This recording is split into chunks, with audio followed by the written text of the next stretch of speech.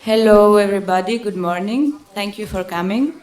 We will start with a with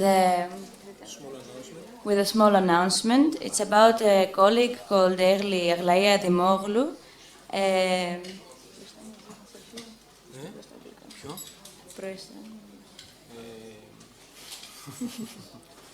of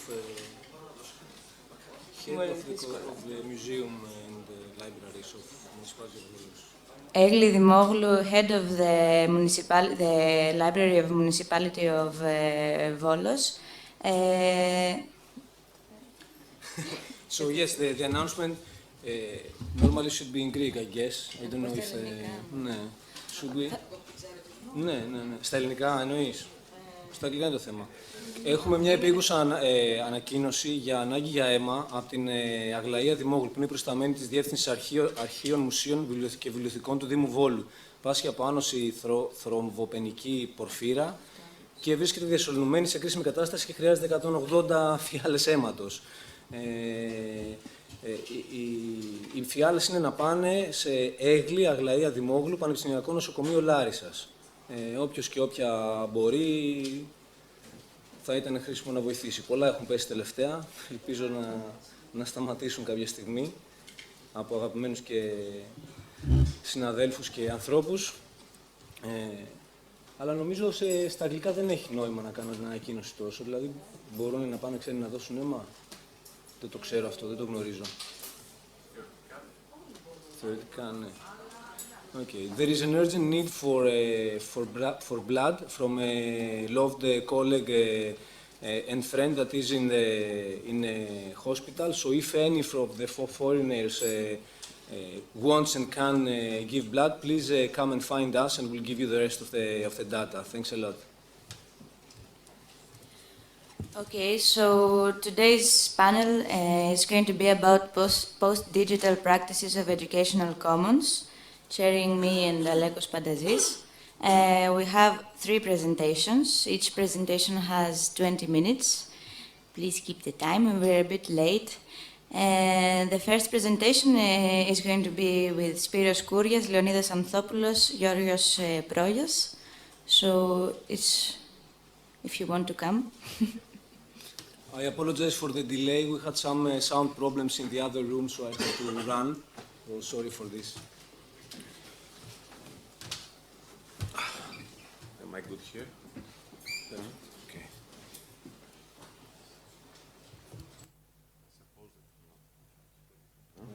Okay, I think I'm ready now. First of all, good morning to all of you. A big thanks goes to all the organizers and the people that worked for this conference. I will try to be as short and precise as possible because we should save some time because of the late beginning. Anyhow, I'm going to talk to you about a project that we called Make Sense. The title has a dual interpretation. You are going to understand later on. Actually, it is a citizen science project that is mainly based on the concept of commons and active participation of children mainly, and of course of all their families and other people that work with them, in order for us to try to raise awareness about environmental issues. And we have a lot of such problems in our city, in our small and beautiful city. People that reside here already know that the air pollution matter is a very serious one. Okay, our project is part of a bigger project that is being funded by the Hellenic Foundation for Research and Innovation. The main actor, the coordinator is the University of Thessaly, people from Larissa, from the branch of Larissa. And our team, I represent our team Talos, which is an after-school activities hub for children that runs activities for children based on robotics, coding, and making generally. So we are part of this project, and we're going to implement a use case regarding education. I'm not going to delve in a lot of details, technical details, although I hate to say that I don't really like the title Smart City, which is the main word behind the project. The main project is called SC Hub, Smart City Hub. And the main idea behind the project in general is the team will build an open, innovative platform that will act as a hub in order to gather data produced by citizens, all kinds of data and from various contexts. So we come in this as a team that works with children. We're going to, let's say, transform children to everyday scientists that will gather data regarding air pollution and the environmental problems. So by gathering this data in the way that I'm going to explain you in a while, they are going to contribute to the discussion about how clean is our air, how polluted is our environment, and if and how we can do anything about it. As I said before, I'm not going to get into a lot of details, but actually the hub, the platform will act as a hub that will offer APIs, in a few words, the potential to groups of people and people to contribute their data on the platform. I'm going to skip these slides because they don't make any sense for you. As I said before, I represent our local team, Talos, which is an after-school activities hub regarding STEM and educational activities with children ranging from 6 years old to 16, 17 years old. We have been running such activities for the last 7-8 years with a lot of interest for us, research interest, and we almost host 200 children every year. So this is the educational use case that we were asked to contribute with. We have already kicked off this project. It's called Make Sense, as I said before. It is mainly a citizen science intervention, an intervention that will engage mainly primary schools and two secondary schools, education schools, sorry. In formal and non-formal activities. So far we have implemented one intervention in the 4th elementary school of Nea Ionia here in Volos, and another one in our premises in the university at Talos. So the main idea behind the project is that we're going to engage children in the discussion about how clean is our air, and how are we going to do this? As you're going to see later, there are some stages of engagement.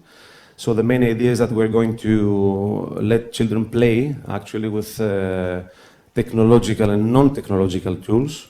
The main deliverable will be a system that will consist of 6 stations that will be installed in schools. All these stations will be based on Arduinos and PM sensors. So this way they're going to measure and monitor the problem of air pollution in Volos.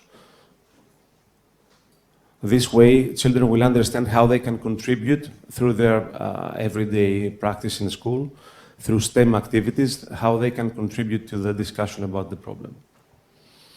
So the main principles behind our experiment is the design thinking process, as you all know how it works.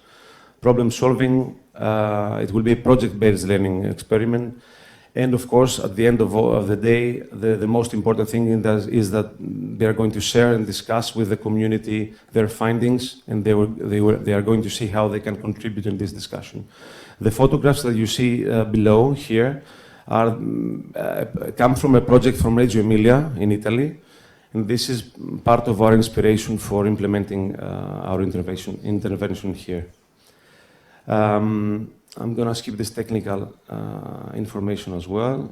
Another inspiration for us was the participation of 2 groups of children in the Climate Detectives Contest of the European Space Association. They did something similar in the past, some 5 years ago.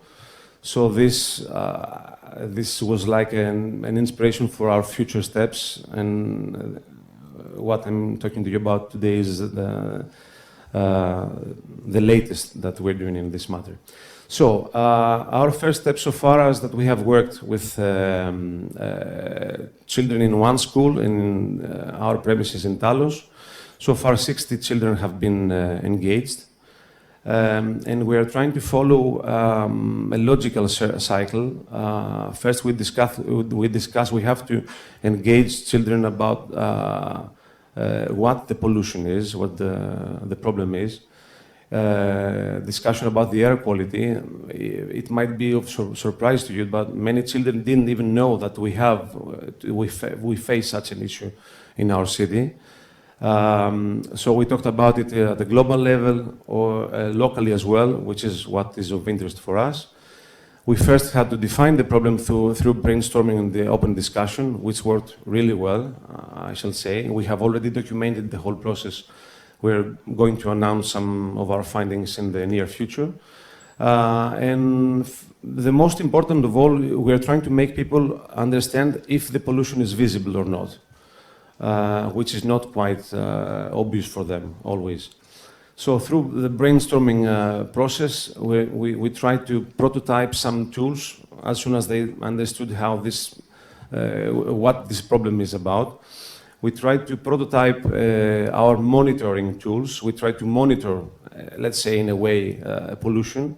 We try to visualize the pollution that is around us.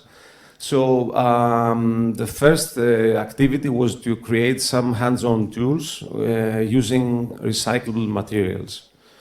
I'm going to show you some photographs in the following slide, and you're going to see how this worked. So we created these tools that I have to admit that they are very primitive. The only purpose of these tools is to help children understand the problem. And we are going to observe the problem through the use of such tools for the next 2 weeks.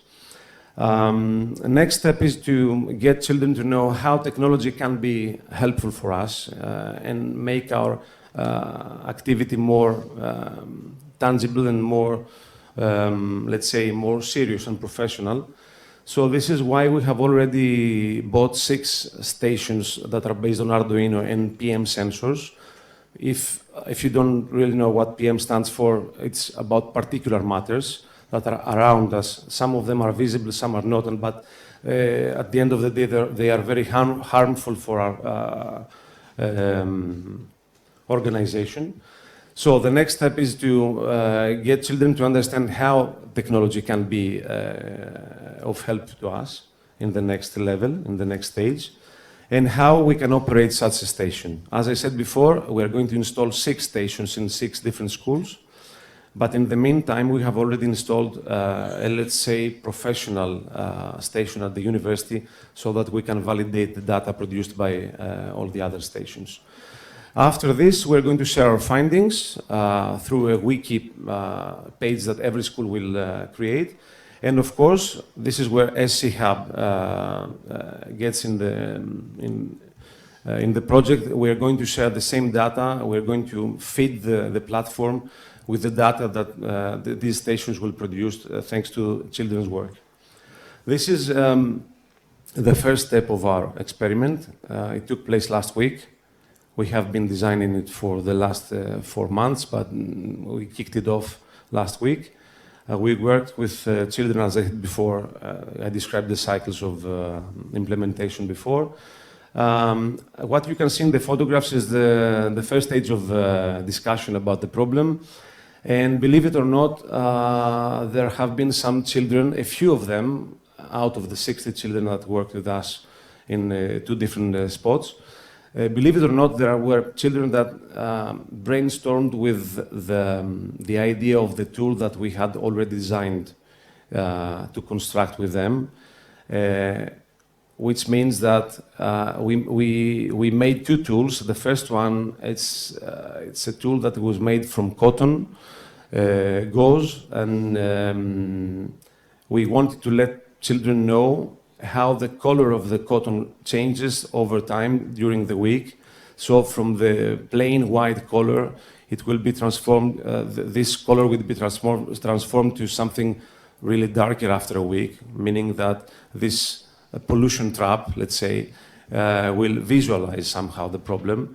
This is the first step for the kids to understand what is around us and that we cannot see. And the second, let's say, tool, the trap, the PM trap, was a plastic bottle that was used as a basis for our self-adhesive tape.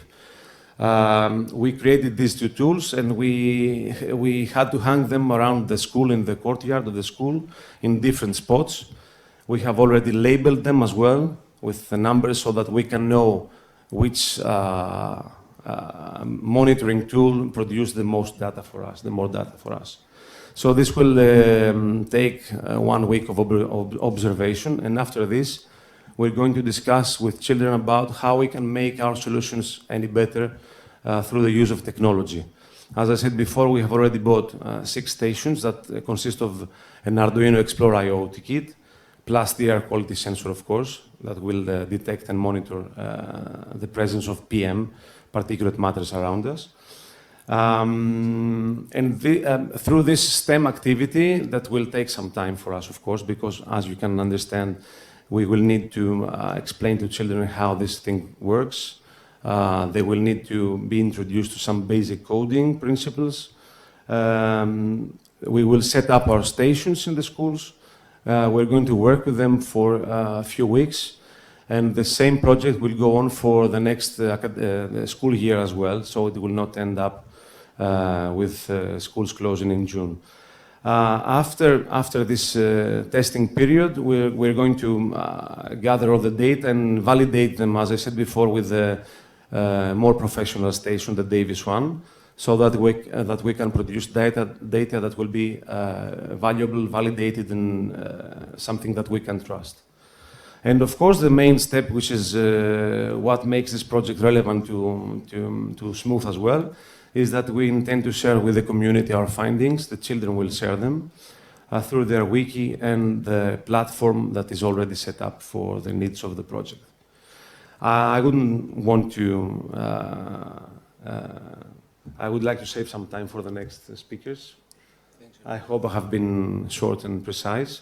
I don't know if you have any questions. Can you hear me? Maybe we should gather the questions in the end after all the speakers, so maybe we could combine questions with the presentations. Thank you. Thank you very much.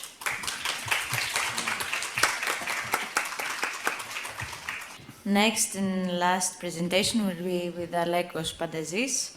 Think Global, Learn Local, Post-Digital Emergence of Educational Commons. Thank you. Good morning, everybody. So the truth for my previous announcement is that I was already late and then we had the sound problem. So my apologies. On the Commons, we are open. So Think Global, Learn Local, Post-Digital Mergings of Educational Commons. Post-digital line of thought discusses the digitalness that surrounds us, the digital wave of our era, and speaks about transcending the duality between the natural analog world and the digital world, okay? And especially in the educational field, in a perception that we need to transpass this and realize that simultaneously we live in two worlds, the natural and the digital. So there is a merging of those realities and how we can cope with those mergings, what those mergings brings into the way that we learn, and how educators can behave within this new context, okay? So, and also, basically, children and people are already in the two realities, so just banning smartphones out of class. I don't know how I could, you know, it is like denying one of the two realities, that for some people the digital reality for some periods of their lives can be even bigger than the real reality. So we try to face this, and then what this can have to do with the commons. Okay, so as you well known, whoever has a small touch with the commons is a sphere that emerges among the state sphere and the private sphere. Okay. And the understanding of the commons is a social practice of co-creating and co-managing a resource. So we need to have the community, which is the most basic pillar, and then we need to have a resource around which gathers the community, and it sets some rules on how to care and manage this resource. This is what consists the three main pillars of the commons. You need to have a community around the resource and the rules that this community co-manages. So here is the difference, right? The rules does not come neither from the state, neither from some owner of the resource, but it's a co-construction. And then we're trying to speak about the commons. We have the three different pillars of the commons, discussing about the natural or classical commons, the digital commons, and the antagonistic commons. Of course, they are not totally separated. They have common spaces and realities, but it is more easy to speak about and understand about the commons by doing this separation. So natural commons are the commons that gather around natural resources, land, grazing fields, rivers, lakes, the sea, etc. Digital commons are around digital or knowledge commons, as we say, and antagonistic commons are coming from the various multiverse of the social movements. So, in the natural commons, it's about our old or classical or natural commons, call it as you like. It is about co-management of natural resources, and we have there rules that are co-developed through generations and generations. We have a crystallization of experience of creating rules on how we can co-manage natural resources. Elinor Ostrom is the most famous researcher and initiator of this discussion around the natural commons, with the eight principles, that she found out by investigating commons all around the world, from India, Africa, United States, North America and South America, Europe, etc., finding communities in villages that they had similar patterns on how they co-managed their natural resources. Then we have the digital commons, that they have some digital particularities. For example, a digital resource is not depleted by when more people use it. It is the opposite, okay? So a bucket of water, if I drink a cup of water, it is depleted. And all of you have 1 cup of water less. But a digital book that I share with you, if I download it, you still have it. So it's the opposite. If you also download it and read it, the digital commons becomes even stronger because we can all discuss around this book or this movie, okay? So some digital particularities. We have patterns of digital commons, and we have rules co-developed not through generations, but through decades and millions of users and developers of digital commoners. One of the most famous researchers on this is Yochai Benkler, that introduced the term commons-based peer production. And we have various patterns from many different researchers on digital commons communities, discussing of the particularities and the patterns that digital commons communities, from Wikipedia or Firefox community to much smaller and million of small projects that exist, of common patterns that they have in order to governance the co-creation and co-management of those digital commons. And then we have the antagonistic commons, which is reclaiming the commons. They talk usually against the enclosures of the commons. They demand democratization and inclusion, and we have rules co-developed through decades and millions of social activists. So we discussed about the struggle against the dispossession and the appropriation of the commons, against enclosures, against exploitation and domination. And this can be from the plaza movements, from broader big social movements to local assemblies of occupied theaters to cooperatives of work that they try to work based on the commons and on the horizontality. And here we have again some tools in a more vague way to describe to you, because there is not a bunch of researchers discussing really as in a bibliography on this, but we try to form and think of some tools that the antagonistic commons can have on the experience that we have on discussing horizontally and on direct democracy ways, and tools that we have in order to manage to do that. So, those three pillars with the different characteristics and different origins.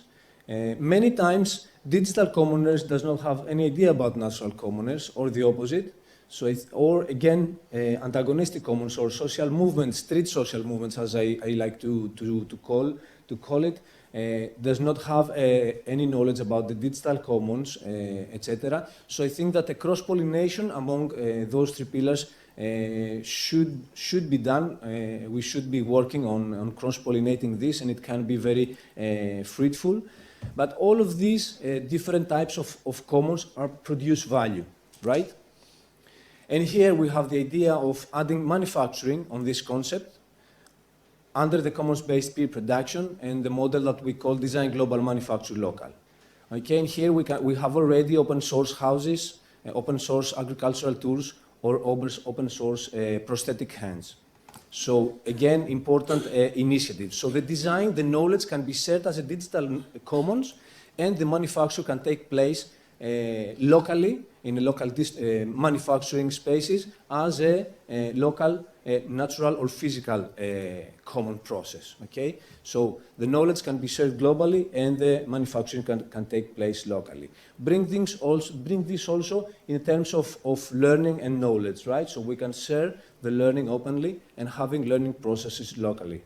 And the idea of sharing globally knowledge, design, knowledge, and software, and locally manufacturing or locally embodied communities at the same time. So people are speaking of passing from the centralized production model with the central factories and materials that have to travel all around the world to distributed manufacturing processes and sharing the knowledge as a global commons. So we have the concept of commoning that has been multiplied in its potentiality through the digital era and the local manufacturing, right? And they have different values. The ecosystem of commons-based peer production vs the dominant system have really different aspects in many cases in the production sphere and in the governance sphere. So we talk about equipotentiality instead of credentialism. We talk about holoptism, that everything is open to everybody, against panoptism. Or in the production mode, we talk about peer property or use value against exchange value. And the motives are different because it's not a money-driven process. Hence, it has a big much richness on the motives and on the outcomes. So what can be the learning being inside the commons, and what can the learning can take from those three pillars and those different ways of producing, right? So again, we had the factories, centralized mode of production in the Industrial Revolution, and now we have a mixed post-digital societies with a new mode of production, okay? So how this can be, how can we dream about this, and how the learning should redesigned going far away from still the same school classes designed exactly as the old factories, and how the educational commons could be based on this. So, drawing ideas from the patterns and the rules of the natural commons, the digital commons, and the antagonistic commons, some of them, just putting some of those patterns that can be used. Nonviolent communication can really be useful when opening up to an educational commons process with the learners, because you have to know how to treat when problems emerge, because when you are the king of the class, you can stop the problems. When you open your heart in the process in the educational commons, you have to know how to, keep the pace, keep the flow, and facilitate the group. And this knowledge can come also from the knowledge of education, but also from the antagonistic commons. And then you can also take some ideas from the digital commons, of the digital commoners communities, and the knowledge commons that they use, and draw them again into the learning process. And of course, the old natural commons ideas of clear boundaries of the resource, etc. So I argue that we can draw from all of those patterns that are crystallized knowledge from the experience of thousands and thousands and millions of people, basically, to get into a post-digital way of designing and working as educational commons. And then we can ask, how did we find this, okay? So there is one concept of discussing about the ideas of being open and less hierarchical, but again, we need to delve into the initiatives and look how they work, okay? It's the ideas, but then it is also the practice. So Elinor Ostrom found this by research. She wasn't always she was also a researcher in our age or similar, and the International Association of the Study of the Commons that works on those patterns. We delve into the digital commons initiatives, try to imagine what is the community, what are the digital commons, the flowers that it produces, what is the For Benefit Association, the institutions like the Wikimedia Association that helps and supports the community. So delving into the digital commons and see how they really function, or looking at Enspiral, and very interesting initiative from New Zealand that really works based on the commons. And on the other side, studying how the social movements work, what are their patterns, etc. An example of the Heteropolitics recent ERC project that tries to look into the modes and the patterns of the antagonistic commons. So again, we have this richness of the commons, and we try to build learning as a commons, merging in a post-digital concept, the knowledge and the patterns from those three pillars. Thanks a lot.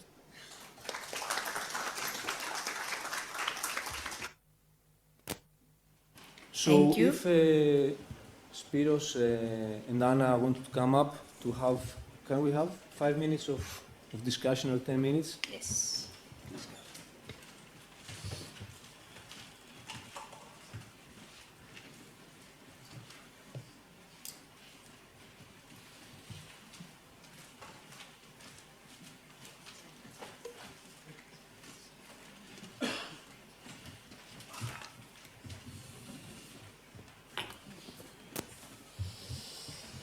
So any ideas, comments, or questions?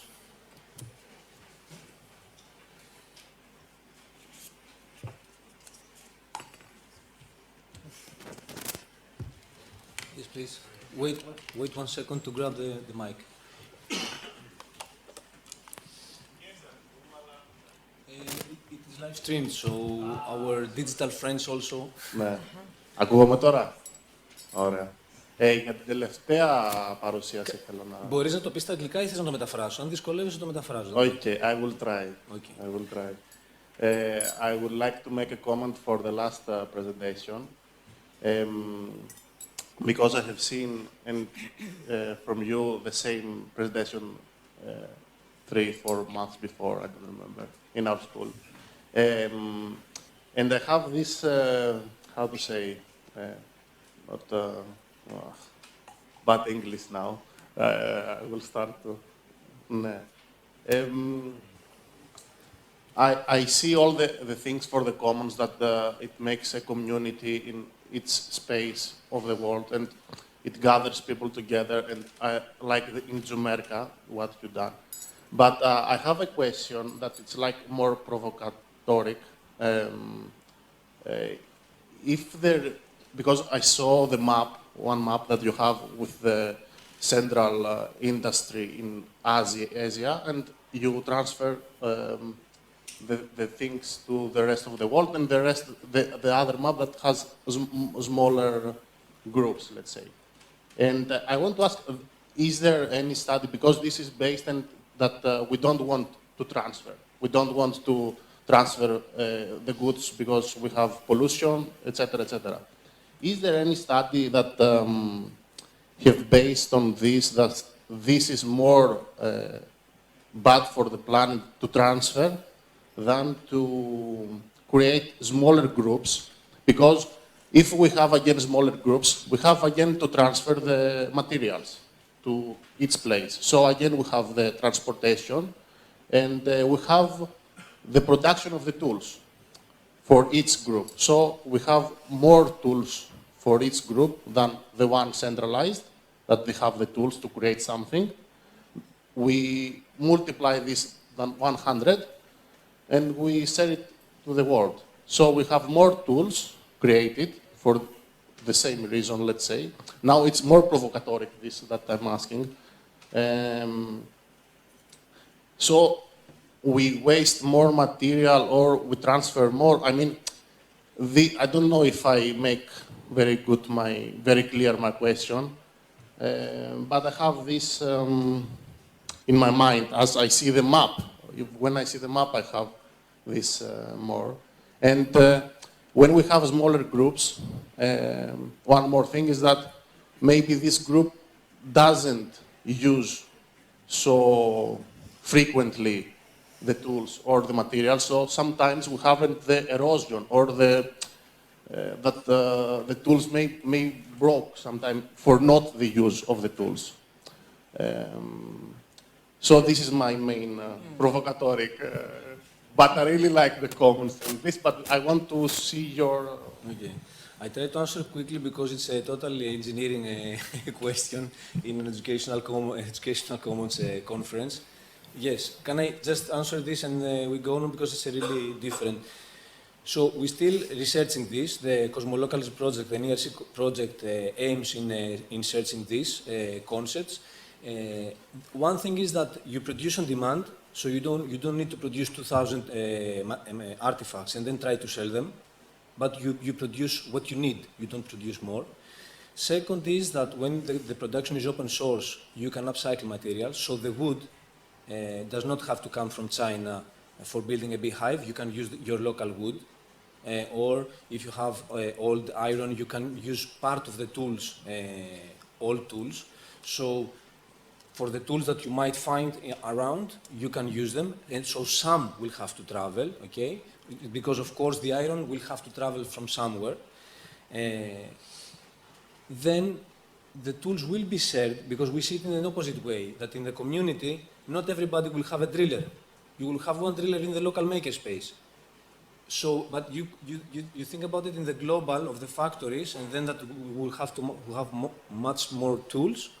But on the other side, if you look at it, of having each community can have a set of tools every 3,000 persons, I don't know. So imagine this as a public libraries, like a public makerspaces.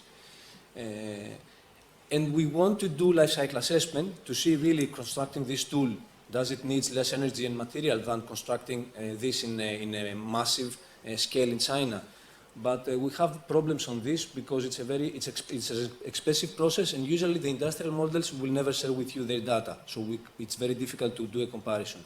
And then you have also the whole set of the social characteristics of this production. You have democratization of technology, okay? You have technological sovereignty against the tech giants, etc., etc. So there is a material idea of knowledge transfer through electrons fast, and material that is heavy local, a percentage of it, because of course some raw materials will have to travel, and then you have the social characteristics that is a total different set of the mass production society. So we hope that the results in the next year will work. And again, this not being implied in a large scale, we cannot know, because if we follow this path, then it gets organized. I mean, it's like asking for the first factories in the 19th century if they are efficient, and look at the factories now. So it's a very seed mode of production that we cannot examine in the full form, and we cannot imagine how this could be developed in the full form. Thanks a lot. Thank you. Could I add something to this conversation? Because I think it doesn't look that our project is related to your question, but it is in fact very related. Besides the broader economic arena where these questions are played, and they are very valid, there is also the micro scale that involves the very experience of learning how to make. So we have to safeguard spaces where the actual process of learning how to make things is materialized. If we don't do that at a small scale, if we don't have spaces where these experiences are actually happening, then we lose control from what is happening at the macro scale. In other words, we allow the expertise to be in the hands of the few. So it's a very anti-capitalist move to actually have many different smaller micro-scale spaces where this type of experiences are happening, and schools and universities need to allow this to happen. We already do that in the School of Architecture, in the School of Education, but we do it with very little tools. Like, for example, we were using paper and, different small and, I would say, poor material to construct our first steps. In order to go here, we had to pay. So, I mean, this is now something for us to consider. How could we create our maker spaces within the schools, within the universities, so that to allow this knowledge experience to unfold? Because it's a very transdisciplinary experience. It's not only the technology, it's much more than the technology when you try to do these things. So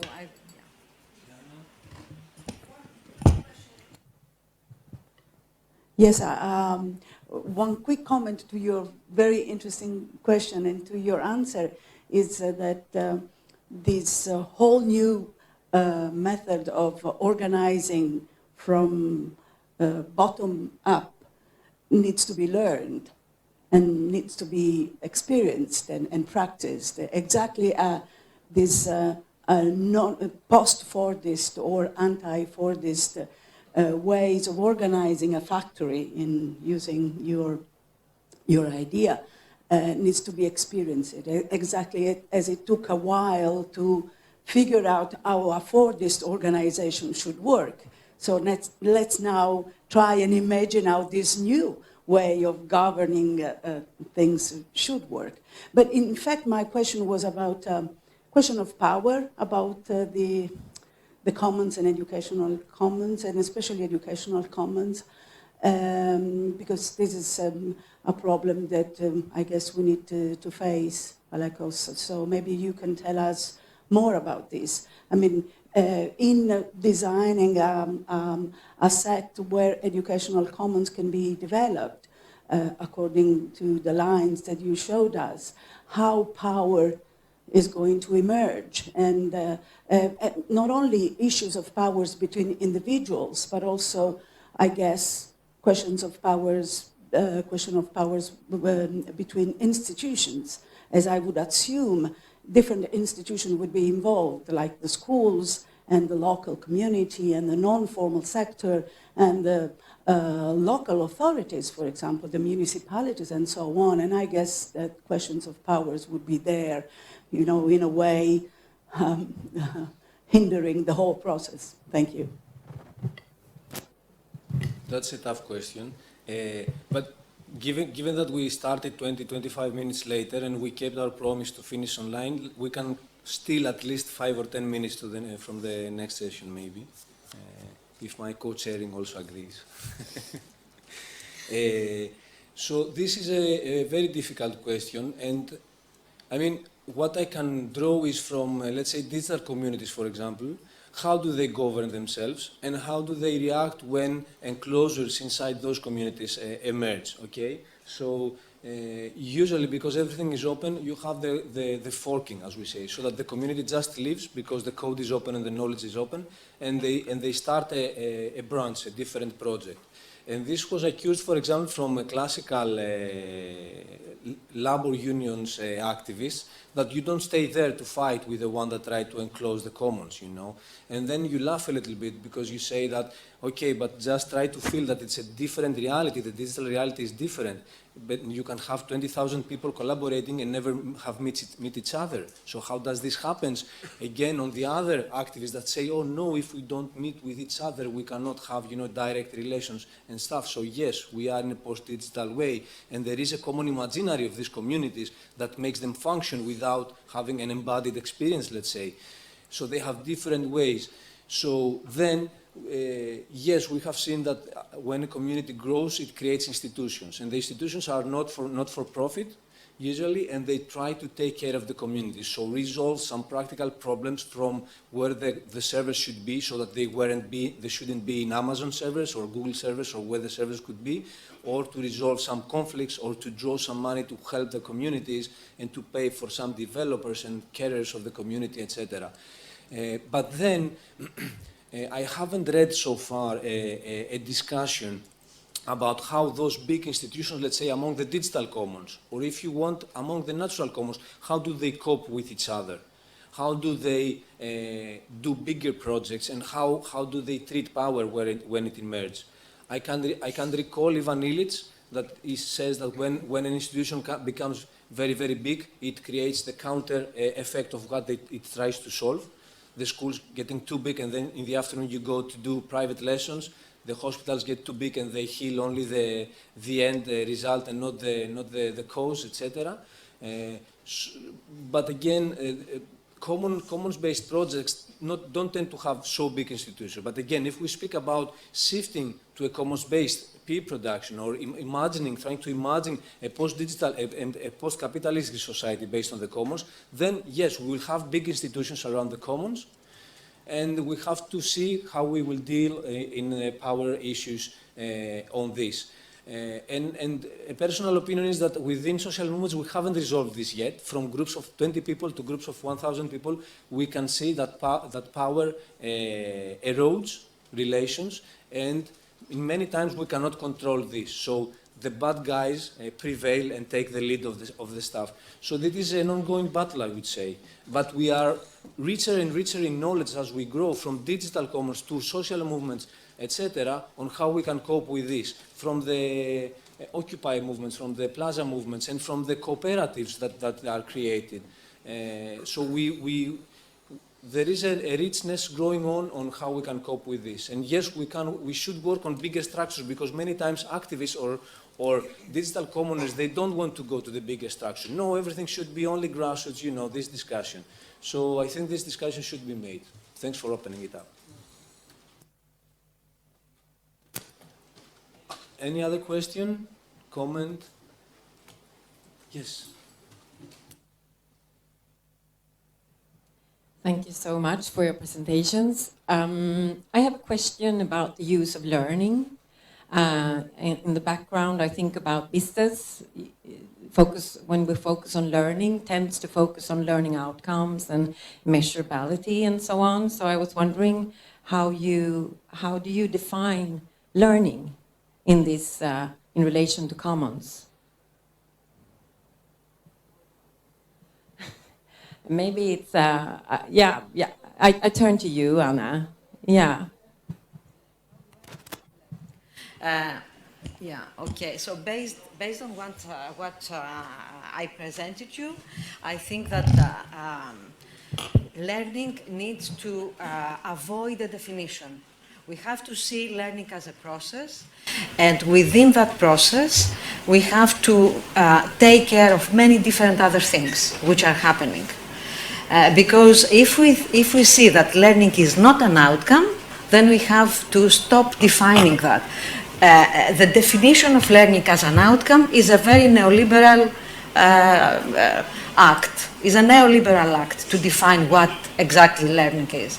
Learning should remain undefined, I think, so that to safeguard the quality of its relational process with many different things in a very complex assemblage that multiplies. I think what I presented before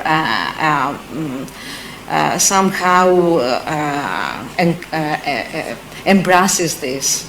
And it has to allow for the unexpected. It has to allow for us teachers and for the students to grasp and to embrace what is contingent. Yeah. So if you define it, then it's this or that, and then you lose what is coming up. So leave it. Maybe you have an orientation, but you have to allow the chaotic, the disorientation. You have to allow that in order to capture what is offered from the grassroots and from the background. We need a different philosophy for that. you know, but yeah, thanks. Yeah. Any other comment, reflection? I would like to make a last comment then on Spiros project, because I think that it ties up things that I've been saying also. First of all, the pollution is not visible, you said today. Even more, after 2 years in Volos, you don't smell this smell. Second, Arduino that Spiros mentioned is made out of commons, it's an open source hardware, and it has been supported by open source communities building libraries on how to use Arduino. So then you have a help of the broader community, you have a local knowledge happening, carrying on and being based on open source projects worldwide scale, okay? And then you go in a discussion saying we're not only speaking against pollution, against huge factories that don't respect citizens, etc., but we go on what we can propose, okay? And with the power of the commons communities globally and locally, we can go on proposing solutions and building those solutions with the kids. We build solutions with adults, again, like building small-scale wind turbines, so we don't have to speak only against the industrial-scale wind turbines that are demolishing our mountains. But then we can pass some years acting and speaking against this, and this is needed. But again, we need also to build alternatives, you know, to go in the post-anti era. And I can see this in an educational process that Spiros describes. And I just wanted to ask you, what is the help from the open source communities that you got? Okay, thank you for the question. First of all, I have to say that the whole project is not openly based on commons. I mean, we have never declared that this is a commons-based project, but actually it is by nature, of course. So, to cut a long story short, I should say that we deliberately picked the Arduino technology because it represents the whole panorama of open tools and the community. So far, let's say that the help that we have received is by taking advantage of already existing resources regarding similar projects in other places all over the world. And to be honest, so far we have not received any actual, help and feedback. But let's be serious. If all this didn't exist so far, we would have to reinvent not only the practice, but the technologies that we are using as we speak. So this means that in the near future, as I said before, we haven't yet implemented all the use cases in schools. These are our first steps. I think that we are going to receive further help in the future. This is why we urge schools to create wikis. Wikis are part of the project, so this means that even the schools will directly receive help from the community. This is actually the objective, to create small hubs in schools so that they can operate even after the end of our project. This is the main purpose. We don't intend to install these stations in the schools for 6 months and monitor the problem and then dismantle everything. We intend to leave the stations in an ongoing process that will work even after the end of the project. So this means that the schools will have to take control of their effort locally, and they will have to open up their effort to the community as well. So this is more like inspiring schools and teachers, because teachers are the only ones that stay in the schools for a lot of years. So we consider them as our multipliers. If only we had more money to create more stations, of course. But 6 is just the beginning. And let's be honest, the cost is not that prohibitive. I mean, a station like this, an Arduino-based station, costs something like 200 euros. Okay, it's not a big deal, but it's not money that we can, have every day. So, given this opportunity, we're trying to present a working model for schools and maybe inspire more teachers to take part in the project and multiply the whole thing. Because the air pollution problem in Volos is really serious. And I mean that after we study a little bit the data provided by children, because I forgot to mention that before implementing the project, we had children respond to a pre-test, let's say, questionnaire, so that we can know about the way they are thinking about the problem. And as far as I have seen, there are a lot of surprises in there. I cannot, talk about them because we have not yet gathered all the answers. But it's the surprising thing is that children don't really know a lot about pollution. Even if their parents are talking about it, maybe at home, they are unaware of the problem. So this is the first step for us. Thanks a lot, and let's go on to the next panel. Thank you very much. So, good morning, everyone. We are already a little late, so it's better if we start right now.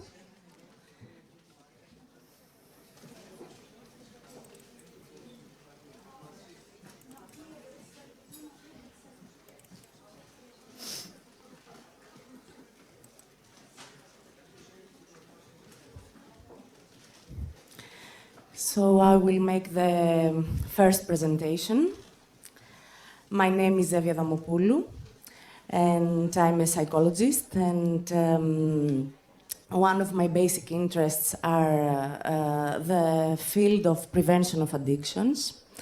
So this presentation that I will present today is about a case study that concerns, of course, educational commons and the connection and the implementation of the theory of educational commons in alternative prevention approaches of addiction.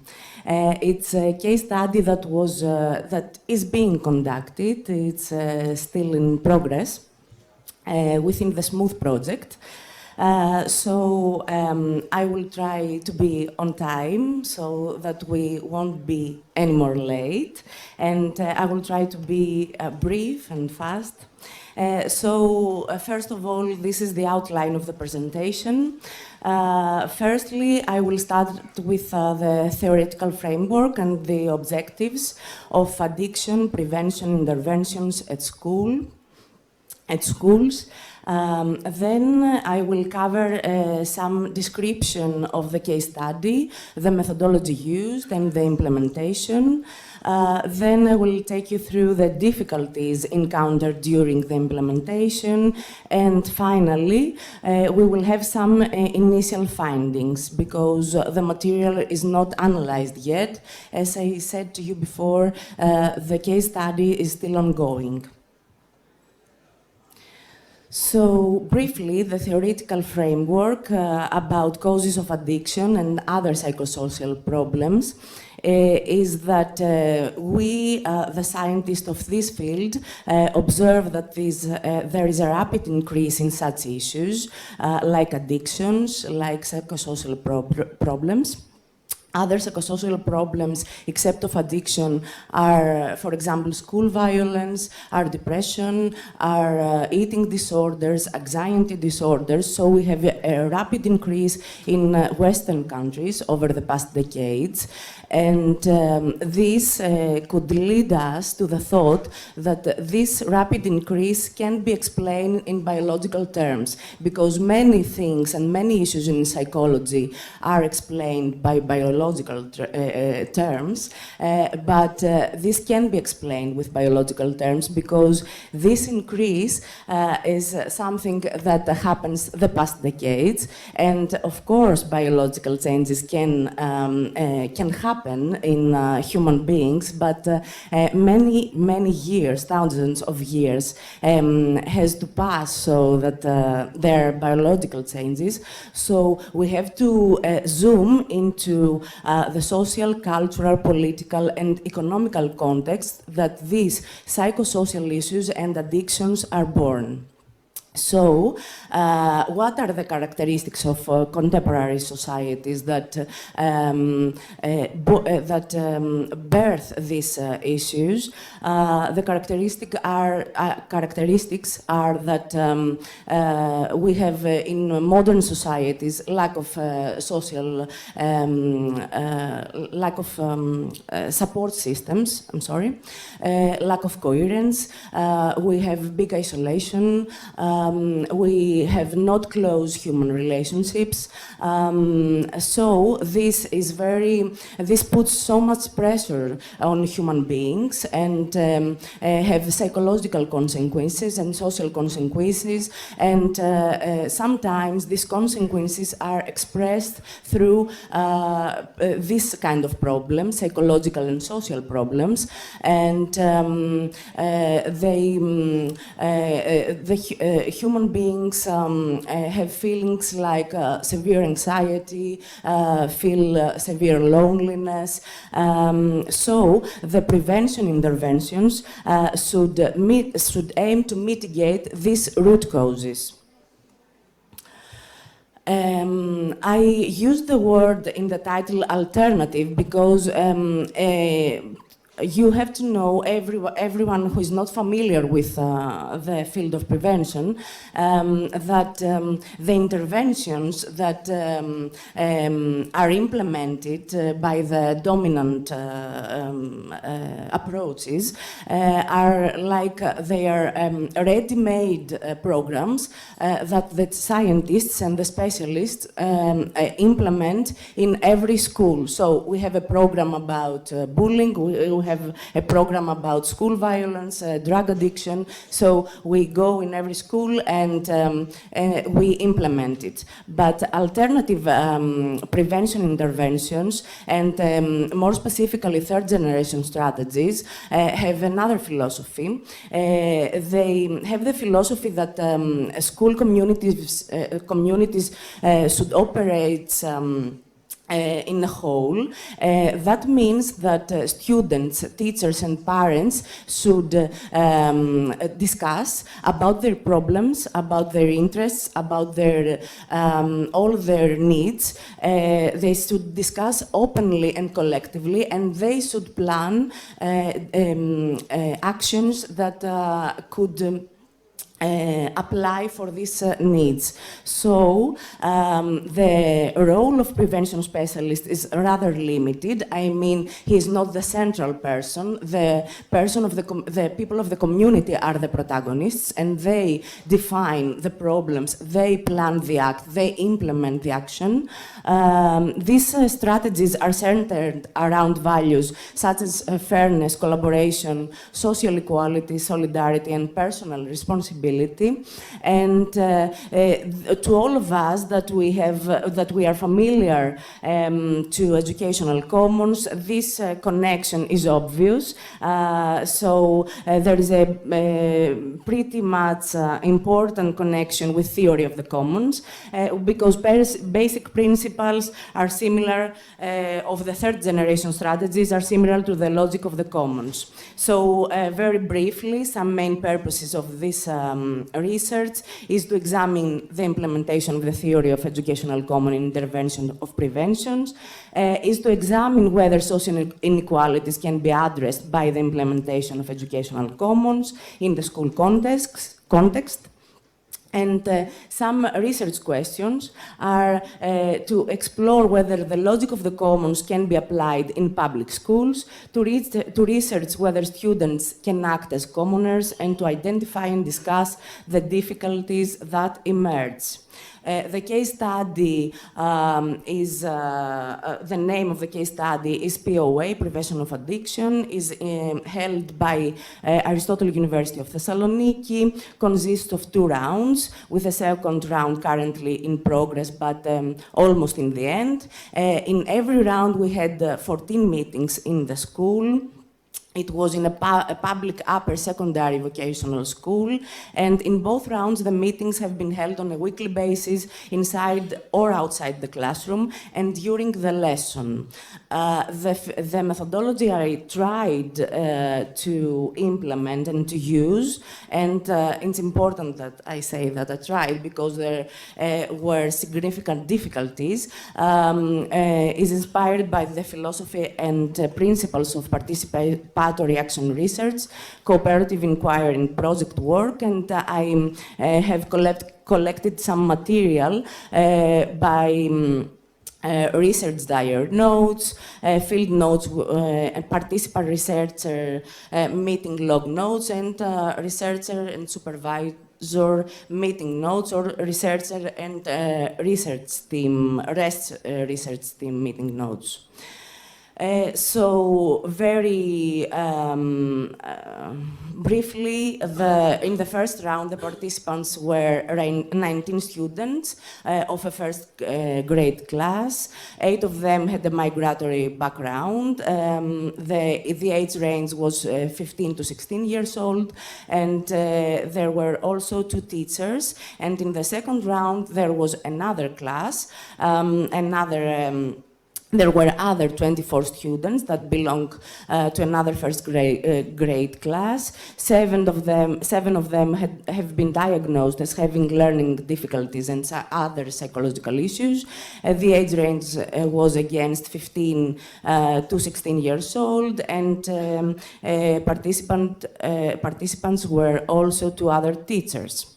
So the basic idea was for the children to express their needs and interests and to plan actions based on them, as we see in the philosophy of third generation strategies.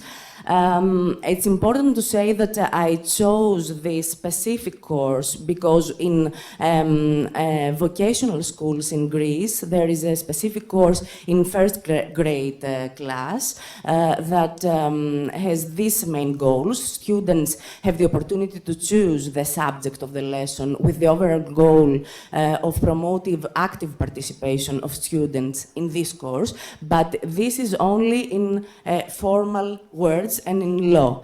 In actual practice, this is not like this. The teachers choose the subject because they want to do faster procedures, and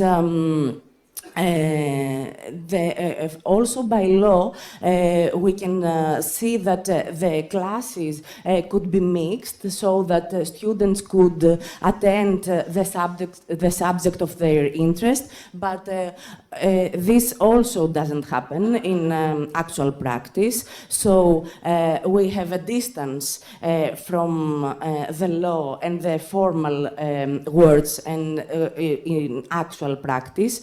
So in the beginning of the case study, when the children were asked about the subject of the lesson, what their interests are, and they did not suggest anything. An interpretation for this is that children in the Greek public education system are rarely asked what they want to do and what they are interested in. Consequently, because they have not been trained to express their opinions freely, when they are asked, they usually do not express openly themselves about the objects of their interest. Before I continue, it's very important that I have to be faster. It's very important that I say a few words about the situation in Greek public schools at the moment. First of all, teachers often teach in a traditional way. They often have to deal with multiple social issues, as the school has been affected by a decade of social and economic crisis. They also have to deal with the neoliberal policies implemented by the Ministry of Education. The Greek public school is underestimated, understaffed, the facilities and amenities are inadequate or not updated.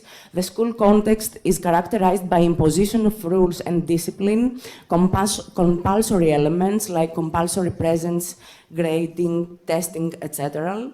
Bureaucracy puts a lot of pressure on teachers' daily practice, and other institutional problems also we have in schools, such as lack of organization in schools, play an important role. An example that shows the lack of organization is that imagine that in the first round of the case study, I had a disagreement with two teachers that were responsible for the educational process of this course, and one of them was suddenly transferred in the middle of the year, in February, in another school, 1 hour far away. So he went away from the case study, and another teacher was hired from the ministry for only 2 months. So not only for the rest of the year. So all these sudden events are everyday life in Greek schools. And it's very important because the participants don't feel that they have the power. It's a very important issue. So, in the first round, after much effort, because I showed to the students some photographs from former interventions, they voted that they wanted to do a volleyball, football and ping pong tournament, a film club, and they want to play with games of the world. They're wooden games that are made of reusable material and are from different cultures. And in the second round, they voted between the suggestions that the teachers made. So this is not that, as it was proved later, this is not projects that they wanted really to do, because they acted during the lesson with indifference. So the one project was health and wellness, including sports activities in the city stadium, and the other one was monuments of my city, which included a short guided tours by the students with some historical information about various important historical monuments of the city. We have some photos here. So some initial findings that give us some hope that even in this context, students can act a little bit as commoners. Children seem to be more interested and actively involved in activities. They prefer practice rather than theory. And in activities based on their interest and that are chosen or suggested by them. They took individual and collective initiatives. And they seem to prefer activities that take place outside of the classroom. And some steps in relation to inclusion have been taken, especially with the children that have been diagnosed with some psychological issues, because the requirement of this lesson was the active participation and not the cognitive knowledge. Some common practices, children voted on which activity they would like to join. They suggested ways of organizing the time available, expressed ideas for solving problems, created new social media groups to organize their groups. In the assessment procedure, they freely gave, at the end, they freely gave their opinions, and more generally, I tried in the second round to establish an assembly or regular intervals, but it was not easy that children, even in this procedure, freely expressed themselves, because the context, as I said, is disciplinary. The atmosphere between teachers and students is not very good. And another thing that enhanced the common practices is that the researcher developed a relationship with the children, with some children, expressed care for them, and sometimes this motivated to be more involved. So, difficulties, and I'm at the end of the presentation. The one very important difficulty is that while these teachers that I cooperated with said that they are willing to operate democratically, they act contrary to the values and the logic of the commons. This inconsistency in their behavior has been a significant hindrance to the implementation of the commons. This inconsistency was evident in their imposition of rules, punitive actions, demands of compliance. Such behavior played a catalytic role in shaping the children's experiences of peer governance, the relationships between children and teachers, and the atmosphere between them. There were a few collective meetings between teachers and researchers, because they didn't want to give more time after the lesson, so that we organize the next steps. Additionally, the children themselves have been inconsistent in their behavior, as demonstrated by their failure to follow the decision they made through voting. Moreover, in private conversation, some children expressed their lack of confidence in the implementation of their suggestions. Children say again and again that they don't believe that what they suggest and what they want that will be applied. To finish with, it is crucial for teachers to embody the values of the commons, consistently model democratic principles and practices, and provide a nurturing environment for ensuring that the children's participation is genuine and not coerced. Teachers need more inspiration and training in the theory and the concept of the educational commons. And finally, time is needed for students to be able to act more democratically in this context. They are not familiar with these ideas. They don't believe these ideas. They are disappointed. Most of their children express that they are not interested in lessons, that they hate school, so they don't have a hope for something. So we have to go towards a democratization of school and have low expectations and train slowly children to these ideas and give them the hope that something can happen. And also more time is needed because these short interventions doesn't allow that the researchers that are outside of the school build relationships with students and children, and the trust is very important for this intervention and the relationship build it. So thank you for your attention.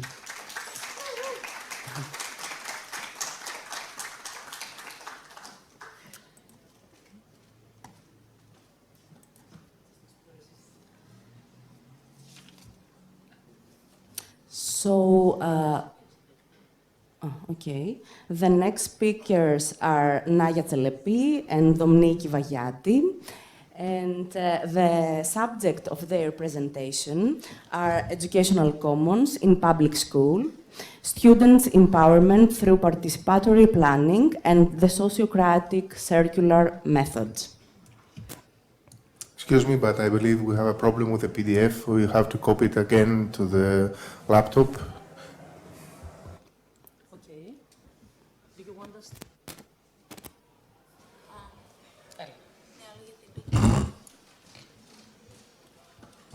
Hello to all. Good morning. Nice to see you again.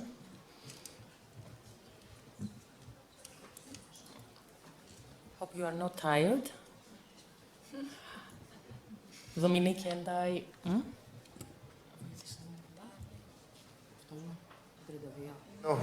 No, it doesn't seem to open. I don't know why, but I think this is it, correct? It says there is an error to this file. Let's try to open it with Edge. No. There is a problem with this file.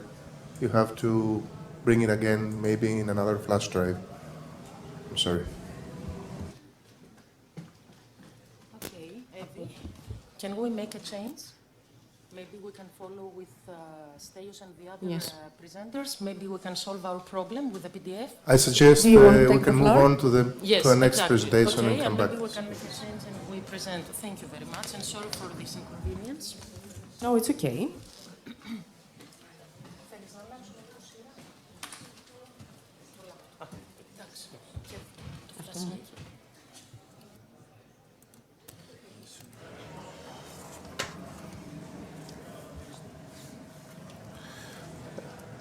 And if you continue with Mr. Stelios Pantazidis, we don't have any presentation. I don't know if there is some presentation available. Yes, yes. Okay.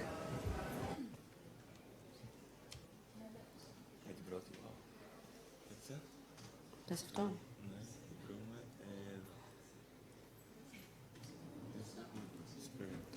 So we have a little change, and I will give the floor to Stelios Pantazidis. The subject of his presentation is applying pedagogical practices of the commons for an entire school year, feasible or despairing. Yes, this is the question. Hello.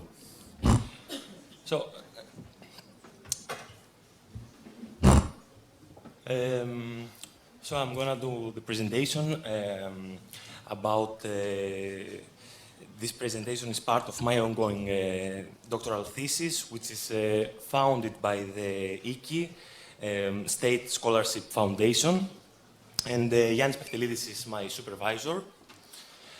And I will try to approach this question in my presentation. And I have the answer, of course. It was despairing. Thank you for your attention. Maybe not. So, briefly, in my thesis, I explore through action research the experiences of children's participation in a collective effort to share and co-manage a common resource. In this case, the common resource is a classroom of a public school, in a primary school. It's important to mention that this presentation is concerned with both pedagogical practice of the commons that I applied for an entire school year and the results of my thesis, a part of it, because it's a little bit a thesis. So, let's go in. So the purpose is, of course, to transfer logic and ethics of the paradigm of the commons as an alternative education process in a public school.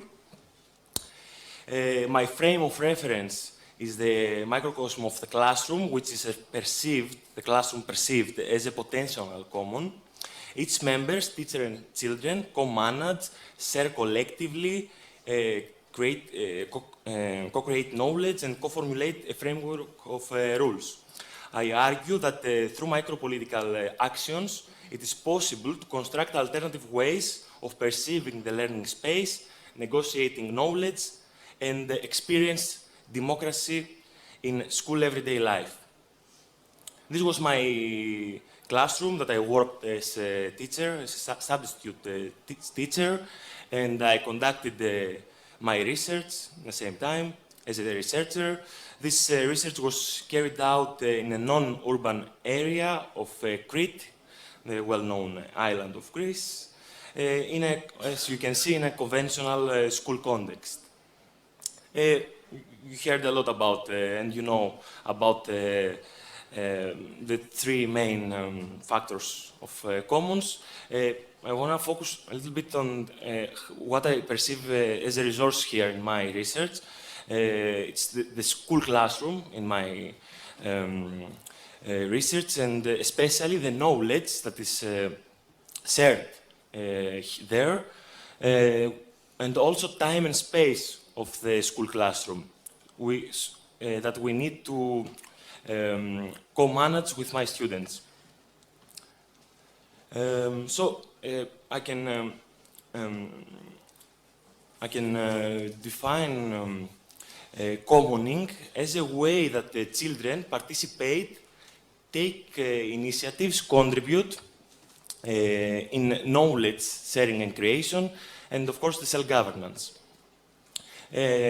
or in other way, we can sell all this way of commoning as self-organization or self-formation. So you heard a lot about educational commons, you know a lot, but a little bit of distinction. I like to distinct it as a way of learning, as a process of how we learn together, and as a way of governance. So we can have two different parts of what educational commons means in the school context. Okay, so you can see here the classic balance that we have in school. Here is what we can have, what we are accustomed to in our schools. In this place we have the teacher, and in the other place we have the children. The absolute power, of course, is on the hands of the teacher. And I pursued the transition from this conventional and absolute authority of the classroom teacher to a governance in which children co-decide and challenge the orthodox relationship between students and teachers. So it's not, as I can say, an equal with the horizontal ways as we can see, but it's more equal than we used to. So we can talk about a redistribution of power. So this is the starting point. The logic of the common was tested in practice and adapted as far as possible to the needs of the context, and later it was developed further. The first months, my students were in high spirits at the prospect of an education with the element of action, meaning, co-decision, and friendliness. These are the pedagogical practice that I use, as I name them, pedagogical practice of the commons. And I distinguish the one that is about learning and about governance in the others. About learning, we can see the practice of peer learning, how we promote children's self-organization in learning, a way of self-organization without the imposing of teacher, and the co-creation of knowledge, how we collectively create knowledge, how we can create genuine knowledge, and how we can share it with the children.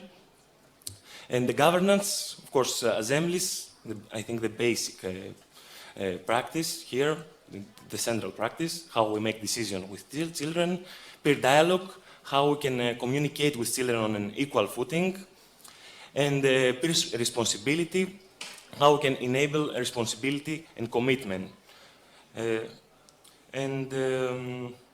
Here, there's my research questions. The main question was how the logic of the commons can be transferred to the everyday life of a classroom of a public school. Okay, so this is the field that I was the researcher and teacher in the 6th grade classroom in a semi-urban area of Western Crete.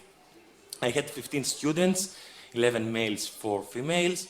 As far as the participants were concerned, they were one of the so-called difficult, with several problems, difficult classrooms with several problems in the relationships, that's led to very frequent conflicts between them and many disciplinary issues. Nevertheless, their energy was very important to make use of a more active and inclusive way of learning and governance. And of course, they had no familiarity with the alternative pedagogical practices. So this is the action research. All the strategy that I implement: participatory observation, research diary, reflection, recording, homeworks of children, photographs, and for data analysis I used the SWOT thematic analysis. This is the whole page of the conclusions of my SWOT thematic analysis. But later I realized, after I did my SWOT analysis, that it's a very linear presentation of the results, because it's not very easy to understand if we go first to present strengths and later the weakness, and again the positives about the opportunities, etc. So I chose to this method of TOES, how to reverse SWOT. TOES is a strategy to avoid this linear presentation of the results of the SWOT analysis, in which the results are not here as one-dimensional, and they have more meaning. These are the final subjects, themes that I conclude in my thesis, and let the party begin. Okay, I can read them all as well. Classroom climate and the relationship between children, schoolized mind in learning, knowledge and learning, governance, and outside of the classroom, all these external factors. As far as classroom climate and relationships are concerned, one morning, as soon as I entered the class, two students had a dispute about the origin of Eleftherios Venizelos. Eleftherios Venizelos is a Greek politician of early 20s, very famous. You know the airport in Athens, where this conflict ended up one throwing the chair at the other kid. In one conversation, a student of mine said, "An eye for an eye." The Apostle Paul said so. We implement this very well in our classroom. If we beat you from the first grade, it was the sixth grade students, the issue would have been resolved. So in their sayings, violence is the solution here. In a conversation with the students, you are the first teacher to grasp the issue of relations between us. So many years, no one dealt with it. And I told them, I'm here to help the situation. I'm sure you can do better. And this is the warning sign here. You weren't there last year. You don't know what happened all these years. You will not manage anything here.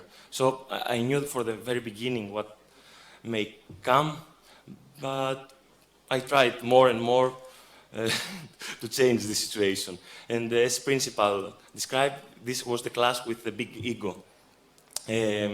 So I had many questions about this. They made many questions. Mr. No Teacher ever wanted us as a class because we are the worst class in the school. Have you had a worse class than us? Fortunately, it was my first experience in public school. So, yeah. And Mr. Why did you make the decision to come to us, the brats in Crete? Mr. We were good for some days, but now we are back to our old bad selves. And about the second theme, briefly, I used this meaning of schoolized mind in learning. I tried to, it's a new meaning because I tried to make it for the purpose of my thesis. Thank you. And it's about the habitus of children that being daily exposed to the self-evident normality of the school. So these are some elements about learning, about the schoolized mind, the perception that they learn one way, passively. Teacher has to explain it to be a lesson, or other ways it's not a lesson, it's free time. Learning as a spoon-feed process, teacher must say, because it's the source of the learning. Textbook information is highly valued knowledge, others may not. Proof to the teacher, we study in order to have a good evaluation, let's say.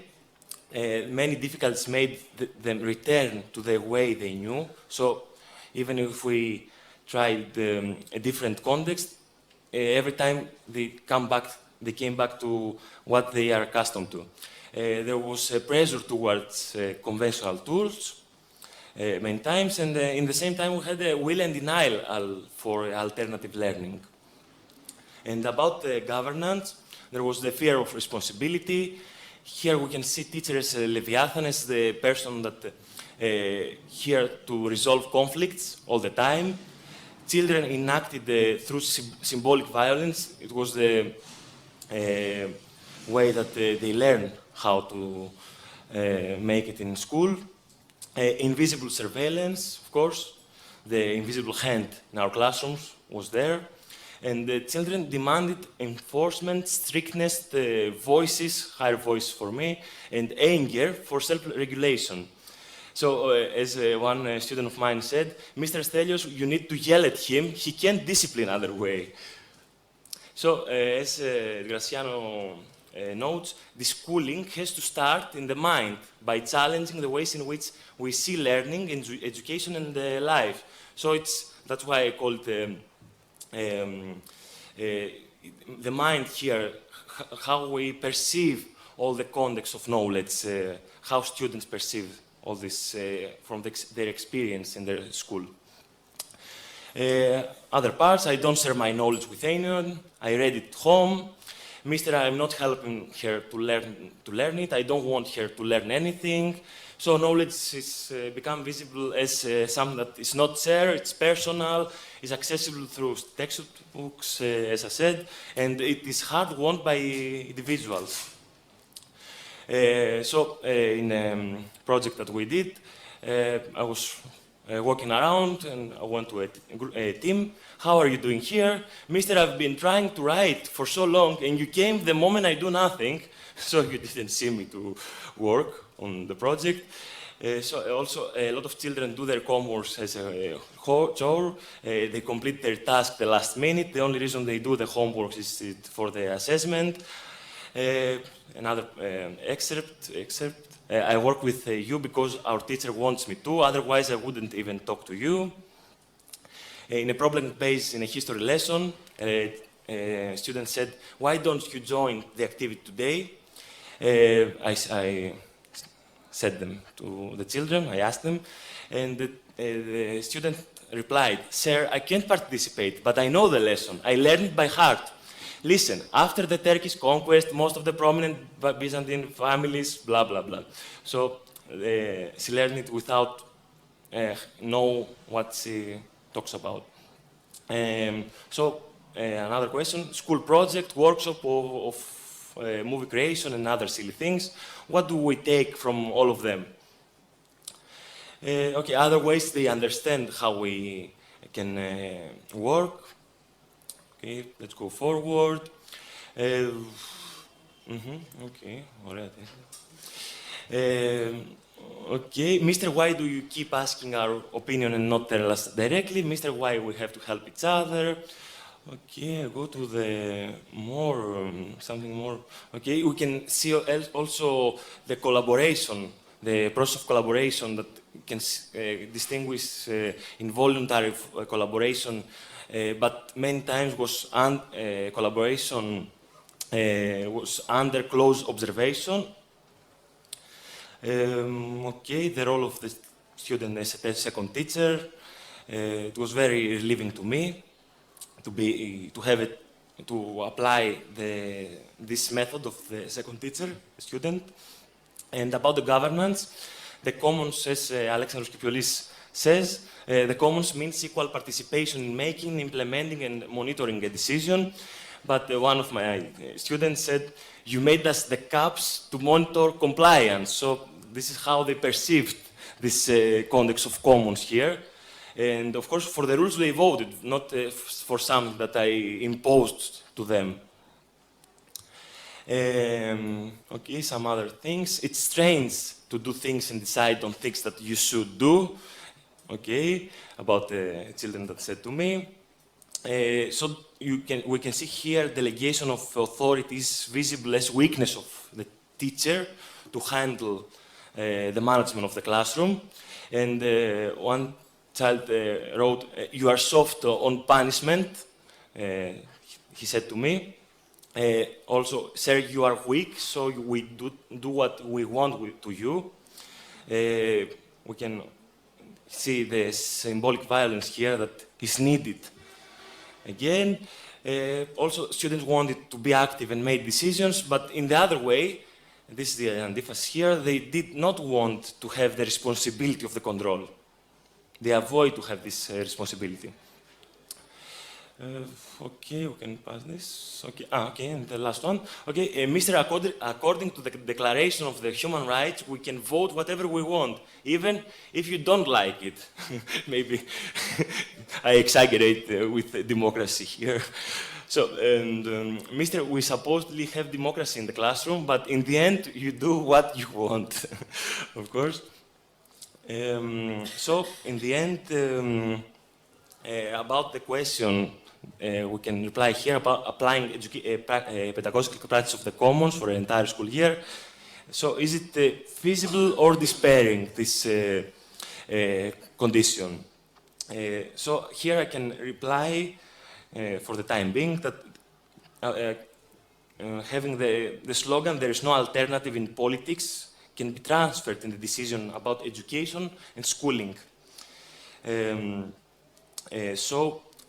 is no alternative for my students. There was no alternative to teaching and learning, and they have a pre-established schoolized image about what is education, what is knowledge, what is school. This image was impossible to change over a school year, even if it was despairing to try for, let's say, our utopia. Me and my students experienced a delightful moments of sharing, caring, co-decision and collective action, even if for some periods was painful.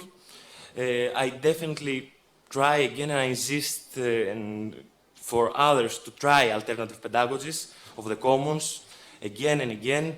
And I think that we can, through the paradigm of the commons, together we can make a difference. And thank you very much for your attention. Thank you, Stelios. It is obvious that it's a very big experience with many information, but thank you for sharing as much as you could here. Thank you very much. So, did you solve the problem?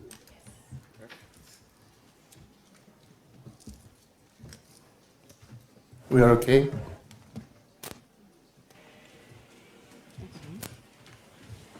Thank you again.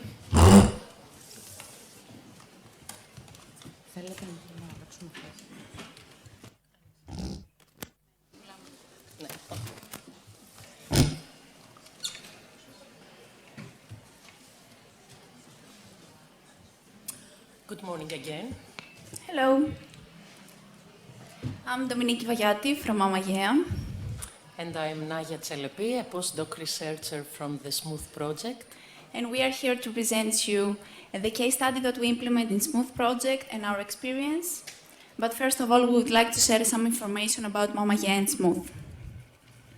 Mamagea is an environmental organization based in Thessaloniki in which we envision green and sustainable cities, active and participatory neighborhoods with citizens who care and take care of the environment. So we are working in a city, in a neighborhood, and in a community level, while trying to suggest policy making through our projects. We are working in two pillars. The first one is sustainable architecture, and the second one is education and culture. We have developed WONDER Initiative, is the acronym Workshops for Nurturing and Developing Environmental Resilience. And we are educate school communities, students, teachers, and parents about crucial environmental issues by using artistic and cultural practices. Under this umbrella, we have developed a lot of community artistic and educational projects, such as this case study. And these are the main sustainable goals that we serve in Mamagea. As for the Smooth... Thank you. As for the Smooth Project goals, I think that we discussed them yesterday, but for those who weren't here, is to promote commoning practices, to configure education as a common good, which is collectively governed by its community. More specific aims related to the case study are to introduce the school community to commons theory and practices, to empower and educate school community in the triptych of the commons, common goods, community, equal co-decision. Now let's see some facts about cities and education in Greece. We start with our observation that Thessaloniki, the city where the case study took place, can be described as a concrete jungle, designed by adults without provision for the presence of children or youth, without free, green or community spaces. Here is the neighborhood, and in the red circle is the high school where the case study took place. As you can see, everything is covered by building, and likely in this area there are some trees.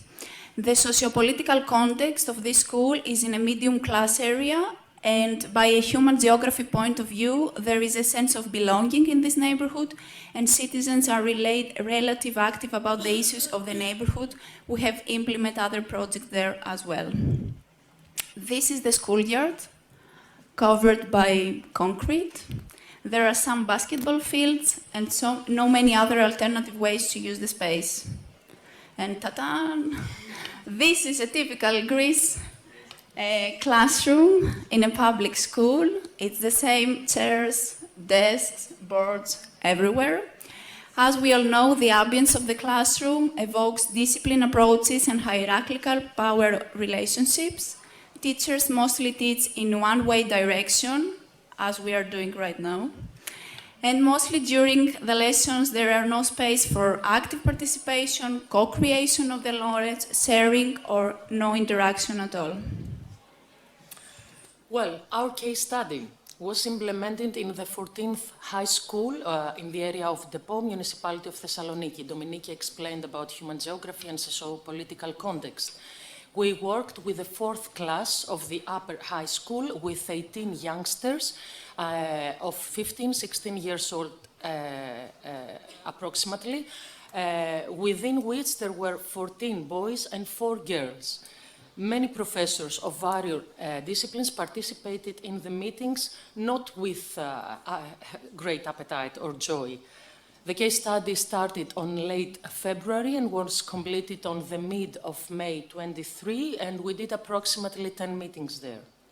Our goals within this case study: to strengthen and raise awareness to students so they can take an active stance on school issues and make decisions for issues of their concern, to implement construction transformations and interventions in the yard area through participatory design. And last, to prepare and empower the students for the effective management of the schoolyard's infrastructures. Our first step there was to give to the students the opportunity to map in a new way their schoolyard. They were asked to trace new, undiscovered points there. So they worked collectively in groups, and they seem to have enjoyed a lot the process. Next step was to bring to this information to the map surfers, to make mappings, collective mappings, and to visualize and make visible former invisible spaces, the ones that, let's say, the vulnerable groups of children there tend to go and hide, spaces of isolation, spaces used mostly by girls or boys. So these maps attempted to be a new view of the uses of the schoolyard. A new understanding of the commons common school space brought a new practice and use of them. So youngsters started to use the yard as a place of our meetings and of working there. Circle was a new structure of being for there and communicating in the classroom. As you can see, we changed the structure of the desks and the chairs, and we created and worked in a circle. So this was far away from the desks in row disciplinary structure that Dominiki explained. The method we followed was the Sociocratic Circular Method, which, as I said yesterday, I'm a certified expert and Dominiki a candidate facilitator. Students were asked from the very beginning to speak one by one, and they were not obliged to. It was voluntarily. Gradually, youngsters, even the most introvert ones, knew that they had their space and time, safe space and time to speak, and they were actively taking advantage of it. Rituals were really important in this process. How I come to this circle, check-in, and how I leave this meeting, check out. Thus, more time and space were given to students for their feelings. Although they were making fun of it at the beginning, they seemed to like it in the end and feel really comfortable and grounded in it. As for the facilitation part, it was mostly done by Dominiki and me. However, some youngsters seemed to like this process and started to facilitate the circle gradually during the meetings. Okay, we follow the visioning approach. We want to put into words and emotion the schoolyard of students' dreams. So we followingly map the ideas per category and create the first mind map of the class. Then we organize our ideas by using SMART and SWOT analysis in order to find out what intervention is more realistic according to our framework.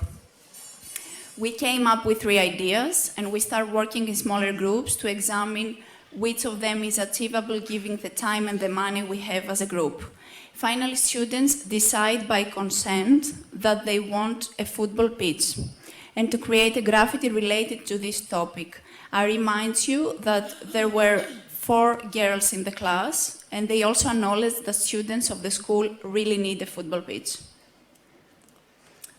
I also want to remind you that we are talking about the 4th class of a high school in Greece, which along with 5th and 6th grade are totally oriented to the final university exams.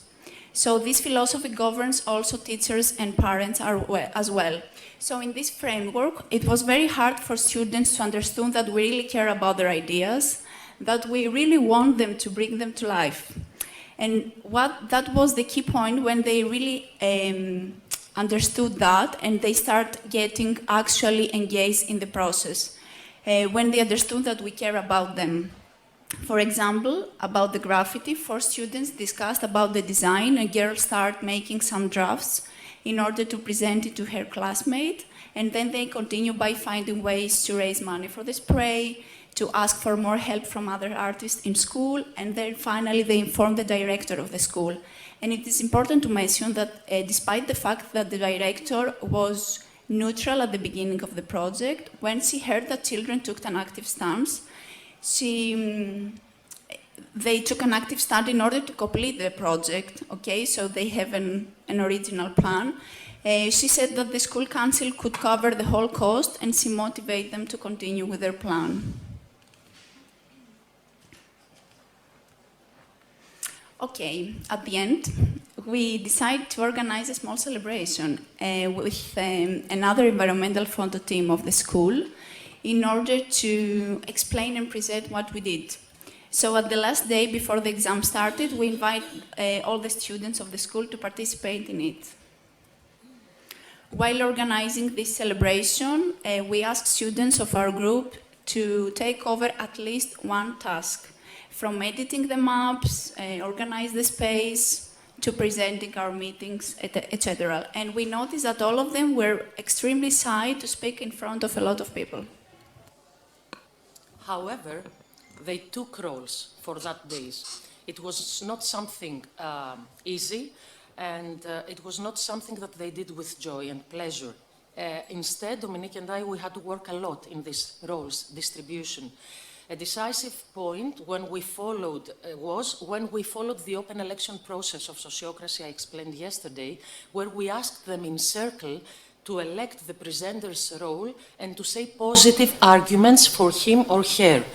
It was a really encouraging process for the students and for us to hear that they could see in depth, beyond, the surface, and they could acknowledge the other's capacities and talents. So after this procedure, it was easier for us to find the presenters and for the presenters to do their job. Okay. During the project, students also wrote a letter addressed to the municipality of Thessaloniki in order to describe the changes they want to see in the schoolyard. They draw a layout of the yard, including the football pitch, and they present it to the school. And many students, while present the presentation, note, like saying, yes, we also want that, let's get our football pitch, let's do it, and stuff like that. These girls you see there, they are not experienced graffiti makers. However, they stood up in a boys' graffiti world. They believed in themselves and took the initiative to make a graffiti related to the football theme from the scratch. Despite the poor support they received from the others, they were repeating that what counts is the effort. So after many days and tries, we think that they seem to have enjoyed. Joy and happiness was an important factor in the implementation of the case study. Since Dominique and I soon realized that it was really missing from the students' school life. So we started to provide these snapshots of collective activity and joy. We came directly, as you see, from this celebration, and we enjoyed it too much. And we really hope that all these snapshots can contribute to a new meaning to their school everyday life. And Nadia, we also forgot to mention that we were also students at this school. Yes, it was a shocking experience that we see all that from another point of view. Anyway, sharing some insight of the project, we noticed that students of this age really need to be heard. They don't have a lot of opportunities in order to do that. And they really need to transform their disbelief that words cannot be put into practice by experience examples, by experience living examples that it can. Finally, we see that they are engaged and empowered when they actively participate in their everyday life. As for the teachers, we would like to underline that many teachers there, especially in the high school, especially in the upper high school, need support in their pedagogical processes with students. New methods and knowledge of participatory practices are needed for them. Oh, it's open. Okay. And we also noticed that there is still a lot of way in order to actively involve parents in this process, in the school life? Overall, we would like to say that there is a need for innovative and holistic proposals for the school. Infrastructure in school needs transformation through more, not only participatory, but through caring approaches. And there is a need for more external experts to work with the students, with the parents, and with the students, teachers, parents, students, in alternative ways, new ways. Okay, as a conclusion, we believe that dreams and students' dreams becoming reality when we share, express ourselves, create places of hearing each other, of caring, of collaborating, and finally by putting our thoughts into practice step by step. And by our experience, this is an effective way to empower students and to foster active citizenship in school life, while introducing educational, urban and environmental commons. That's why the students' dreams and visions, or at least their first ones, are still there in the schoolyard, because the question was to envision your schoolyard, and we hope that there will be more dreams and visions that they will come true. So, students and much. us wish you more participatory project. Thank you. Thank you so much. It was very hopeful. So, we would like to continue with a presentation with the subject pedagogical renewal through the construction of educational commons by Cristina Servan Melero, Lucia del Moral Esprin, and Beatriz Gallego Noche. Sorry for the pronunciation. Thank you very much. Well, sorry for the voice that I have lost. I'm sorry for my English that it seems I have lost a lot of also. But However, I'm very happy to be here to talk about this work made with Lucia del Moral and Beatriz Gallego Noche about pedagogical renewal, because we are talking a lot about what is new, but I think that also it's important to start with what we have backwards and how this can help to go forward. So with this presentation, we want to reflect on how educational commons are a valuable strategy to address inequalities and contribute to the logic of pedagogical renewal through new conceptualizations, social alliances, and pedagogical formulas. At this point of the Congress, I guess all of you are familiar with the concept of educational commons, but maybe not with the Spanish movement for pedagogical renewal. So I think it would be helpful to briefly note this Spanish historical movement built by teachers during the political transition from Franco's dictatorship to democracy. This movement fought to introduce pedagogical renewals and innovation and improvements in education based on democracy and social justice. Therefore, we seek to identify and understand the potential of this historical background to promote and enrich the theory and practice of educational commons. But first, I think I'm going to do the same that many others have done, is to set the basis of the commons that is the core of also of this work.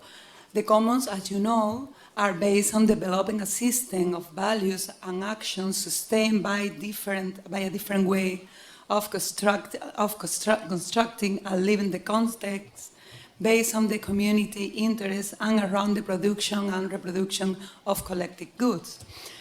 Its structure are defined by three fundamental elements, our beloved three pillars: commons, resources or goods, the governance practices, and the communities involved in the production and reproduction of this specific good. And its implementation aims to address our time issues through interventions beyond institutions and market. We strongly connect with Cafentis and Federici call for a radical politicization of the process of commoning, seeing it as a form of struggle against inequalities and community resistance to the logic and practices of the capitalist system. Then we define the educational commons as the relational practices of creation and recognition of knowledge developed by and for the community itself, which enable to activate social eco-justice. Under this paradigm, the educational practice becomes a common good configured and managed communally in terms of equality, democracy, freedom, and active participation. This also implies a commitment to react against inequalities and exclusions in educational institutions caused by intersectional inequalities related to gender, race, age, among other aces. So these principles strongly connect with the philosophy of the historical movements in Spain for pedagogical renewal, about what we are going to talk a little more now. As we advance at the beginning of this presentation, these movements were transcendental during the Spanish political transition after the dictatorship, and its roots are linked with the pedagogical missions during the Second Republic before the Spanish Civil War. During the 60s and the 70s, emerged a new impulse and commitment of teachers, mainly from early childhood and primary education, who defend and fight for a transformation of education into a democratic, critical and autonomous model. The political context of that moment during the transition was a very repressive and anti-democratic regime, and it was changing into a democratic system that was fundamental for the movement. We use the plural reference as the movements are different reference of organization, and they were flexible and diverse. Thus, they serve as a catalyst for new themes and needs that require an educative response or discussion. With the arrival of democracy, finally, to Spain, the movements reduced their expression, their extension, and often focus on specific approaches or topics, or somehow some of them were integrated into the institutional structure. However, the movements for pedagogical renewal are again revisited now, probably as a consequence of the current context of progressive privatization of the public education system in Spain, not only in Spain, of course, and also because of the vast inequalities present in the society, the social and educational model based on productivity, competitivity, the lack of social justice, among other problems that need to be addressed by a strong social organization. And connecting also with this scenario is also our research.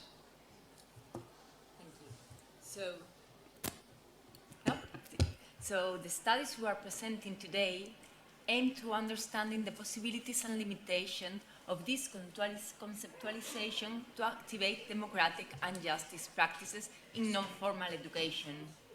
As closer. Thank you. Sorry for that. Better.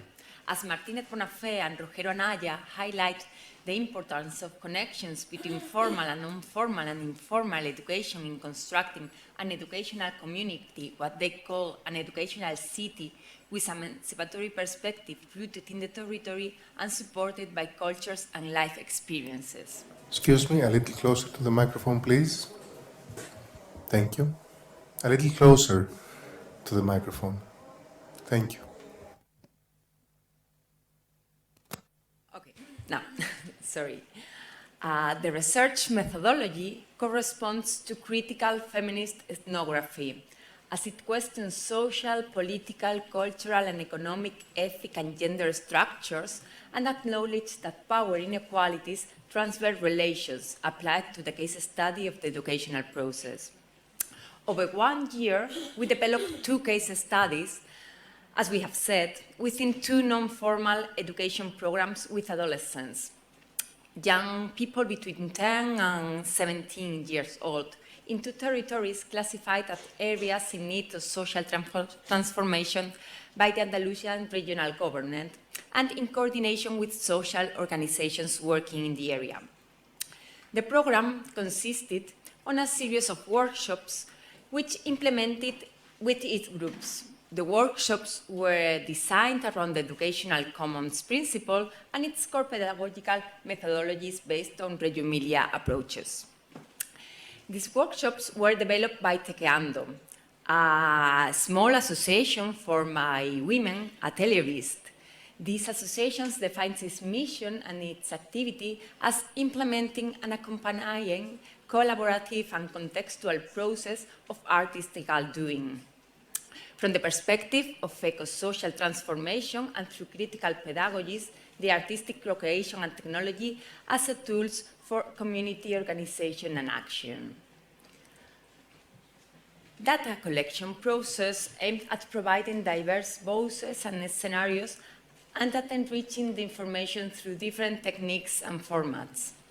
Specifically, a total of 57 workshop sessions were collectively observed, registered, and then discussed in 18 meetings with our third parties and other researchers. The analysis of the information allowed us to interpret that it has been possible, or relatively possible, to put into practice fundamental conceptualizations of the common, such as the anti-authoritarian relation with the co-creation of community, partly self-governance, and the application of complex methodologies. The central nexus of belonging of the educational community is intragenerational identification and relationships, as well as the design and development of intervention in the public spaces. Friendship is a powerful tool for inclusion and cohesion when, and was also stressed by the young participants in the peer-to-peer interviews when they were asked what was more important for them, whether to make friends in the group or to achieve the activity's objectives. They all point to the relevance of making friends, and only part of them refers that it was also important completing these activities. The workshops has been developed using what we could call a radical democratic methodology that opposes the traditional school method experienced every day, day after day, by the group in the high schools and schools. Mainly the boys, but also the girls, seem interested in challenging what they perceived as a representation of the adult authority. They interpret the action of the educators or facilitators in the codes of the traditional roles of the teacher, even though the methodology is always authoritarian, but full of respect and caring attitudes during the whole process of the workshops. On many occasions, and we have heard from other presenters today, the participants expressed reaction of discontent and discomfort which were sustained and accompanied without repression by the educators and researchers, even though this sometimes affects the development of the activities. The youngsters seems to wait for and to expect an adult intervention that does not arrive, does not come. As a result, over time, there were increasingly more moments in where there are some of the youngsters to react or isolate the attitude of uncooperative classmates or colleagues. Using the artistic approach in the methodological action works as a subversive expression that challenges the conventionality of traditional educational action. Creative manifestations are at the center of the methodology, while acknowledging for the expression of diversity without judgment, which was an important focus of the facilitators. In addition to this, we found that young participants react positively to the invitation to participate in the pedagogical documentation process, taking photo, audio recording, favoring their participation and interest in the task. This participatory activation in the learning process also contributes to dilute the conventional teacher-student's role, generating a scenario in which the youngsters' degrees of freedom and protagonism increase. So, in conclusion, the development of educational commons affects the traditional roles of conventional education system. So the principles also of pedagogical renewal can be revitalized with the philosophical and political encounter based on the commons. The implementation of anti-authoritarian formulas promotes new ways of approaching education, and critical pedagogies place special emphasis on the need of re-understand education as a space for reflection, citizenship education, and democracy. So this is the background we have, the opportunity we want to explore and to increase. So let's keep on doing educational commons. Thank you very much. Thank you so much for this interesting presentation and for keeping the time.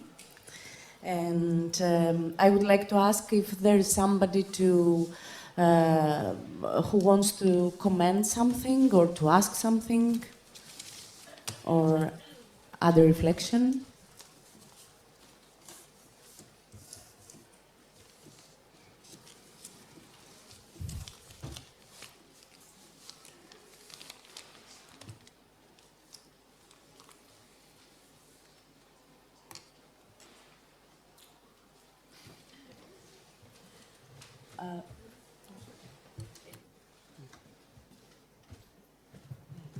Okay, thank you very much for the very interesting presentation, all of them. But I would like especially to ask you, how do you think that two issues, one, the historical background of dictatorship, contributed to the need for commons? How that period and the struggles in that period contributed for that? That's one thing. And then the second question, probably it's related, I don't know, but how the incorporation of Reggio Emilia approach, a pedagogic approach that started after the First World War with poverty, schools and blah, blah, blah, and then became a very marketized paradigm. You know, I mean, now you need to visit a school in Modena, something like you need to queue, to wait for quite a long time to go there, and you have to pay quite a lot to visit one of the Reggio Emilia schools. So we see a paradigm that started as a response to poverty that has become marketized highly, and has become also not only marketized, but also appropriated in many different ways from the north to the south of Europe. We know that it has been appropriated a lot in Scandinavian countries, and we now appropriate it a lot in other. So how these issues play out in your very interesting methodology that you go so deeply into looking into commons? Thanks. Thank you very much for the question. I think that it's very interesting to focus on the strategies for resistance. Usually we focus on the problem, but at the same time there are people that are trying to have an answer, organizing themselves and trying to react from these marginal spaces. So I think that it's important to connect the current scenario with our history, because we have been living a dictatorship and we know that it's not only the only thing that is happening, the people are organizing. So the current situation, when we are talking about how can we integrate educational commons, we have to connect it with a need. And the need is there, and the resistance, we are building it. And also, we are always in danger to be co-opted by the market, we know. But we are focusing on needs, not in privilege, not in excellence. We are focusing in what we want to learn, what we need to learn, what we want to change. So I think that this, to react, is why we focus on the work of Cafentis and Federici. We need some kind of resistance and to learn how to live in this scenario that is rising a lot of skills we don't have and a lot of needs we have to cover. So I think that we are always in that danger, but we can react in many ways. So I don't know if you want to add something. Yeah, concerning, I see it's also raising her hand, so we have some Italian colleagues, maybe they are in a much better position to talk about it, but we were also reflecting a little bit earlier that fortunately in Reggio Emilia, those practices were enacted by the winners, in a way. They were the winners. The anti-fascist movement have success. While in Spain, for the moment, that was a resistance, a reaction for those who has lost the war and were trying to survive. So in a way, it was a survival also strategy. Yeah, that's an interesting comment that you just made about the Reggio Emilia experience. Definitely, at that time they were the winners. Yes, and in fact, my question was about politics and the political background, because as we know, all possible experimentations and case studies of educational commons have to deal with the political environment and government, be it local or national. So my question, I guess, was how was your case studies, if it was your case studies, affected in a way, and what kind of influence the political context at local level or national level, you may tell us about that, was indeed an issue, could be an issue. What kind, I'm trying to figure out what kind of government would we want to have?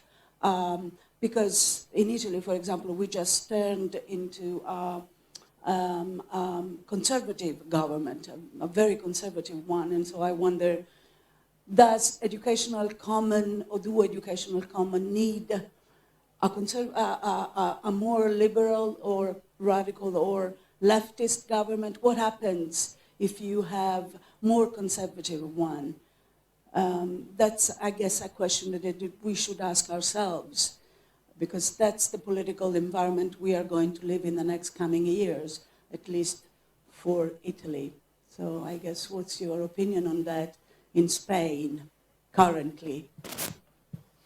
We want to keep hope because the scenario is not so good. But of course, we can see in the youngster how the neoconservative ideas are also spreading. So in their answer, their expectations, they speech against migrant people, against people from racialized profiles. So I think that we need to have this present.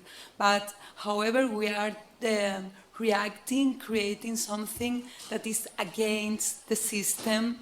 It's very difficult because they interpret, and also it's something that happens also to adults, they interpret the results as the productive system teaches. So we have to make an effort to keep hope on what we are doing. I think that is very important because what we have around is a big crisis, and I feel sometimes that we really don't know what is going to happen next, and we are seeing closer and closer.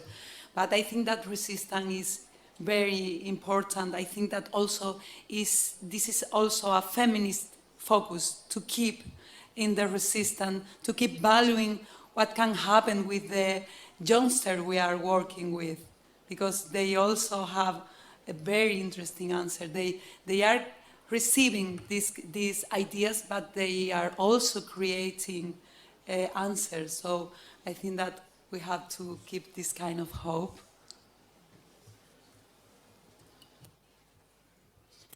Call them in, the other presenters. Should they come? They're here. No, but they're down there. So maybe they should go. No? If somebody wants to... So we have time for one last question or comment. Does somebody want to add something? Maybe you, Lucia, you wanted before, or some? Oh, you also.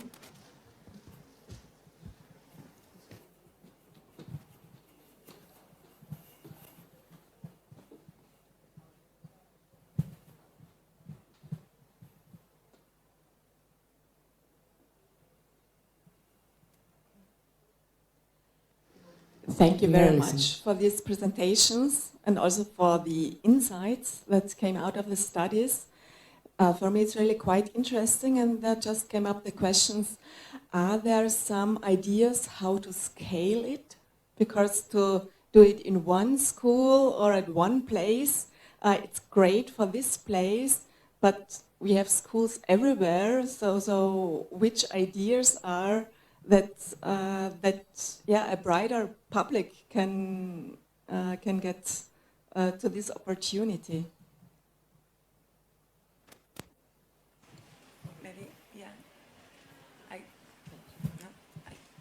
I could invite also the rest of the table, the rest of the session to you feel like just jumping.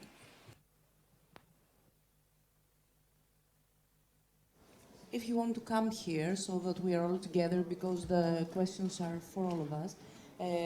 This question is to whom? Okay.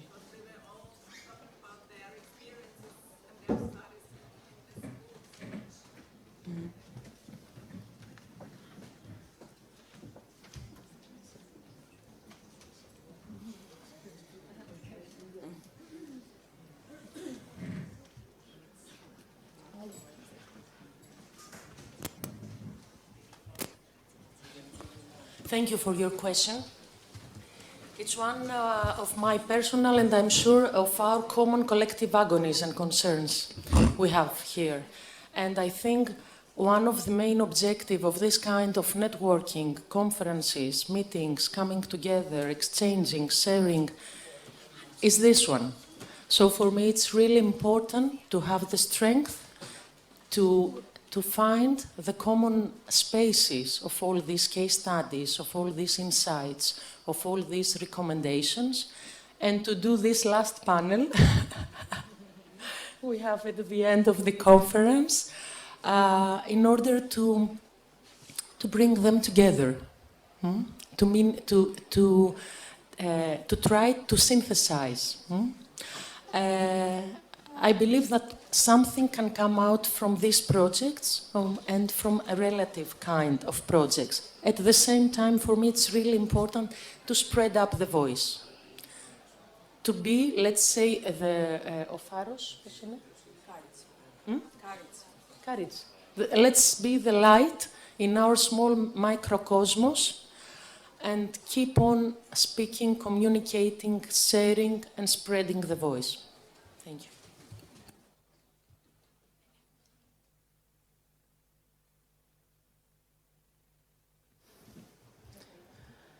So I could...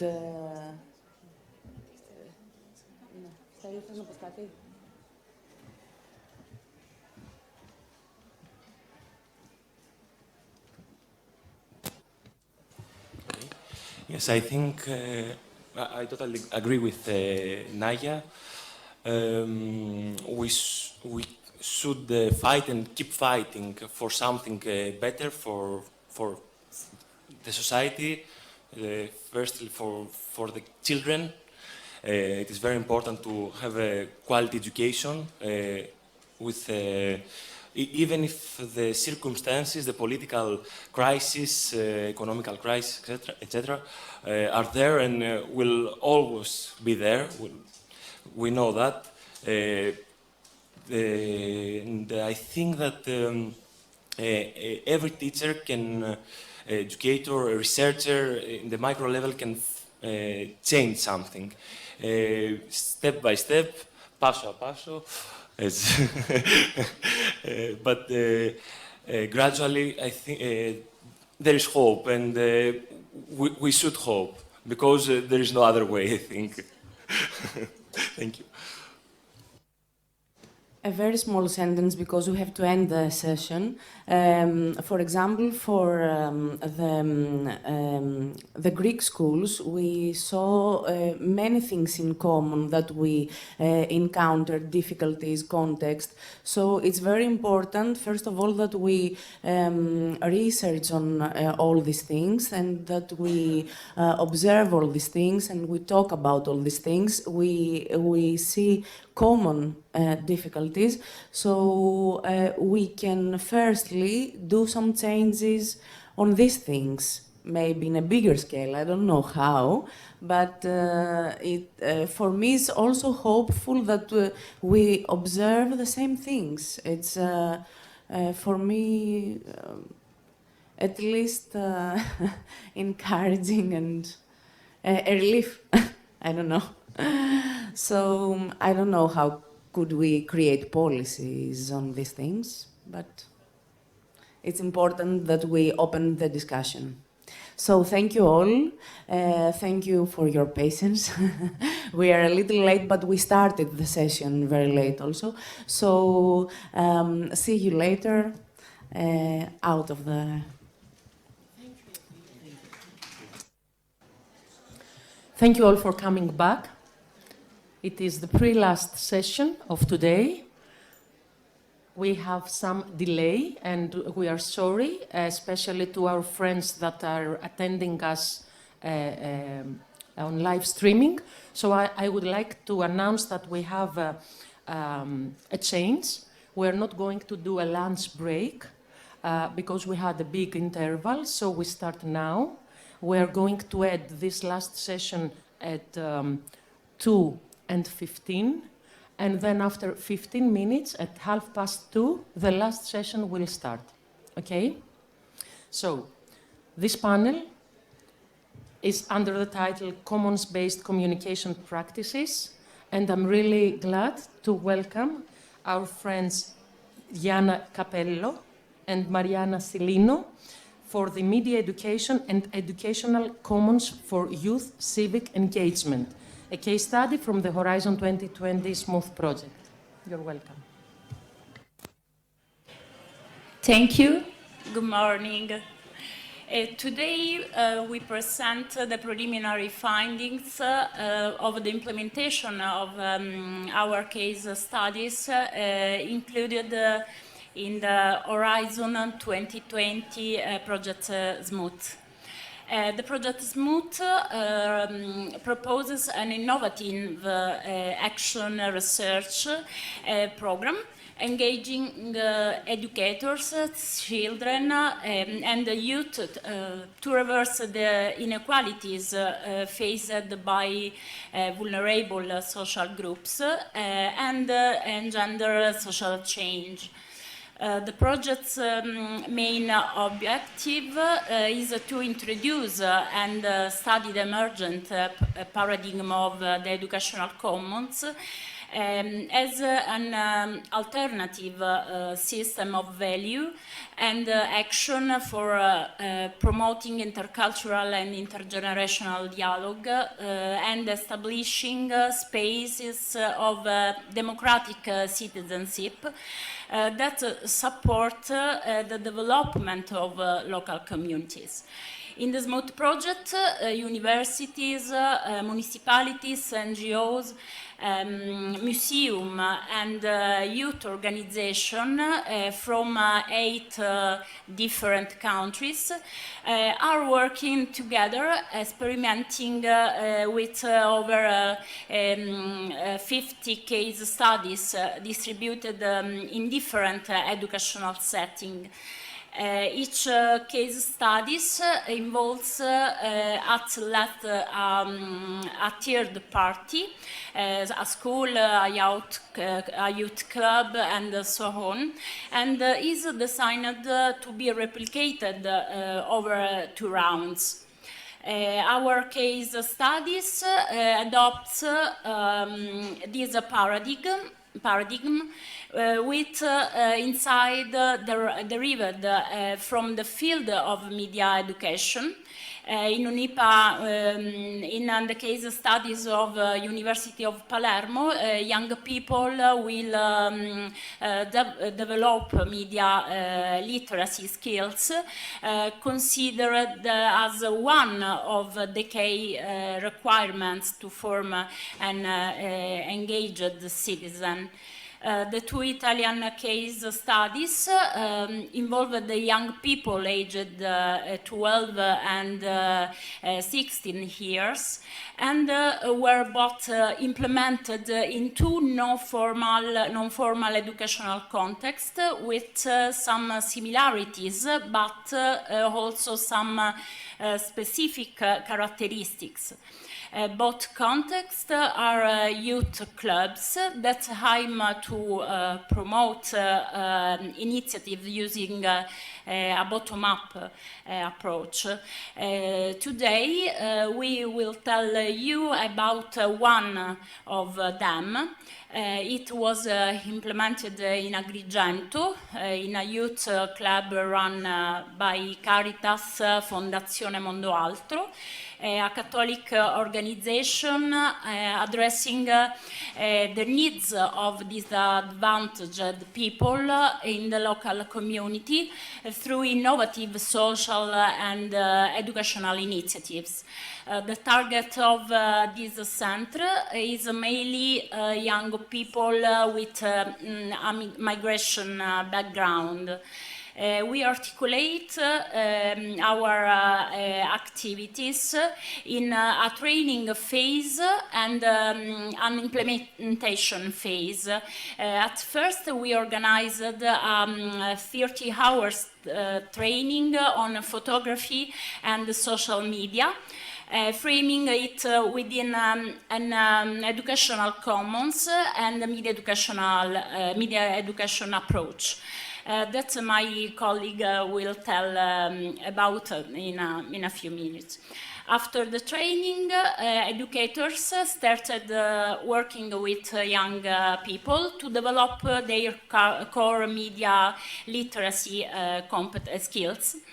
A blog was also created where young people could upload these pictures, comment on them, and share them to introduce to the general public their view and opinions on various issues concerning their personal lives or the local community they live in. The action research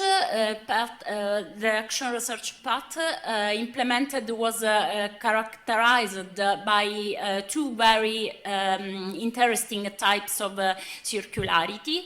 From a methodological point of view, on the hand, the circularity between planning, action, and replanning achieved through constant observation and monitoring work, and on the other hand, which educators, and on other hand, the circularity between training and action, underlying a symmetrical shared learning process in which educators and young people are both trainers at the same time or at successive times.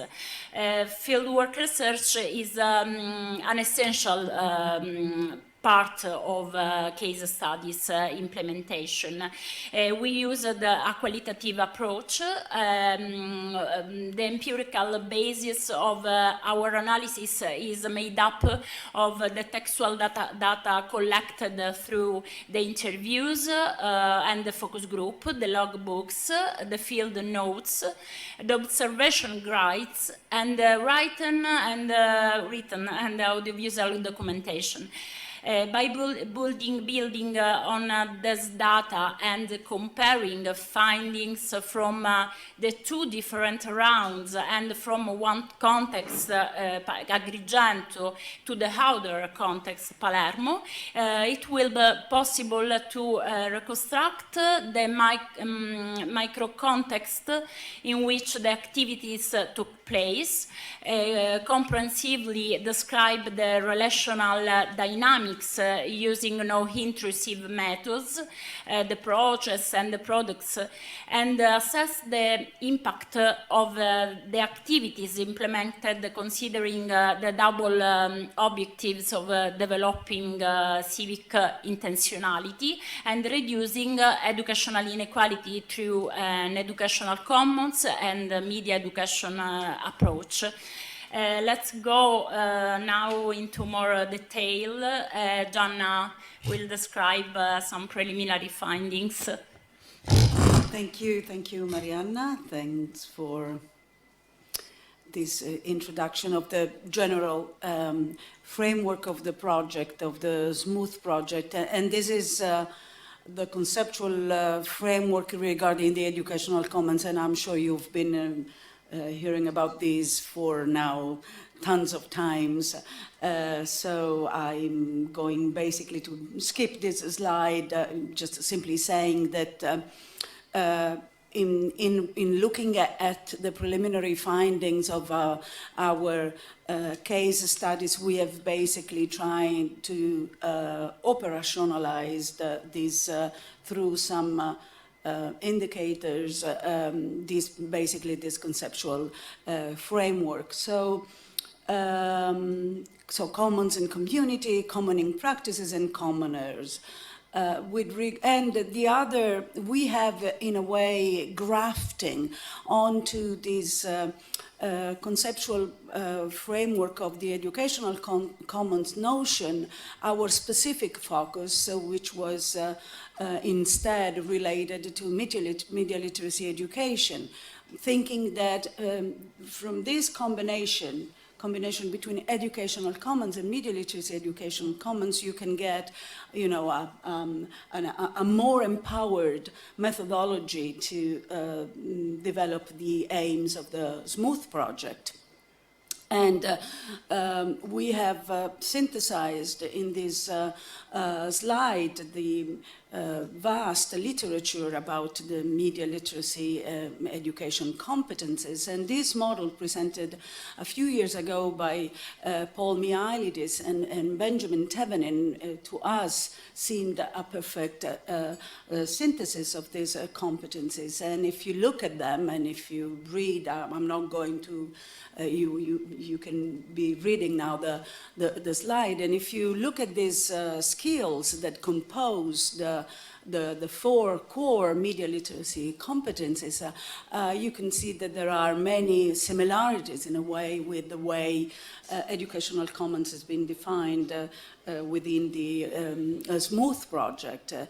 So the expressive skills and particularly the participatory and collaborative skills. That's one major component of the media literacy competence, when the capacity to develop work that are combined and co-created and co-managed with other people.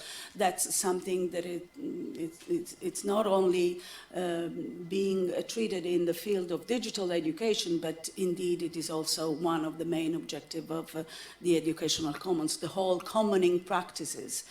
That's why in our case studies we thought that to have an empirical demonstration of the emergence, possibly the emergence of these media literacy competences combined with the educational commons objectives, we thought that with the young people involved in our case studies, we would develop together with them and together with the educators, of course, of the two youth clubs to create and co-manage and co-develop a photo blog by which young people would make pictures of themselves, of their communities, of the different initiatives that were being organized in the two different youth clubs, and publish them on the web, on the photo blog. So, as I said, we try to operationalize the three core dimensions of the educational commons framework. 3 minutes, thank you. And with regards to the first one, some preliminary findings, that's the core dimension regarding the sense of building of a community, be it the small community of the youth club and the larger community of the local community in Agrigento. And these are some of the preliminary findings. Young people recognize the youth club as a community.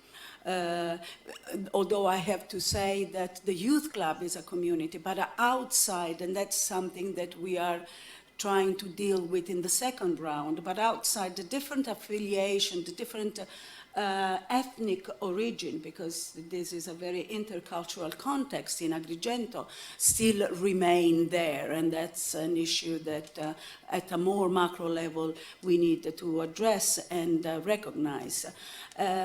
Of course, the activities I've implemented, we have noticed that have strengthened the ties within the youth club. And the photo blog, again, is already showing there's a strong potential of giving them the idea that what they do in their small community of the youth club can have a wider impact as long as it is visible on the internet.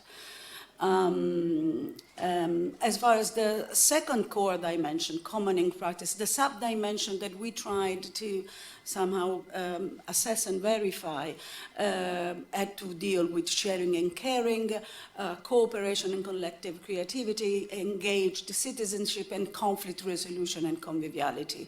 And here again, we have to say that it was a positive thing that we noticed since the very beginning was that participants, young people, were already familiar with participatory method, which is because these methods are already adopted in the youth clubs by the educators. So it was a good start for us.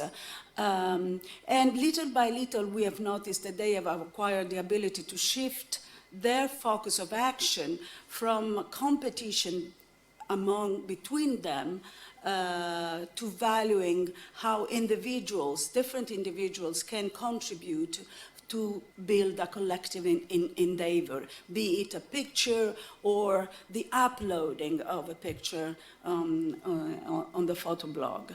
There were some leadership issues and conflict issues, but more, quite synthetically, I can say that we managed to solve this conflict that arose. Also, thanks to the fundamental role of the educators, who was really very good at, dealing with its issues. As far as the last one, and I'm going to close my presentation, commoners. The sub-dimension regarding the commoners were developed by looking at how they responded, being creative, and how they developed some sense of awareness on what they were doing and why, and what was the impact of the possible impact of what they were doing. And with regards to creativity, that was something that we immediately noticed, and we weren't surprised by that, because we all know that when it comes to digital media and trying to be expressive and communicate something through digital media, they are quite, well disposed on that. The problem was, and this is something that we are working on, how aware they are on what they are doing. Intersectionality which is one of the issues that the Smooth Project wants to deal with, was a key challenge, and it is still a key challenge in Agrigento, mainly because different ethnic groups are working together. Young people are coming, have a migratory background, coming from different countries, from Northern Africa. And those issues sometimes, although the community within the youth club is, very well cohesive in a way, but sometimes this also different ethnic backgrounds has also created some conflict, as I said, which we have noticed. In the second round, and that's the very last slide, we are planning to, as I said, move from the small community of the youth club to a larger community. We are trying to involve the formal education sector, school, working with the youth club, and that's not something that we can take for granted. And in fact, in our experience for other projects, that is sometimes a major issue, having schools working with youth clubs. And also involving parents. We are trying to involve parents and develop together with young people this process of reading and writing. That's how we have defined it, reading and writing and publishing on the photoblog about the local community. We will keep on constant monitoring and dialogue and confrontation as typical of action research, which has been really helpful in identifying pitfalls and opportunities and change the path of our activities. And these functional elements, several of these functional elements, needs to be taken care of. Young people, emotional instability, and also the instability with regards to the attendance of activities. Youth club, unlike schools or youth club, the attendance is not mandatory, as you all know. And so to be able to keep the interest and the presence of young people attending these kind of activities is indeed an issue that we cannot take for granted. Thanks a lot. Thank you very much, Jana and Mariana. We'll be here. You will be here for the last questions and replies. I would like to welcome Ingrid Otepka with her presentation entitled "4 Approaches Promoting Social Learning, Conflict Resolution, Resilience and Engagement. Overview, Methods, Open Source Materials." Welcome.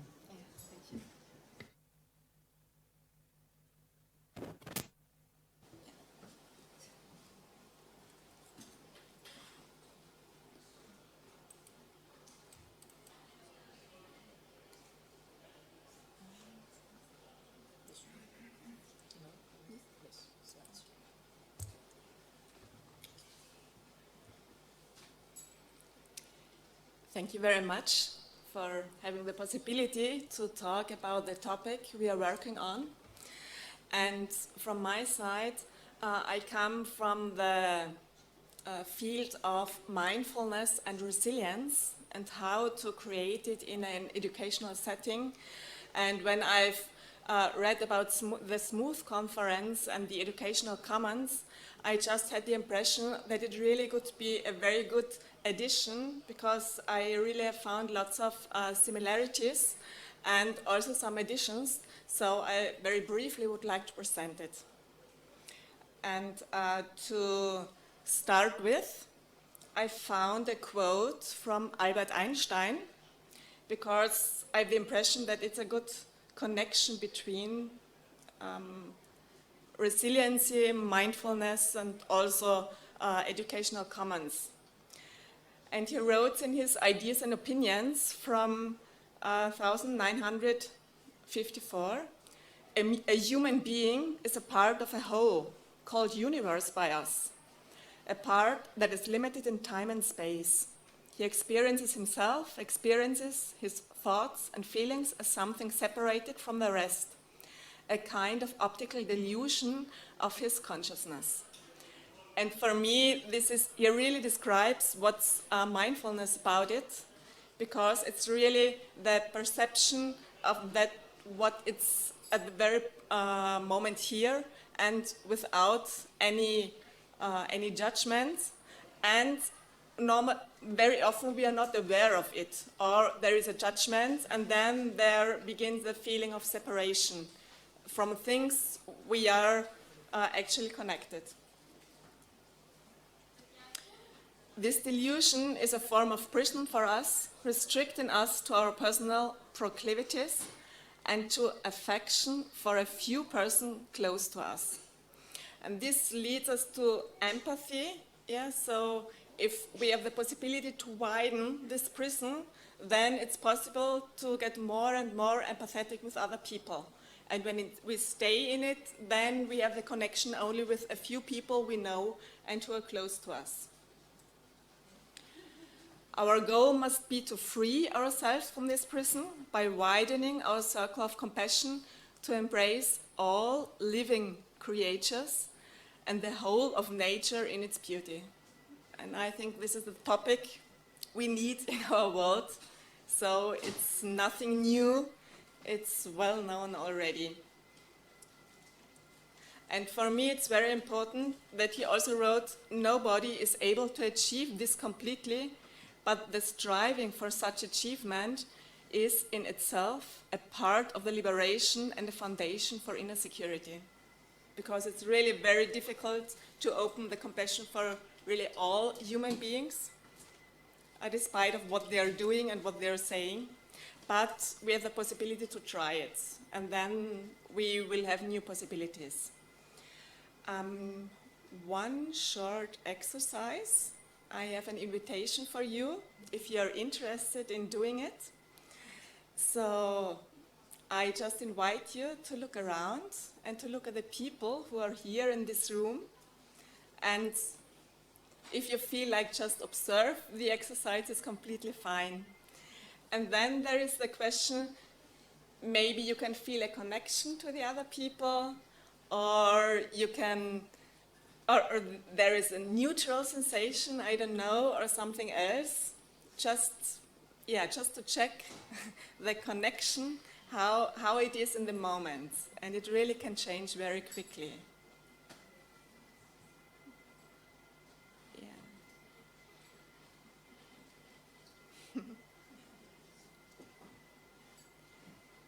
Okay.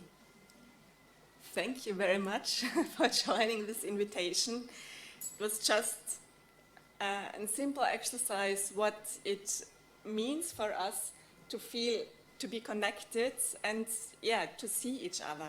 And we can start right now here where we are. I will present 3 approaches, yeah, because of time, and also one approach. There only exist materials in German, so maybe when there will be a translation, then I can present it the next time. But at the moment, I think this is enough. And the first one, it's a book, it's called The Toolbox is You. I have it here. And it's from Maria Kluge. She's from Germany, and she is one of the mindfulness pioneers in the German-speaking countries. And it's used in schools. And I just invite us to open the book, and the book can talk about itself in this short video.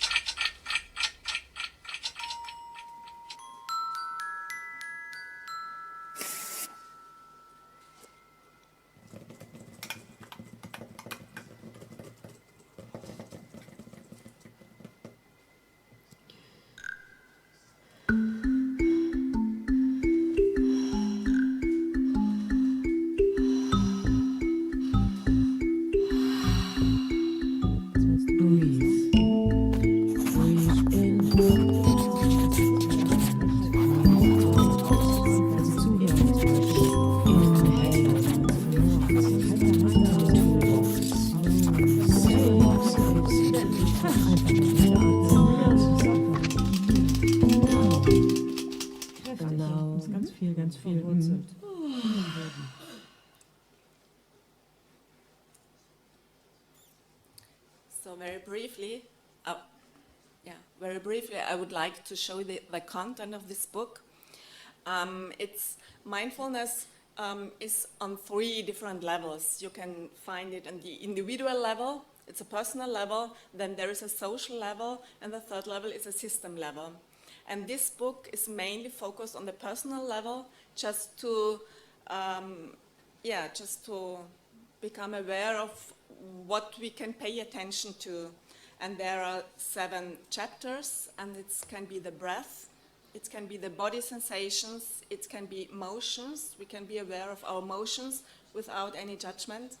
Also, we can be aware of our thoughts without any judgments, and maybe sometimes we can notice that the thoughts change, depends on our emotional state at the moment.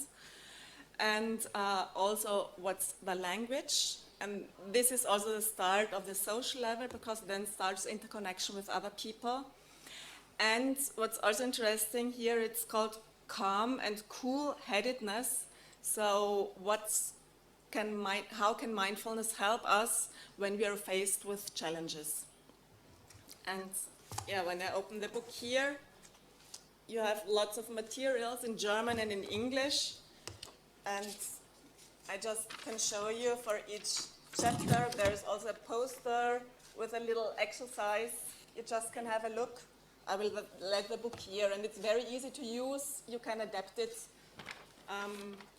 Maybe this could be a useful tool in the classroom as well. Just 1 minute on the impact of mindfulness. So it's the perspective of science. It's really, the concentration gets better, cognitive performance as well, attention control, less stress, emotional stability, better physical awareness and intuition, more creativity and more compassion and empathy. And as I've understood, these are main goals in educational commons, and so maybe it also could be connected and could be useful inputs for the further progress of development. Or here in a picture, the impact of mindfulness, where it can lead to.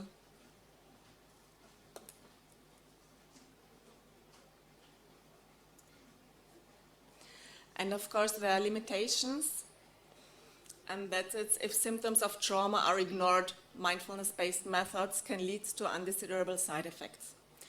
But that's no problem, because we just need trauma-sensitive mindfulness, and this is also already developed, and then it will be safe.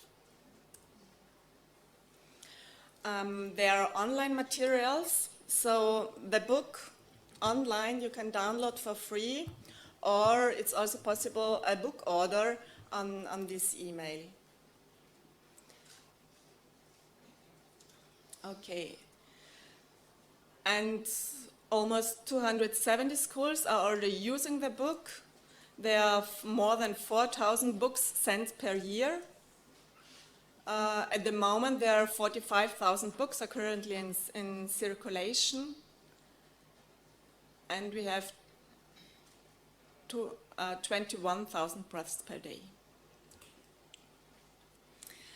The second model I'd like to present very briefly is a community resiliency model created by the Trauma Resource Institute in California.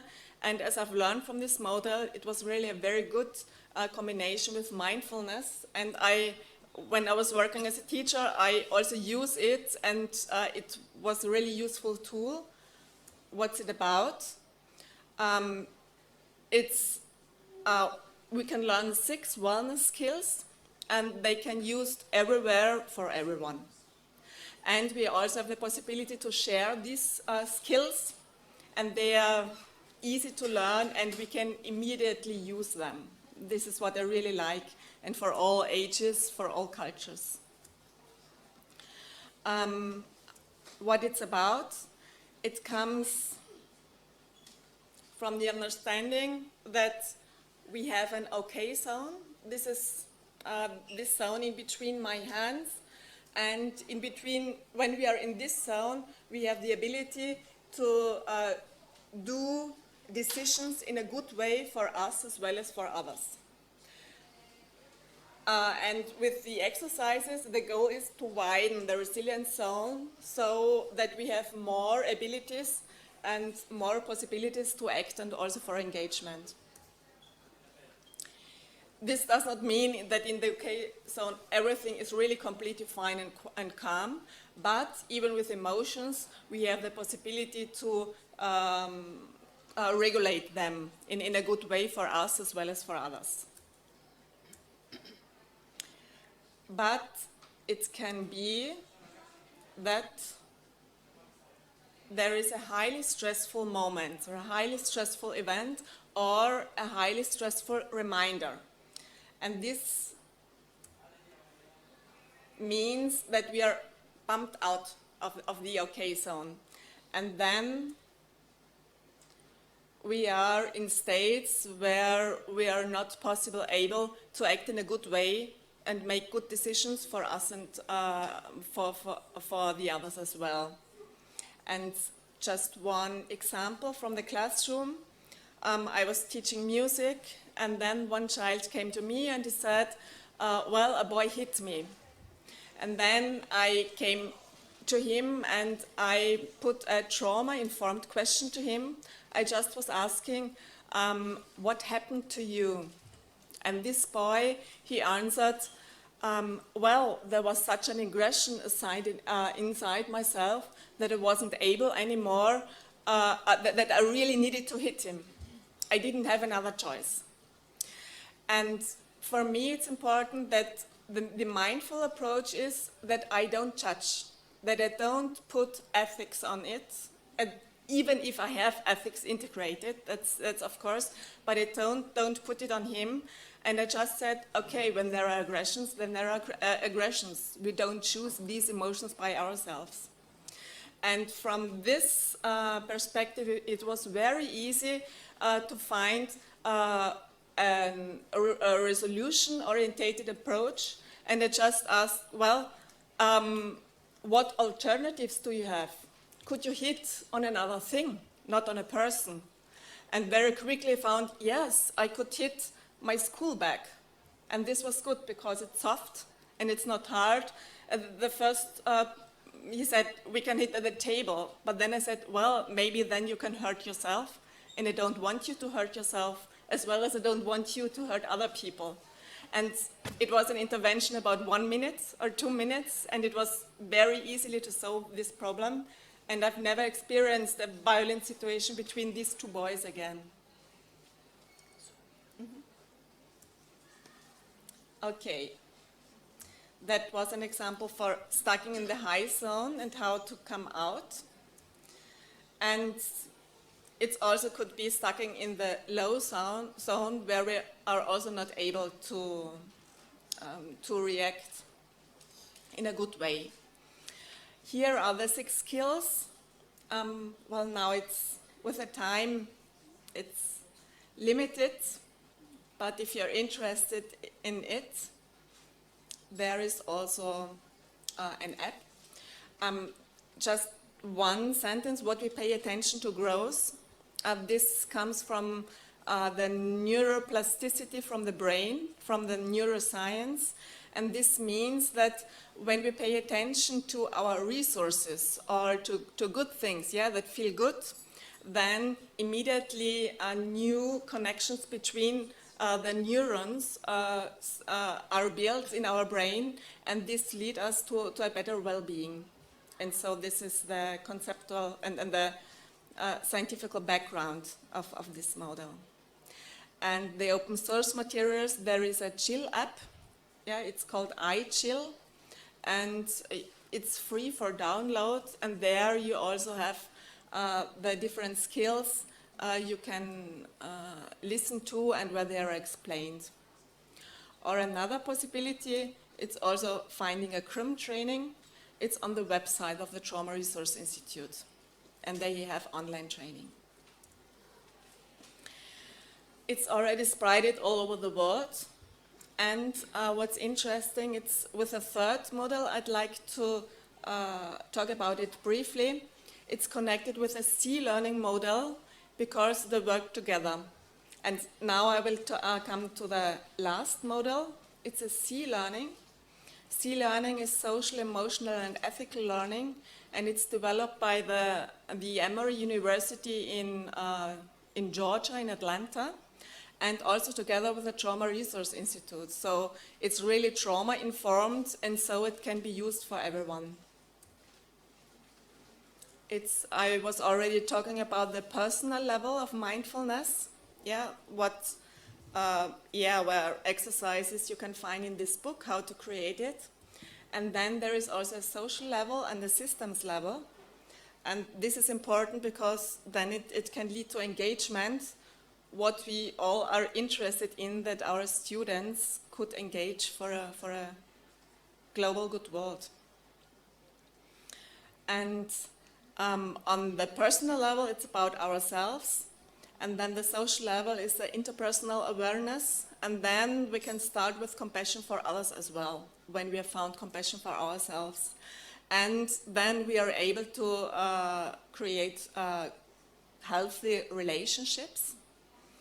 And when we've understood what at the beginning of the quote of Albert Einstein, that there is a connection between all human beings, then we can appreciate the interdependence, and that's already the system level.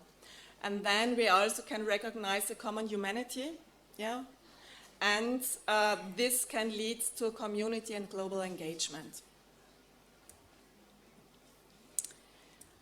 And there are plenty of materials from already created from the Emory University, open source materials from kindergarten to high school, each level, and there are just some possibilities how to create these skills that is their aim, that leads to engagement. And at the moment, in over 130 countries, they already have Access C learning. There are already more than 700 trained facilitators in C learning and 50 international affiliates. And on the website, it's also possible to find a training. And the last, what I would like to show is the platform Catalyst 2030. It's a collaborative platform with the goal to achieve the UN Sustainable Development Goals in 2030. And it's a very fast-growing platform which is based on mindfulness and values. And I think it's really based on the commons. On the educational commons, on the values of the educational commons, and if you're interested in it, you can get a member, and there are really very great collaborations already started, and at the moment we are also working on a collaboration there. Okay. Thank you very much, Ingrid. Yeah. Thank you.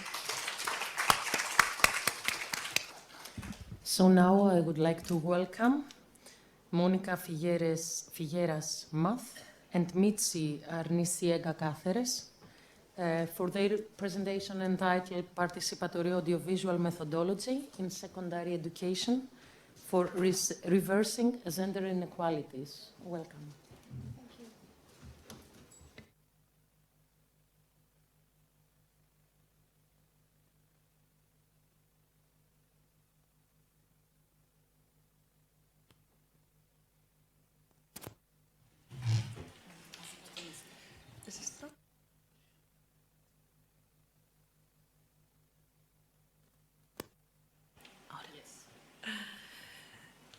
We are, good morning or good afternoon, it's too late. We are going to talk about project proposal, participatory audiovisual methodology in high school for reversing gender inequalities. First of all, we belong to a research group, JOVIS, Youth, Society and Communication, at UPF, University Pompeu Fabra in Barcelona. This group focused the research not only on and about young people, but also by and for young people. Carles Freixa, who yesterday presented the TransGAN project, belongs to our group too. And specifically, this project, this is a kind of spin-off of a SMOOTH project. In fact, the SMOOTH results in Barcelona are being presented right now by our colleague Maria José Palacios in the other room. In this case, we wanted to continue working with the same methodology and the educational commons, of course, but in another field. EducoGen, the name of this project, the acronym, focuses on sexism on Spain. Specifically, it takes place in 4 cities, Barcelona, Valencia, Madrid, and Bilbao. The principal investigators are from 2 universities, but we are 32 researchers from 7 different universities in Spain. EducoGen is funded by the Spanish government and will last 3 years. We choose the participatory action research approach through audiovisual tools to enhance the collaborative capacities of young people. In this project, we want not only to understand if young people have sexist attitudes and why, but also we want to know if how to produce a joint knowledge together, then the young people and us. We want to break the hierarchies between researchers and researched people. We believe that the audiovisual is a natural medium for young people, and that is why it has the potential to break the power relations. We think that the audiovisual creations help to overcome the adult-centric approach.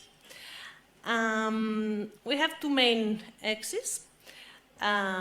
Use the audiovisual as a tool to promote peer-to-peer governance, collective reflection, and the construction of their own narrative, educational commons, of course, and audiovisual as a resistance, use the audiovisual to go against hegemonic discourses.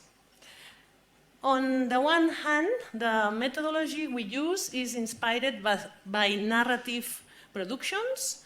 The young people are co-investigators of the work, and on the other hand, and related to Jana and Mariana's presentation, we are inspired by the photo voice.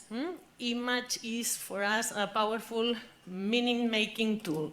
Photo voice is a qualitative research methodology, and it has its roots in community activism, where photos are used to influence social change individually and collectively. We are looking for a change from a creative process. The youngsters take photos of a social problem in their day-to-day. They increase awareness of the situation, and it provokes a reflection and a reaction. Specifically, the main objective of this project are to introduce researchers and students to audiovisual participatory methodology and educational commons as a tool to work on gender equality.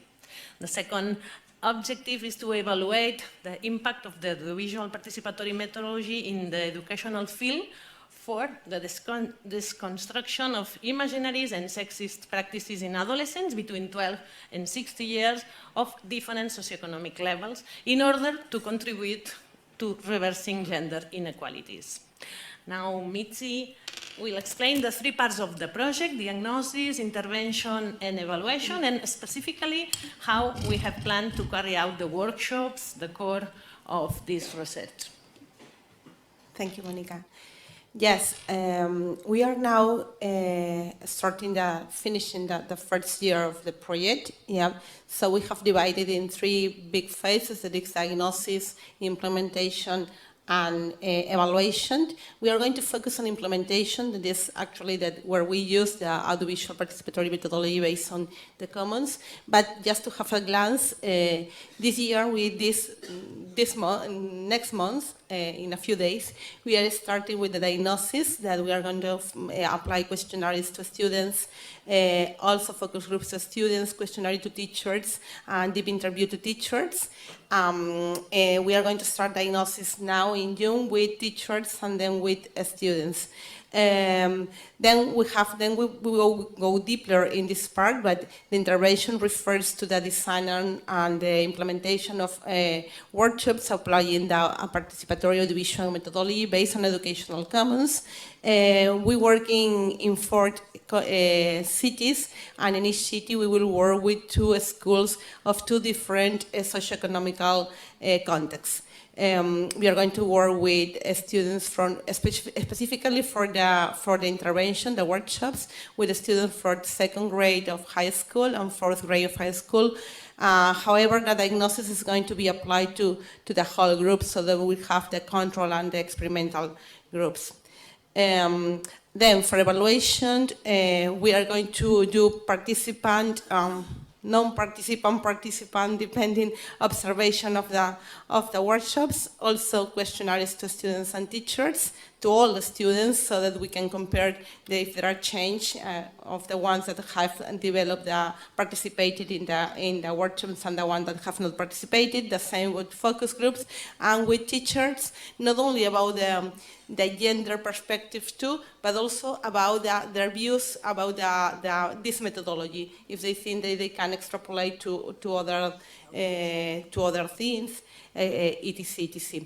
In June, we are going to, as I said, do the diagnosis of the teachers. Then we start in September with the diagnosis of the students, and this October to December will be workshops and observation, and since January we will do the evaluation. But not only this, we are also through the development of these phases, we are going to implement and develop some outputs. For example, public teachers' kits or public reports of the diagnosis. We are going to do training with teachers too, and workshops with academic and non-academic public, so among others, but those are the main ones. So talking about the workshops, we come from our experience with Smooth, in both cases of study, but specifically in one of these that was in the Raval neighborhood in Barcelona with a complex context. In that case, in Smooth, we designed and we developed the workshops. And we come from this experience that we think that with the analysis of the results, we can see that this methodology really can help to get this, let's say, activism or resistance, or to create discourses, anti-hegemonic discourses. But in that case, as we are working with 4 cities, and we wanted to have an homogeneous way to implement these workshops, and the reality is also that it would be complicated that we as researchers go to the whole cities, and so we decided to collaborate, that we were collaborating with another institution that is Nadir. Nadir is a Catalan audiovisual association that works with young people, audiovisual, and a special gender perspective. It has been a hard work to select the entity to collaborate with us. We have taken account indicators, a rubric with indicators of this youth participation, gender perspective, and the use of participatory methodologies. At the end, Nadir, those are some photos, here is the website, was selected. But this, they are not going to do this alone. We are going to do it together, because we come with this spirit. Not all interventions with audiovisual are participatory, and not all interventions with audiovisual are commons. So we have had experience with working and talking and discussing with different organizations that work with audiovisual, but they're not really commons. They come with the topic, they come with the format, they come, and it's more like focus on the product and not on the process. For us, it's not important that the product could be technically not perfect, or the language is not so accurate, but this is done for them. And this is what is important. I will show you, for example, this is our last experience with Smooth.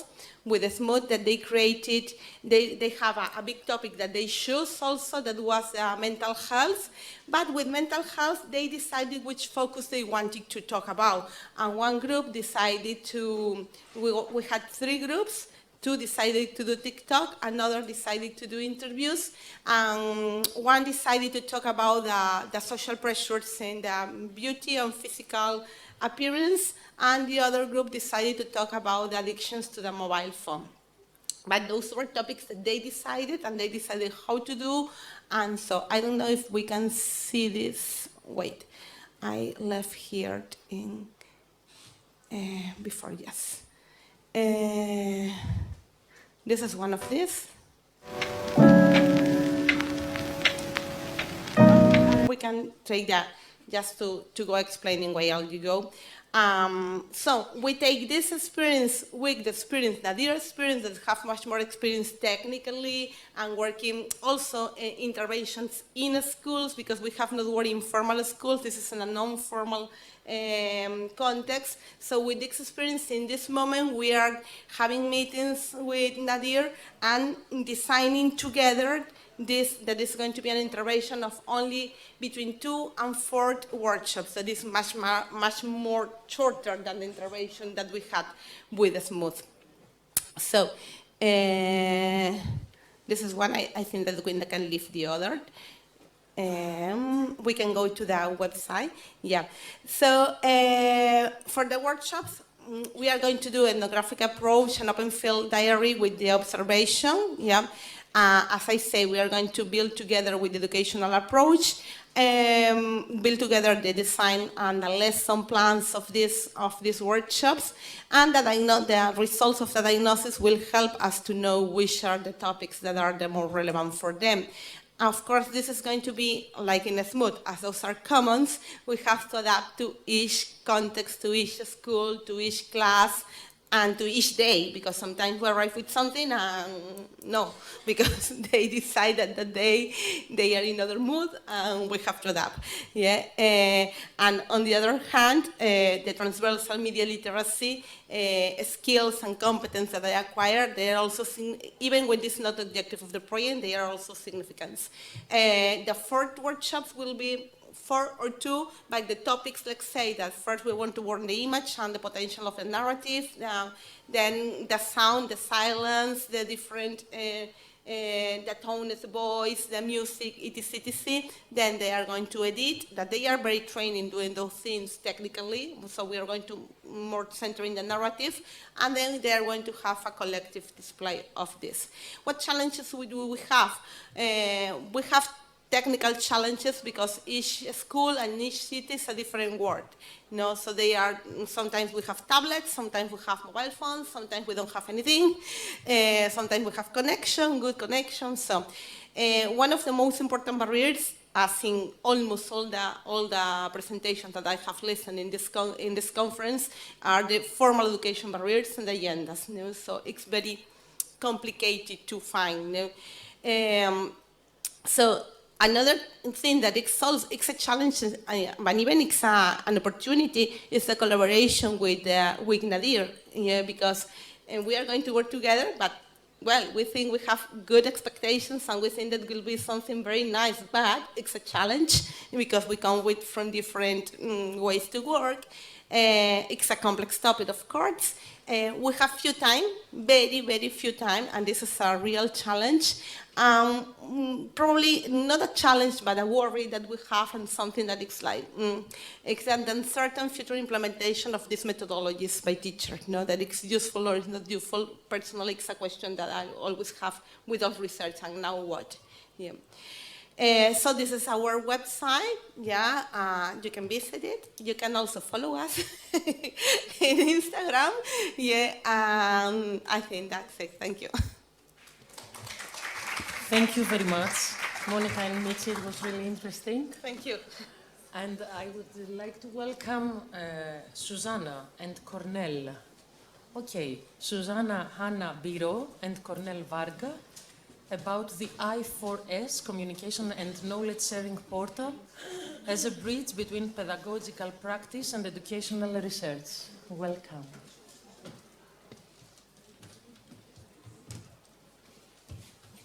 How can I yes. with the mouse? Yes, from that side. Thanks. This is open. Okay. And push the button.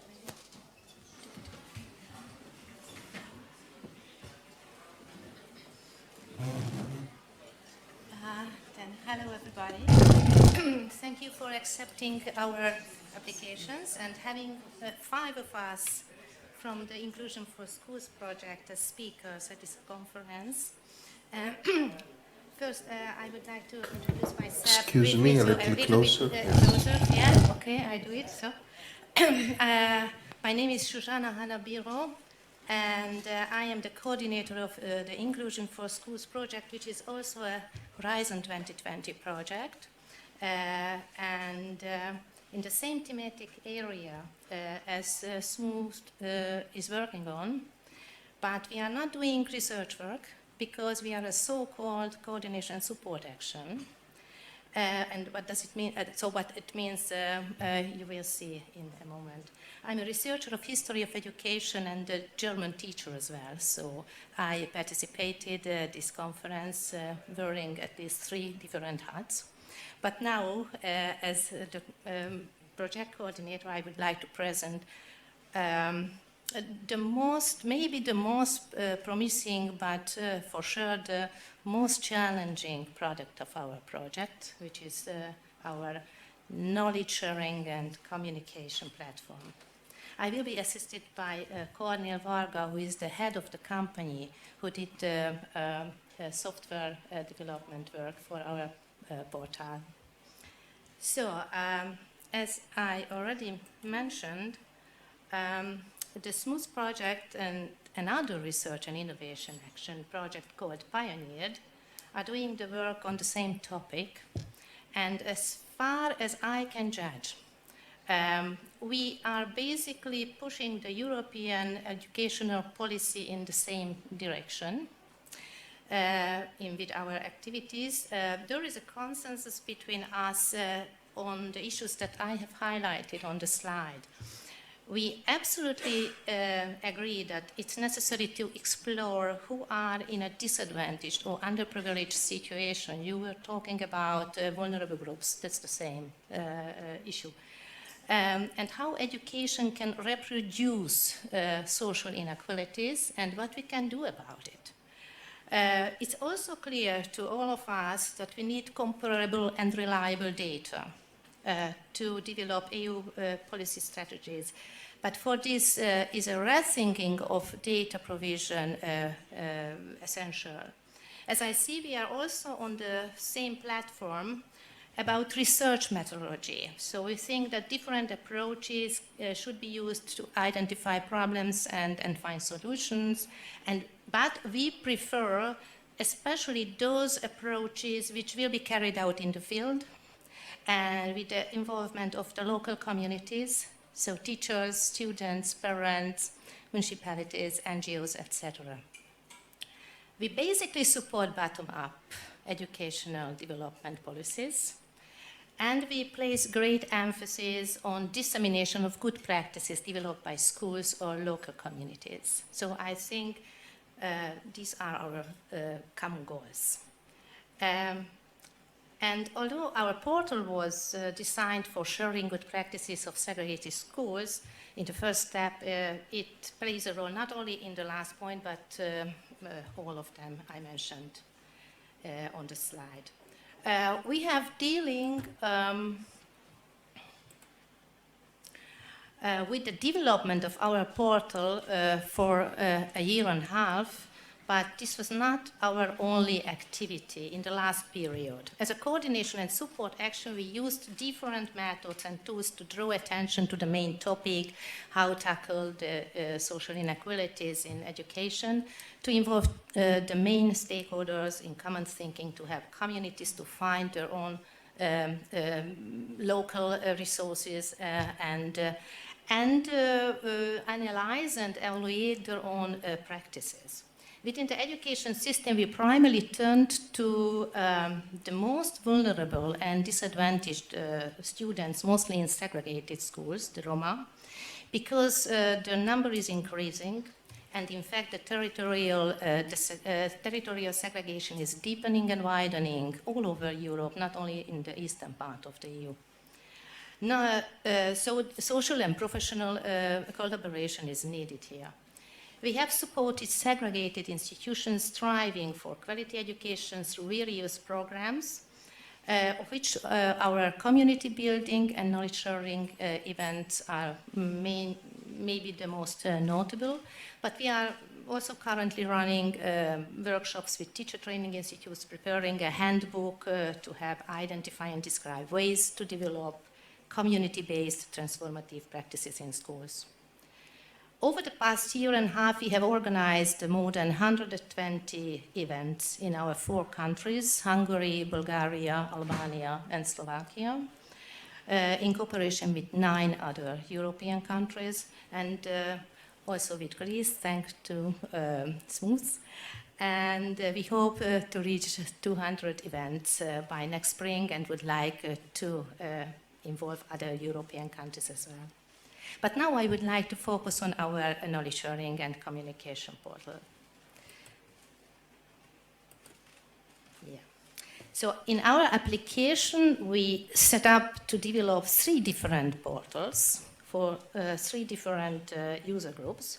One for segregated schools to share their own good practices, which either enable quality education despite very poor conditions, or promote the desegregation of school. One for teacher trainers, teacher training institutes, to help develop transformative practices. And one, separate one, for researchers to discuss methodological issues, which is our favorite activity.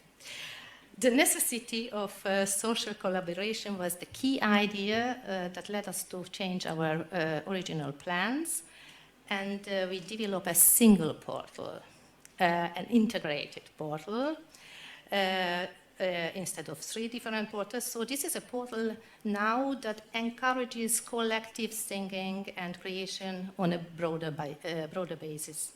There are currently 3 main functions available on the portal. Each school can create its own profile and use a detailed questionnaire to analyze the situation of institution and identify problem areas. All registered users, and these can be individuals, schools, NGOs, universities, research institutes, and other organizations, can share transformative practices or other good practices. There is a professional questionnaire to describe the practice, but you can also share a good practice by making simple posts or sharing videos or uploading videos or links. There is also the possibility to open and organize forums, which can be linked to a good practice, but can also focus on another issue. 3 more functions of the portal will be available by the end of June this year.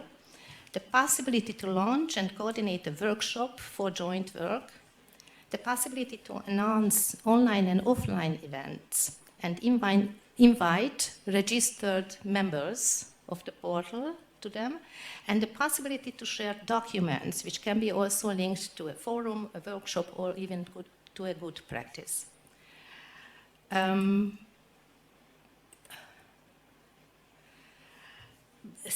are some features of the portal which are also essential. I would like to highlight only 4 of them. We invented the portal for international networking and collaboration, so we try to overcome language barriers. This means that everyone can use, so read and write texts in their own language. It was made possible by the integration of the Google Translator, which is available now in 5 languages, by the end of June in 15 languages. The other important feature of the portal is the user-friendly design. So the programmers use the elements which we all know, so elements from Facebook posts or PowerPoint presentations. Administrators were given a maximum of flexibility to editing the portal. So it's not a static structure, but a framework that can be adapted to the needs of the users from time to time. And finally, the most important feature of the portal is that different activities can be linked to each other. So forums and events can be assigned to good practices or documents. Good practices and documents can be created in workshops, etc. So this is a portal now, which is not only a repository of final products, but also facilitates the creation of educational commons. With other words, what I have learned from you yesterday, it's a virtual deposit of commons, but at the same time a virtual space for commoning. And it can work internationally without language difficulties.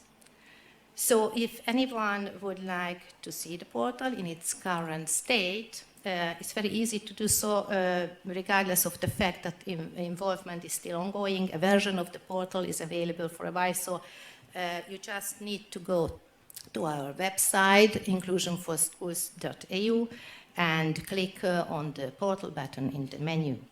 It's possible to browse the portal without registering, but if you want to share something or contribute, you have to register, of course. But now I would like to give the floor to Cornel, who will add some important information on the functioning of the portal.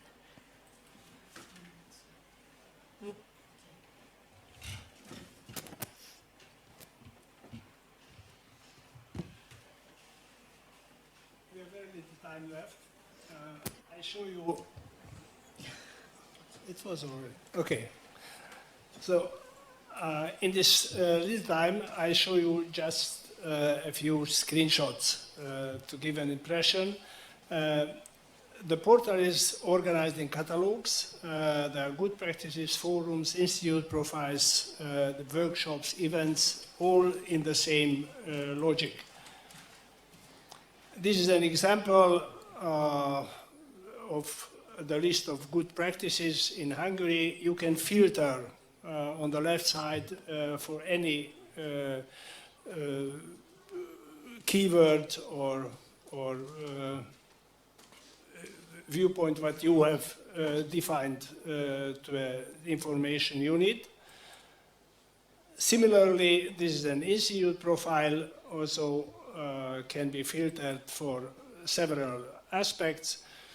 This is an example of a... We have only 3 minutes. Sorry. So this is an impression. It's a very simple editor, like you would create a PowerPoint demonstration with picture, formatted text, title, and tagging for search. And one very important part is, which seems to be a bit technically, but behind the scene, the flexibility comes that centrally and on regional level, everything can be edited, so the central administrators can define what kind of information should be given for documents, workshops, to anything. So practically it's not fixed structure, but it's rather a technology how to create a portal for the real needs. One very important thing is that everything is translated automatically to all languages, but of course it might not be precise enough a translation, so you can proofread. This is an example, a Greek page which is not proofread yet, and if it is proofread already, then with different colors you can follow in which state the proofreading is. The final summary actually could be summarized that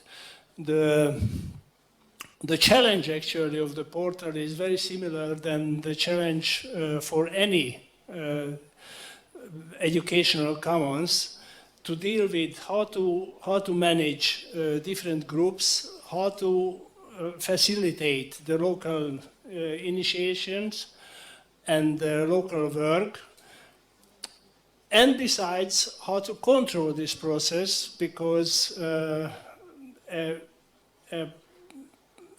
real outcome can be achieved only if there is a common reality and the stakeholders can communicate with each other at all. So all these were our challenges, and how to create a functional, concrete software to provide all these functions. Thank you very much. Thank you very much, Susanna and Cornel. It was really interesting to hear and learn about your platform. Yeah, thank you. You can stay here. Yes, we have some minutes and the floor is yours about questions.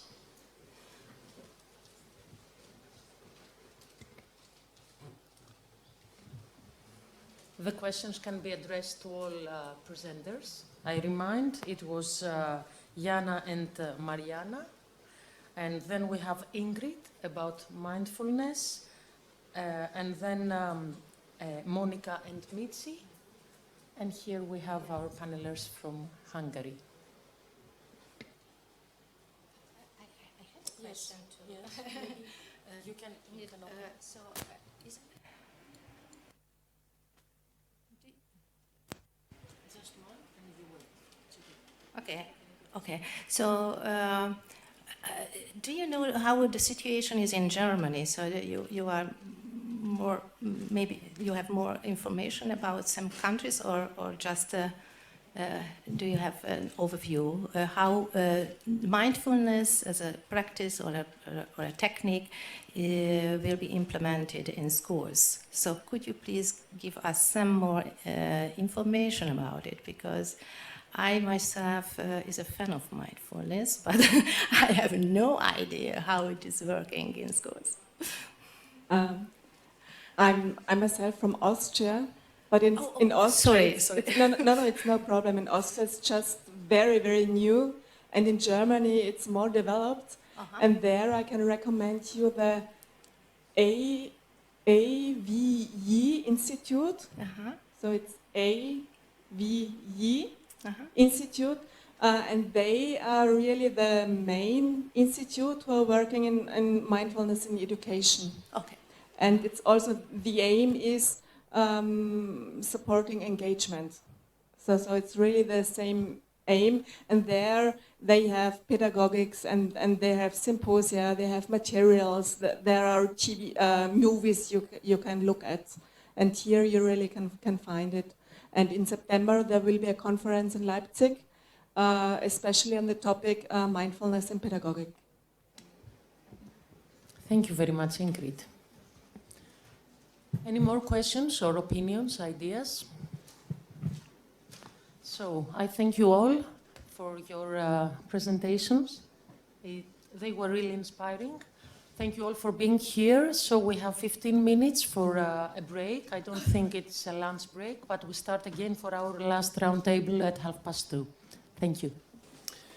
So Panos Kanellopoulos was sorry that he had to go. So I'm here, don't worry. So, first of all, because I want to say some thanks, because maybe not all the people will stay until the 8 o'clock at night that we'll finish this closing discussion. I'm kidding, I will try to finish at 4 o'clock or 4 o'clock 15 or something. So, a big thank you to all the volunteers. Without them, we couldn't have been able to realize this, for sure.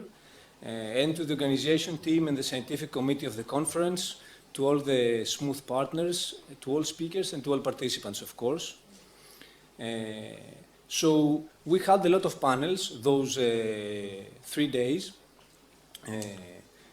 Just to mention them, all around educational commons. So we discussed, there were panels with 3 or 4 discussions on inclusive strategies, on creativity and technology, on teachers as commoners, on relevant European research projects, on space and commons in education, about solidarity schools, about art and creativity, about alternative pedagogies, peer governance, feminist decolonial commons, challenges and reflections, post-digital practices, children and youth as commoners, common in public school, design justice, and commons-based communication practices.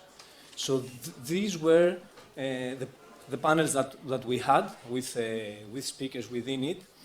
And to my understanding, only judging from the questions that have been made in most of the panels, there is a great interest and great reflections. So people really think on those issues, and great discussions also were developed after the presentations. So maybe we have been discussing with some friends that maybe we should try to realize one gathering each year, plus smaller events. We are all practitioners, teachers, activists, and academics, so it's not much difficult. It wasn't much difficult, I tell you. And it could also take other forms. with open discussion, workshops, or more experimental forms. So personally, I hope that we manage to, in this field that it is opening only lately, that we can manage to create at least one international event per year so that we can continue the discussion and we can also help other people to understand and realize what is educational commons and the various potentialities hidden in there. So the big panel that we had for the closing session was intentionally so that we can create also a broader discussion among all of us. We are dispersed also inside, and we will speak with wireless microphones, but also please feel free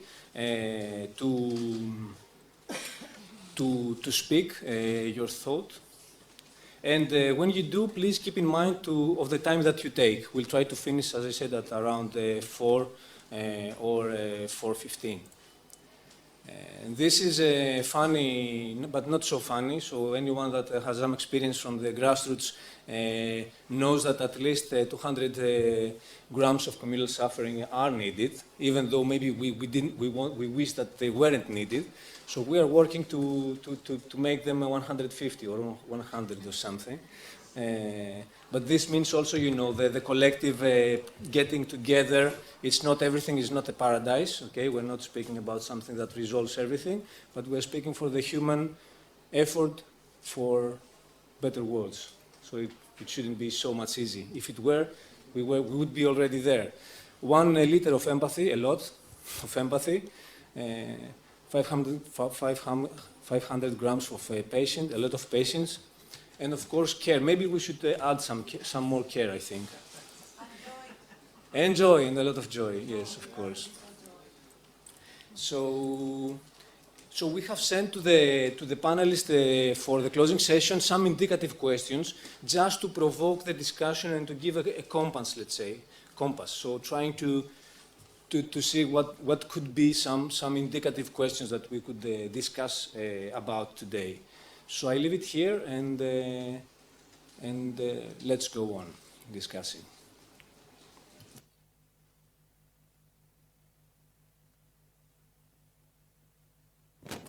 Who wants to start?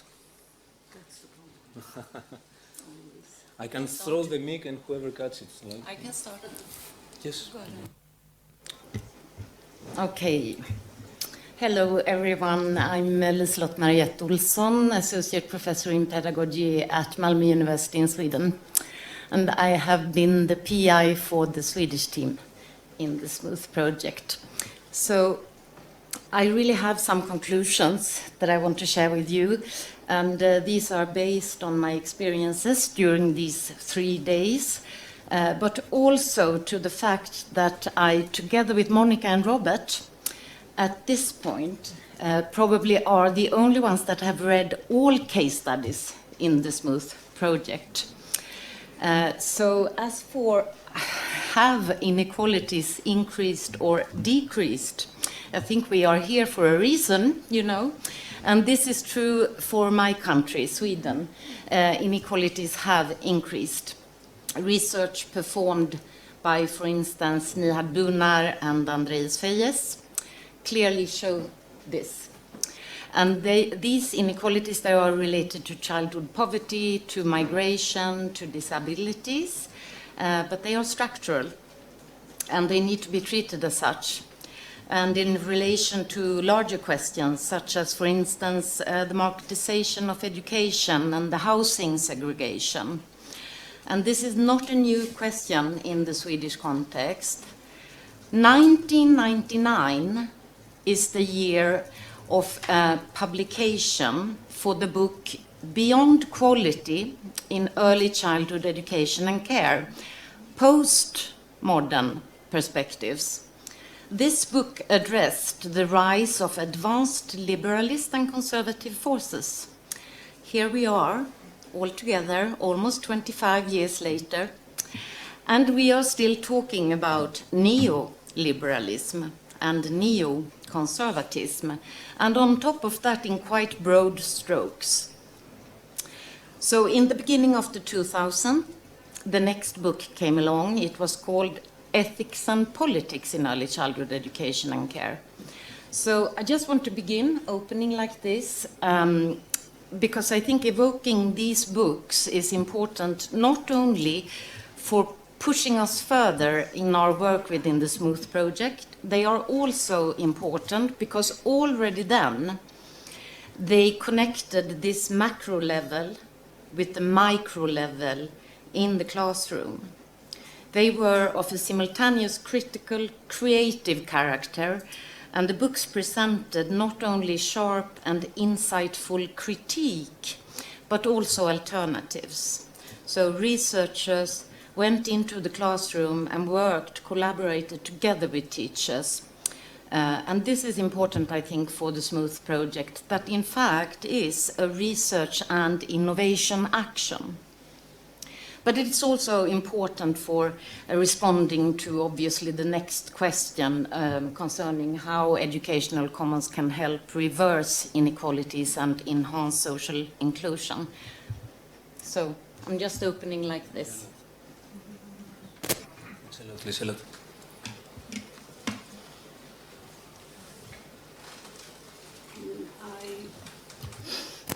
Just wanted to add to what Liselot said about Sweden, that I can confirm that it's basically the same in Italy, unfortunately. Inequalities have increased, also because in the last 20 years now already, we have been facing drastic welfare cuts in the welfare state, especially money that usually went to the non-formal sector, the non-formal education sector. The NGOs have been facing drastic cuts in the funding of their activities. And as one of the leader of one of organizations that we have been working with, we are working with our case studies, said to me once, he told me whenever a youth club closes because they have no money, and he was telling me that whenever a youth club closes in at-risk area, neighborhood in a city, in a big city like Palermo, for example, in Sicily, it's not like when another kind of activity, like a commercial activity, close. It's different because the kind of relationship that we have been with a lot of difficulties, the kind of relationship that we have been trying to develop throughout the years with the local community.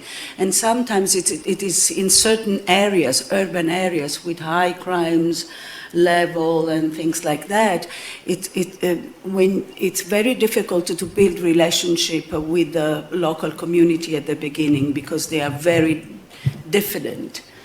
With all these kind of realities that somehow they feel like as a possible competitor. And the crime organizations, and I'm talking about mafia organization, for example, in Palermo, these kind of organizations that are very, diffident. And the parents and the families also are. So what he was trying to tell me that when it takes years and years to create this network of cares and relationship among an NGO and the local community. And so when you close the activities, a youth club close, it's very difficult, or at least it takes again years to rebuild again this network of confidence and relationship and reciprocal esteem.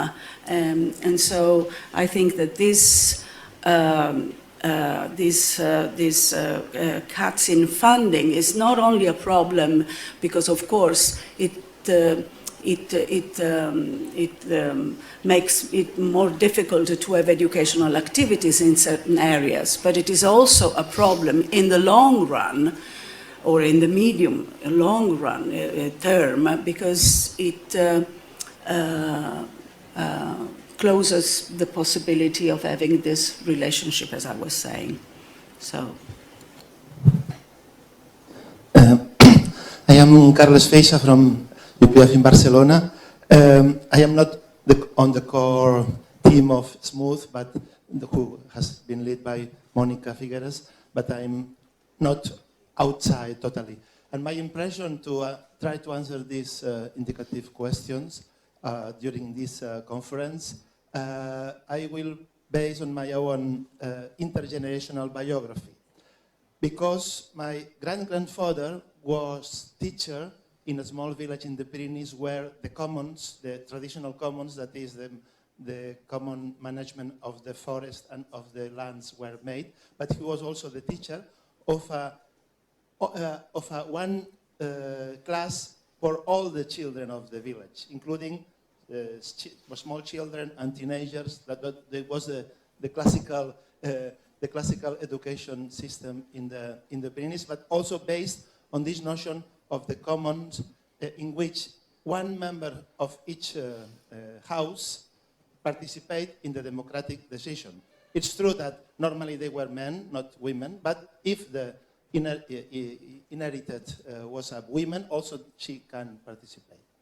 The second experience was my father and mother experience. They were teachers in a working class neighborhood in my city in the 60s and 70s, where the inequalities, of course, in the public education, in this case, it was just graduated education, one year per year, national education, but at the same time, it was a totally interclassist school in which, in my classroom, they were Roma people and sons of doctors.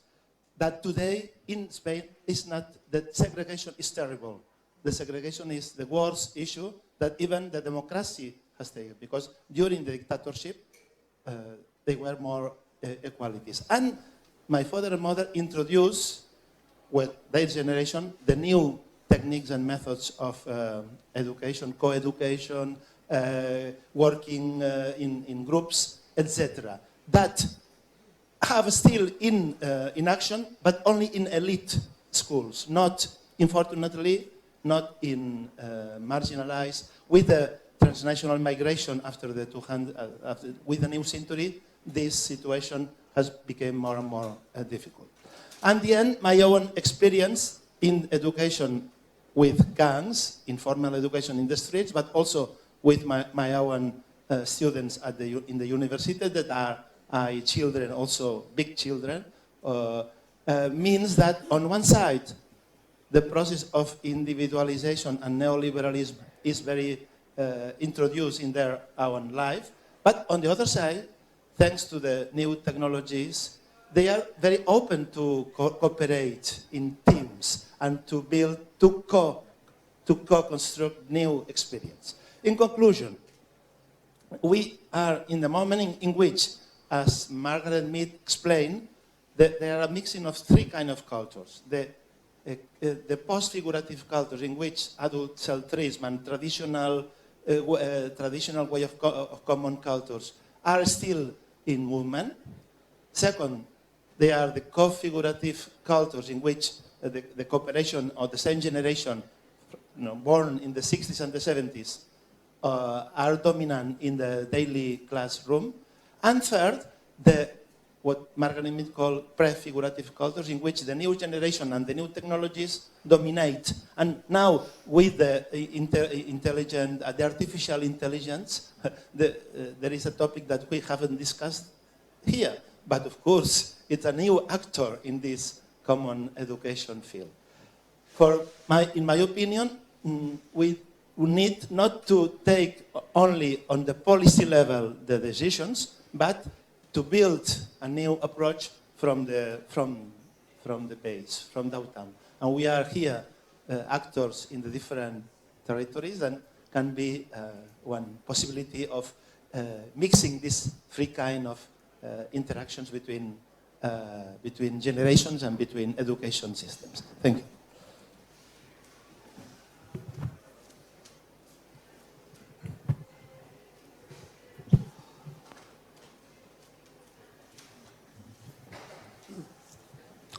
Thank Thank you very much. Very interesting remarks.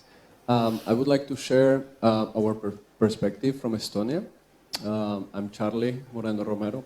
This is my colleague Stamatia. We work in the SMOOTH project, two learning environments in Estonia. And regarding the first question, yeah, definitely inequalities have increased. What we see, particularly in Estonia, a post-Soviet country that jumped into neoliberalism immediately, there is a lot of emphasis on competition, a lot of emphasis on how many hours you need to be teaching mathematics so that our school will get the best score, so that we will not get defunded. There is a lot of emphasis on the individualism. Each one on their own savior, as if you can cheat, but if not, just prepare yourself. It doesn't matter if you cannot or don't want to help others in that process. That is like the mentality. And I would say that there are lots of youth centers. They don't have the best budgeting, but they are present, and there are spaces of contestation also by youth. But one of the biggest, widest inequalities, so that you can see the damage of what is happening, is the mental health of kids, of young people. Estonia gets to be the country in Europe with the best PISA results, OECD. For those of you who don't know, I would like to share that PISA is actually manufactured, created, graded, and sold by a private company, which is Pearson Publishing House. This is something that we don't get information about. So really high PISA results, at the same time the highest rate of teenage and youth self-harm and suicide, depression. That is, I would say, the issue that we are still facing beyond inequality in terms of access. In Estonia that is not the case, but there is a serious damage done to young people. And the system continues labeling them as dysfunctional, as the problem is in the person, as Noah and Jordi were commenting. They're all located on the person. I don't know if later on I would like to think about also and hear what you think, how the educational commons reverse inequalities. Our experience is very interesting, but I'm sure that we will get to know more from partners. Thank you. I would like to continue on that note, actually, and connect to the second question. How can educational commons help us reverse inequalities and enhance social inclusion? We have learned in our case study that if you want to do what I said initially, connect the macro and the micro level, first of all, you cannot, as a researcher, go into educational practices with your preconceived notions of the commons. You have to go in and listen. And as Monica said on the opening night, listen very, very, very, very carefully to what kind of commons children, youth, and adults already are engaged in. You cannot, we believe strongly, implement either actions or innovations related to the commons as a program. And more specifically, as we showed in our conclusions in the presentation of the Swedish case study yesterday, you have to go in and try to get access to children's world. You have to listen really carefully. So our conclusions right now on how educational commons may be an effective way of addressing inequalities are the following. You need to allow children to freely formulate questions, problems, and hypotheses. You need to work within an aesthetic dimension where sensuous perceptive explorations are joined with individual and collective memories. And you need to try to establish an environment where there is a common object and goal between children as well as between children and adults. And this goes for researchers as well. And these conclusions are visible not only in our case study, but as I said, we've read all case studies in the SMOOTH project. So I sort of know what I'm talking about here from your evidence. And there are some really interesting patterns in the case studies that are connected precisely to these conclusions that we make here. And they need to be discussed, we strongly believe, on a profound ontological and epistemological level. What kind of image of children and youth is at stake? How is education defined? What do we mean by teaching and learning? And this, we believe, is also connected to the third and final question about policy, because just as researchers need to begin by listening, so do policymakers. And at this point, I will try to say this as politely as possible, but my recommendation for policymakers right now is back off.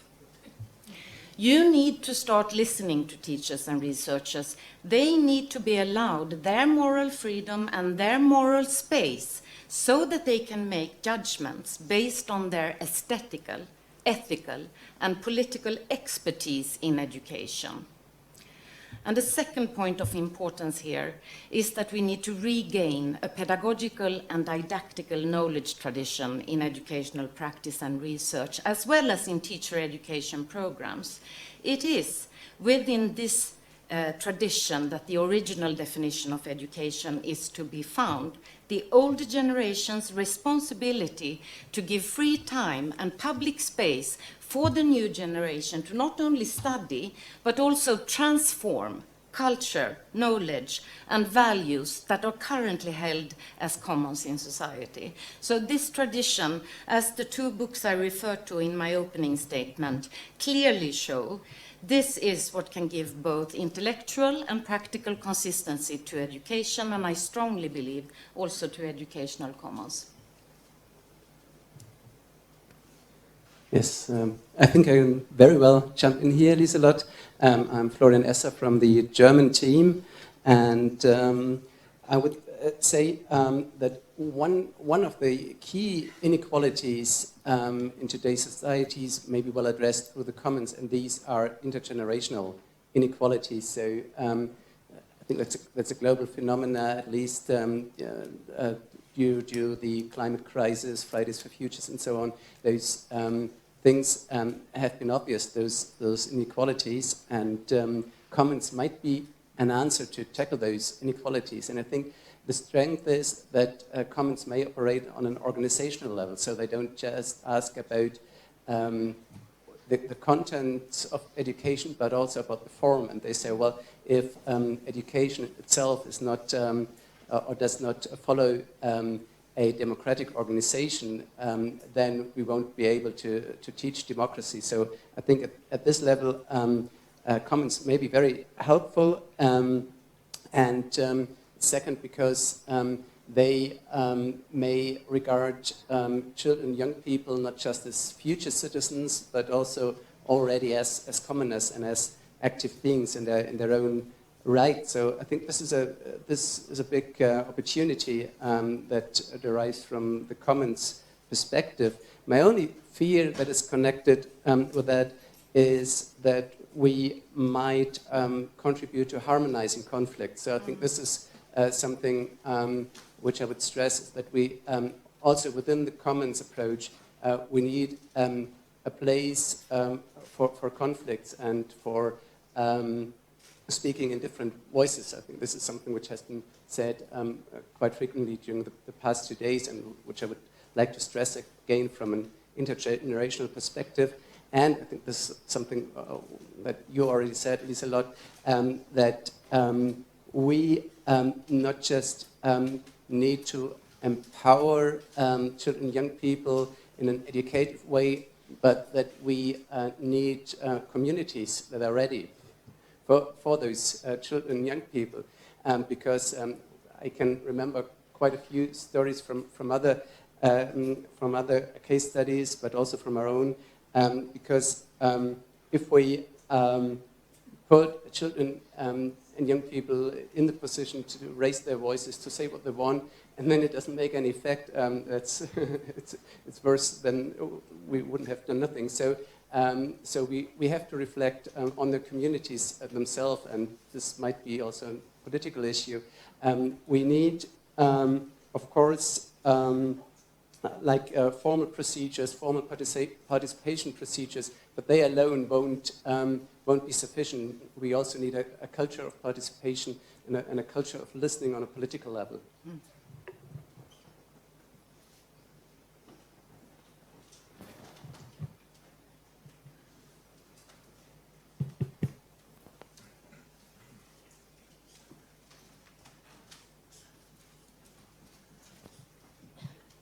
Thank you. Yes, a few words about in trying to connect with us has been so well profoundly said. Thank you, Liselot, for your summary of some things that has been done and thought over the last few years and over the last month and year, 2 years and a half. We were speaking a little bit about those questions that you posted, and we were one of the first thoughts that come into our minds was the importance of to cross these inequalities, to think how they are all crossed by a whole set of patriarchal, adultist, colonial, and extractivist structures of oppression and exploitations, and how these structures are now being accentuating and must be read by the growing power of extreme right-wing populist movements. And for example, now we are having today local and regional elections. And don't forget that at least in Spain, education is decentralized, so regions have a lot to do with that. And also municipalities, as for example, the public schools are owned, the buildings and the resources are owned by the municipalities. I think that's important to have very in mind to try to understand why these movements are growing, and they are growing because of the discontent and frustrations of so many layers of the society who are felt totally excluded. And that has also brought into our minds how we'll be, we'll be hearing a lot about the importance of listening and listening carefully to the children and young people. And of course, that's very important. But listen carefully needs to imply also negotiate it with them and be open to put the proposal into practice. Because it's not as Florian just said, when we see that our proposals are not being put into practice, the growing feelings of discontent and frustration will keep growing. And well, I will stop here. Maybe later I will go to the last point.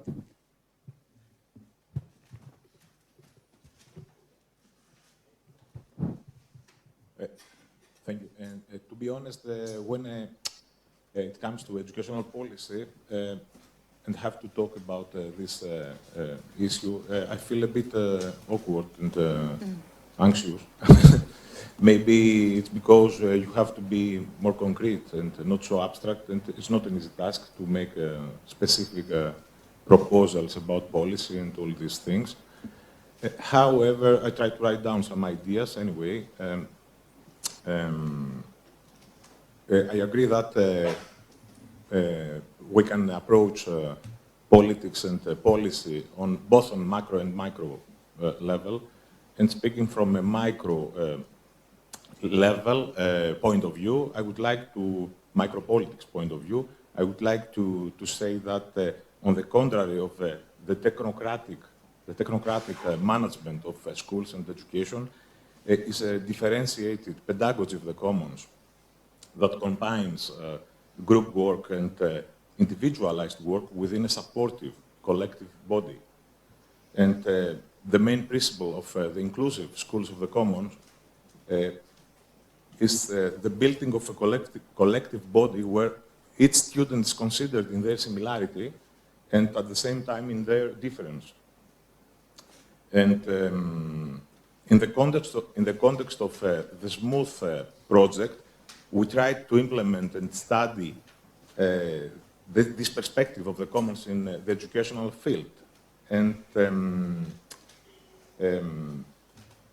we realized that there is a need to produce more empirical, sorry, I have some papers here, to produce more empirical research on commoning practices and commoning practice patterns or commoning efforts that seek and create alternative learning processes in both formal and non-formal education. And we realized that we need also more descriptions of the rituals and the practices and mindsets produced within the educational environments of the commons, as also as Liselot described previously.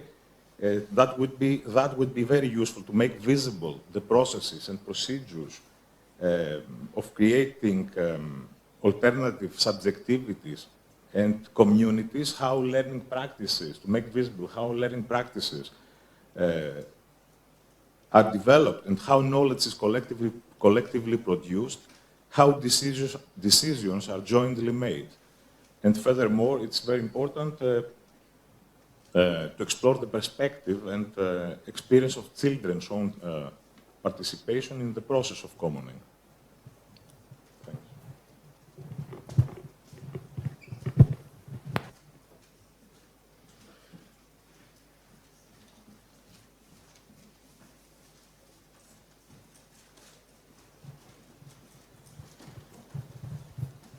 Just to complement the last two interventions of Lucia and Yanis, from the outside, because I'm not in the project, well, again, as 24 years before I started saying, thank you very much for the invitation. It's been a pleasure. I'm delighted to be here. The first three very short conclusions. The first one is that this field, this approach, this perspective, these practices are exploding. And I guess this is really good news. And Smooth is a main part of it. So thanks and congratulations to you all for all the work you have done. The second one is that Smooth and other researchers, you have exposed during these 3 days a really powerful, inspiring and critical experiences, projects, activities, reflections and interventions. And I guess that means that the field is moving, but probably related to the third question, and as now both Lucia and Yanis will come to say, that, and many others today have explained here, like Evie or Stereos or many of you, the third step is to try to structure. And so this idea that when people are ready, because it's not that easy, I guess, this idea that all the feelings, that all the experiences and the intervention that you expose here clashed with the institutional times and agendas and all that stuff. So probably at some point we need to rescale. So these 3 steps that I was trying to explain in this short video, of the practices, the roots, some institutional, and then some policies. So probably from the first to the second, it's quite important. When people feel ready, probably this idea to institution, structure, and long-term. Because I guess that this was the 3 elements that everybody says, it's too short to arrive to, it's too a short intervention to structure it, and we have no power enough to change the rules, you know? So probably these are the 2 main questions that there are this. So what does it mean to transform and to co-create institutional, structural, and long-term dynamics and educations from the educational commons approach? How to do it and under which conditions? So probably some of the questions that could be interesting to keep developing, and thank you and congratulations again.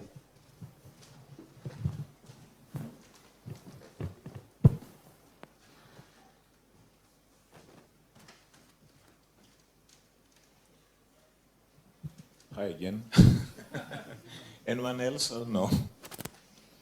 Yes, I just wanted to make, to go back to Liselot, what she said. She's been telling this already several times, and I always think that that's a great point when she says in a very polite manner to policymakers, step back, and that's great. I really think that it's important. The problem to me with this question that, or this invitation, polite invitation that you make, Liselot, is is the fact that they do listen to teachers, or the problem is that, in my opinion, is that policymakers, whenever they listen to what could come from the education field, from researchers, is the fact that they are maybe asking questions and listening to researchers that are developing an ideology of education, an idea of education that, to me, is really very dangerous. It's not that they are not listening. In my opinion, let's put it this way, they are listening to the wrong people. And they are people that are redefining education as a commodity, people that are redefining education as a moment when you train people to become better workers in the market, in the labor market. That's the whole point of education. It's not that they're not listening. They're listening to the wrong people. And I just want to make you an example of this. A few years ago, in 2018, there was this huge debate in Italy because one of the questions, we have in Italy one of those, and I'm sure that you have already also in your countries, there's a standardized test run by this quality assessment organization, which is called INVALSI. It's an institute of research which is funded by the government. And what they basically do, they develop this standardized test, and they then deliver this test to all public schools throughout the national territory. And this test has been running now for at least 15 years, and so they have been collecting data in a structured and structural way now, and so on. It's a standardized test. And anyway, to make it short, and this test is administered to students from primary schools and secondary school, first level. So from 6-year-old to 14 years old.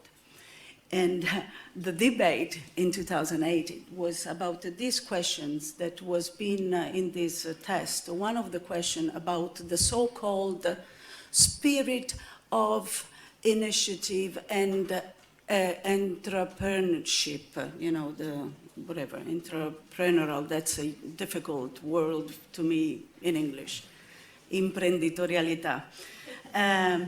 This was the question. Think, this is for primary children, primary school children, 10 years old children. Thinking about your future, how much do you think that the following questions, the following sentences, statements are true? And they need to put a tick, yeah. First one, I will reach the title, the qualification that I want, and the items are a lot, it goes from nothing to very much, okay, and it's a 6 items range. I will reach the qualification that I want. I will have enough money to live. This is 10 years old. In my life, I will be able to do whatever I desire. And the fourth one, I will succeed in buying the things that I want. And the last one, I will find a good job. This is 10 years old children. I think this is the problem. Policymakers are asking the wrong questions, I guess, to the and talking to the wrong people.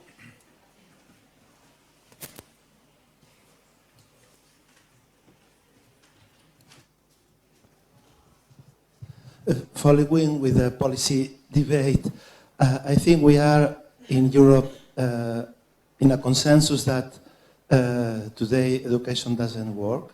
The pedagogical instruments, the structures, the coming from the past are not working, and the inequalities are more and more developing. But what is not clear is how to, which is the solution. And in the solutions, on one side, there is the dictatorship of PISA and the rankings, not only at the primary and secondary, but at the tertiary, at the university level. It's a dictatorship, but we all have to manage with this dictatorship.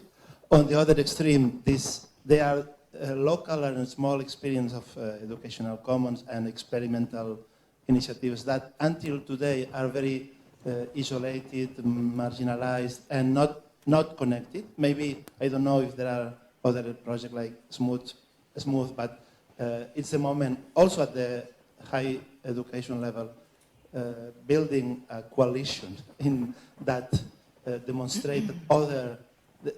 We need, 1 century ago, you explained this morning what was the movement for pedagogical renewal. We need today a new movement for pedagogical renewal, not only at the primary school, but in all the system of education.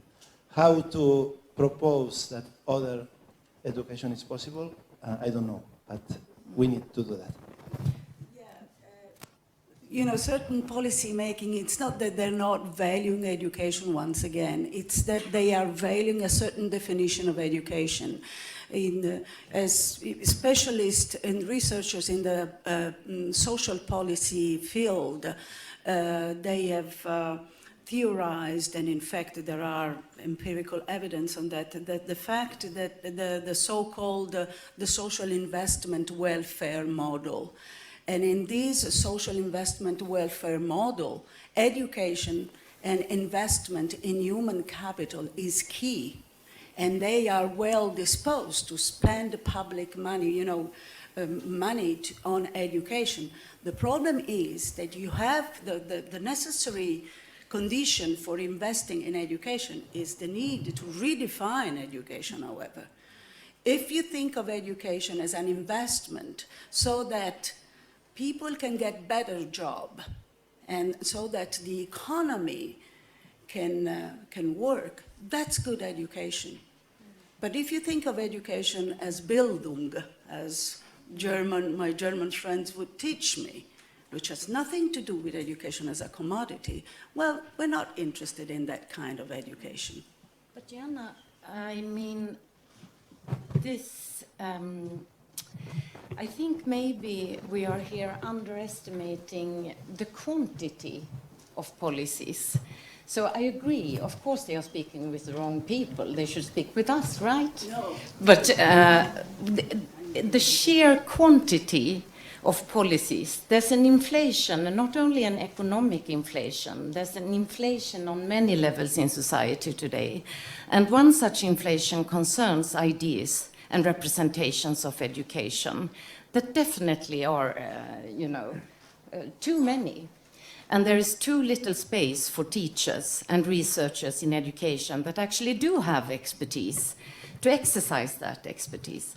And I'm not sure I fully agree with the renewal aspect of education, because I think we run the risk of becoming policy ourselves. This constant renewal, we need a new form of education. I tried to say in my opening statement that we do have resources in a very long history of education within a pedagogical and didactical tradition. Perhaps we need to go the other way around. We need to go back to that tradition. We need to give life again to classical pedagogical concepts such as Bildung, but also to the pedagogical relation and to the pedagogical triangle and to many, many others, This is on. Good.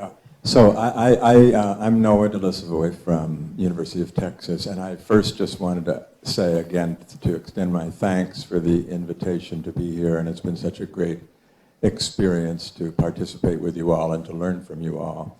And of course, I'm not an official partner of the Smooth Project, but a lot of the work that I've done is connected to the emphases here.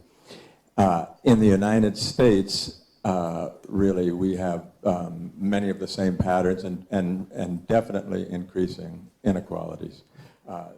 Terrible effects, let us note, from the pandemic that remain and that are not being addressed, that unequally affected different communities, and not only in terms of educational achievement, narrowly measured, which is usually how it's discussed, but in terms of emotional well-being and health outcomes and experiences.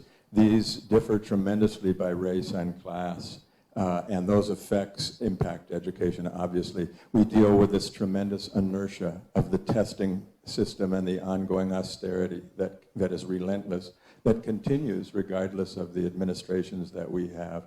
And we have a new political and social offensive now from the right that makes things even harder on those who are most marginalized. So it's a difficult situation. I think the Commons is very promising as an idea and a practice against these kinds of inequality. And as many of the discussions here have shown, for one thing, the Commons, I think, is a claim on space. It's a claim on conversations. It's a claim on knowledge. It's a claim on teaching against many forces that would seek to absorb the market, the state, that would seek to absorb these spaces. However, I think that it's important, and this goes back to some of the things I said in the opening, that we have to be attentive, one, to differences that traverse the space of the common, right?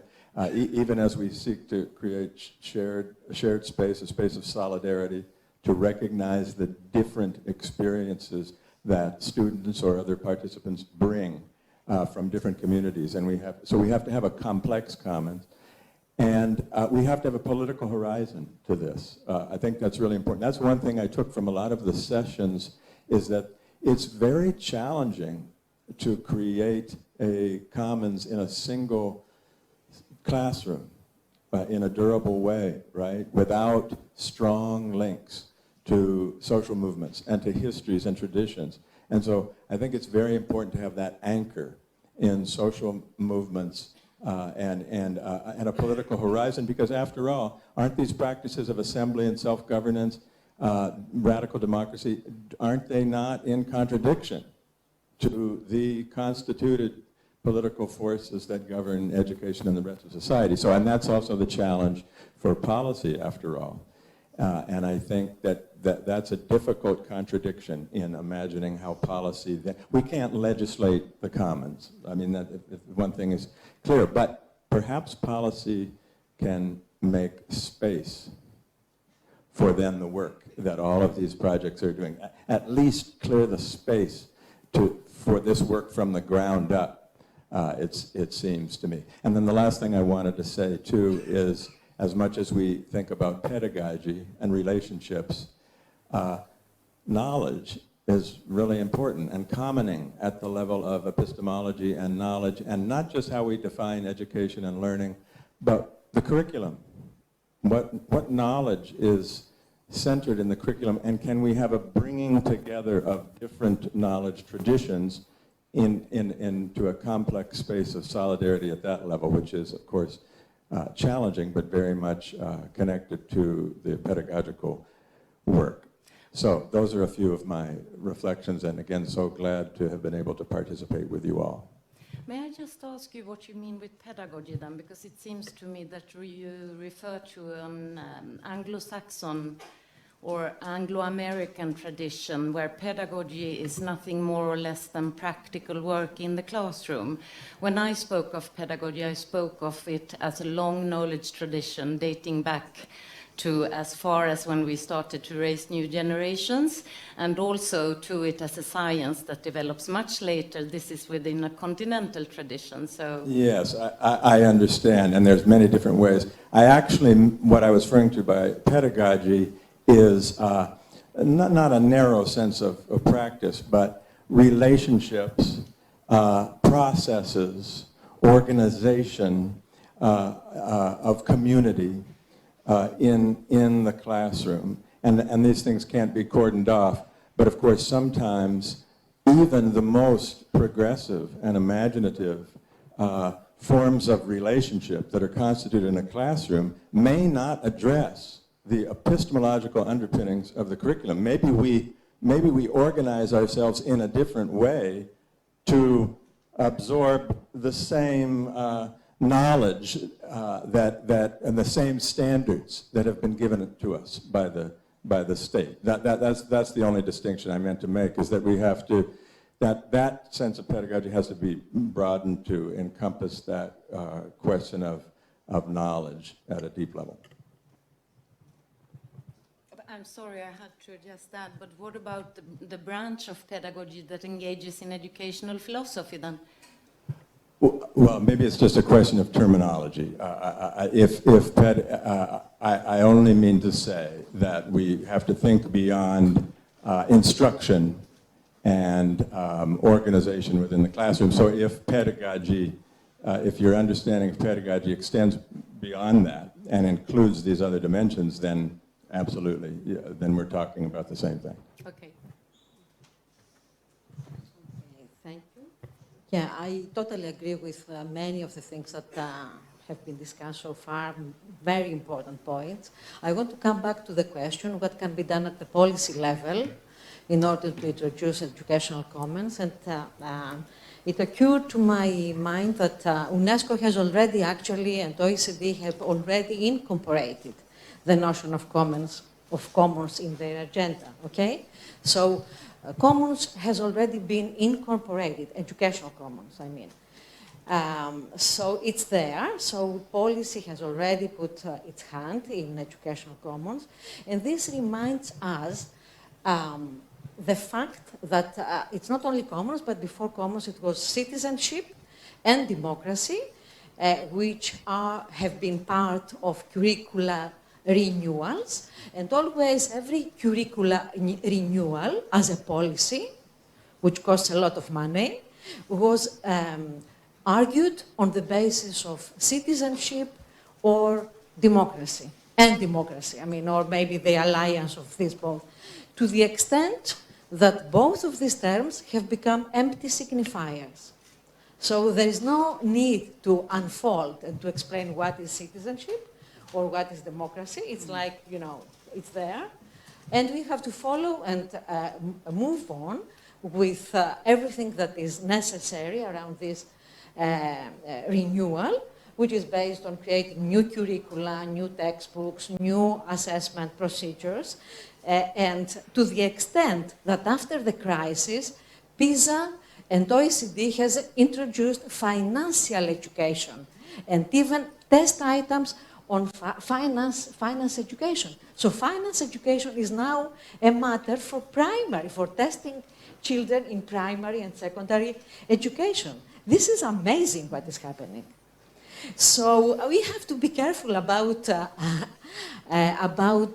seeing, we have to be careful about how educational commons in the radical political sense that we might want to discuss it here, how do we protect it?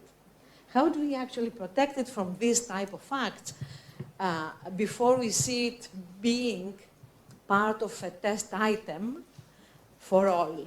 So this idea for all, educational commons for all, or as it is today, citizenship for all, maths for all, science for all, you know, these are terms that we need to be careful of.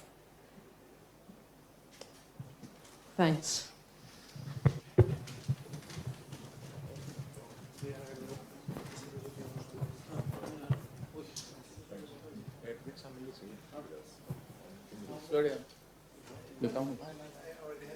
Okay, so just a short follow-up on what the two of you said a while ago. I agree. I think that if we want to think of educational commons as a broader endeavor to reverse inequalities in education, then we have to see them as integrated into a broader counter-hegemonic struggle. It cannot be an isolated attempt in certain schools or educational structures. Otherwise, you face both the broader policy level, but also all the other forces that you mentioned, the forces that work in a completely different direction of individualism, competitive, the spirit of competition, finance, or whatever else. So this is of the broader perspective for me, that they need to be part of a wider struggle that moves on several different levels and fields, economic fields, political system, and so on and so forth. But at the same time, I think that a lesson that I have personally drawn from my case study is that regarding the effect that educational commons can have in certain contexts, limited contexts, on students, on young students in particular, my lesson was that actually democracy, even democratic relationships, matter a lot. They make a difference. They make a huge difference with the subjectivity of students, even if they have to follow the formal curriculum that may have whatever neoliberal elements, aspects, and so on.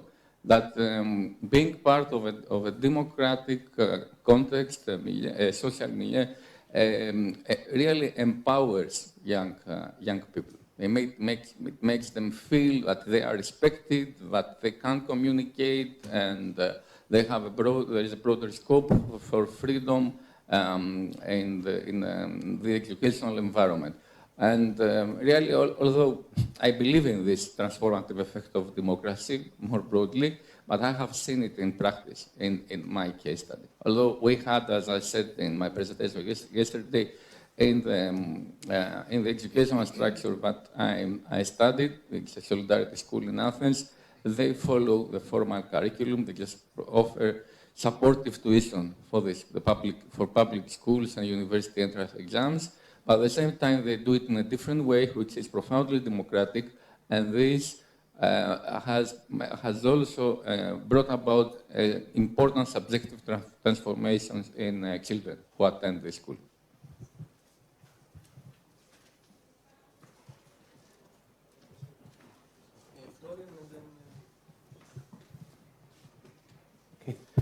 Yes. No.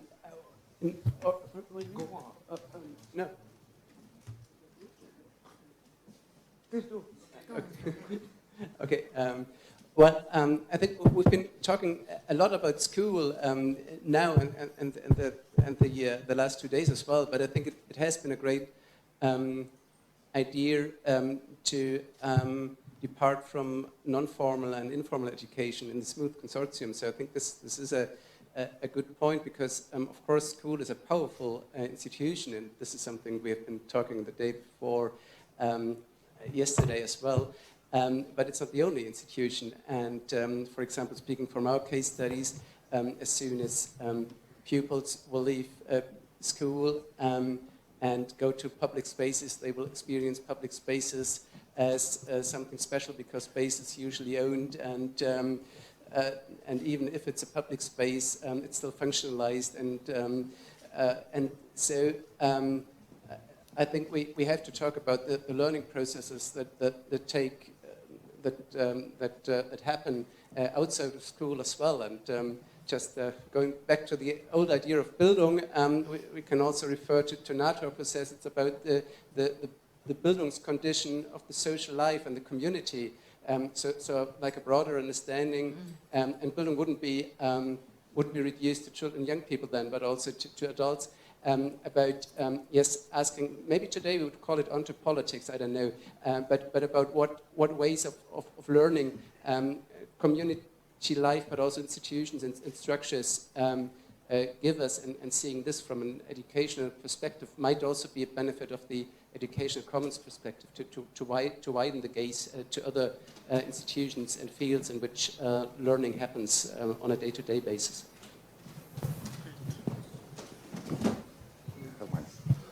Thank you.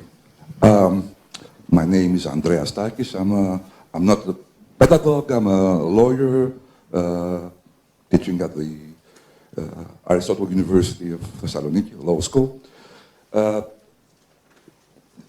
Even from the very beginning of the Smooth project, I was always puzzled by a feeling of growing amazement, for an air of paradox surrounding the very, very project. And this paradox, in my opinion, is replicated in the title of our closing session, Educational Commons and European Policy. The reason is that we're here because the EU is funding a project on educational commons and commons. And commons has an inner relationship with the idea of democratic citizenship, active participation, decision-making, and equal freedom. And the thing that bothers me a bit sometimes is that the very institution funding our project and its very aspiration is related to a power structure, a supranational power structure, which is extremely well known for its for its lack of democratic character. And I think this is something which is puzzling, should puzzle us, and I think this is what rather incites attitudes, which partly at least I accept also about demanding, not politely or not, from policymakers to back off, or the idea of, which I find more fruitful, of asking them to act in a way that enables pedagogical strategies based on commons, or rather create spaces within which one would be able to build up such pedagogical methods which aim at what exactly? Because if the point is of combating or decreasing discrimination and inequalities or social exclusion, as our colleague from Palermo said, there one also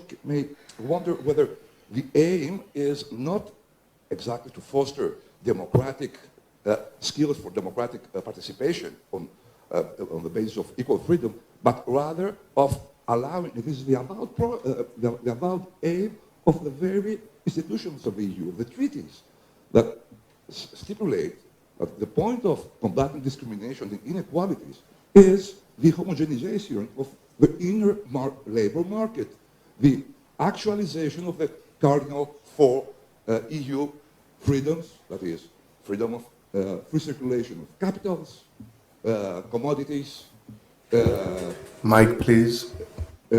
Services and persons. The project of combating discrimination aims exactly from its very inception through the very famous EU directives on discrimination to raise barriers for the efficient functioning of the consolidated EU labor market. And the issue is, because at the end of the day, practitioners, pedagogists that are involved in commoning in education have to face this dilemma. What are we aiming at?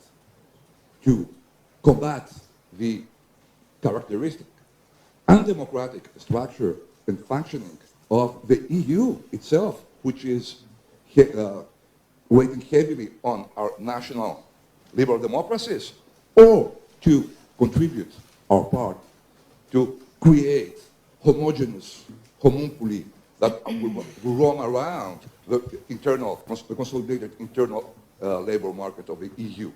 Because relating our very project with the idea of anti-hegemonic strategies for the enhancing of democratic citizenship and skills for participatory politics, not just creating unhindered workers roaming around the EU. So this raises an issue about strategic accommodation of the commoning education, even within the frame of our own project. And I think that if there is something to require or, in a sense, try to impose on policymakers, is that we should be allowed, or rather positively enabled, and funding is something crucial for that purpose. It's not just to ask them to back off. If they back off with their funds as well. We need their funds, but how can we persuade policymakers that funding in a way that enables the creation of spaces of free pedagogics is something that will not go counter the main, not exactly democratic strategy of that is forming in front of us for the future of the EU. That's it for the moment. Okay, but listen, no, I really want to respond to a kind request, please, a kind request. The speakers with the wireless mics to hold the mics properly. Thank you. Yeah. Well, asking somebody to back off is also, if it's done in a sufficiently polite way, to make space for those processes. And to be in the hands of money in that sense, I don't think is a very productive way of proceeding. So fine that you evoke EU as the funder of this project. It's still our task to tell them afterwards what to do. And that kind of advice, actually, in this time and space, give us some room, give back the moral space to teachers, give them their rightful freedom to exercise their profession. I don't think that should be taken so lightly, actually. You don't have a mic. Okay. Please, Charlie. Yeah, thank you.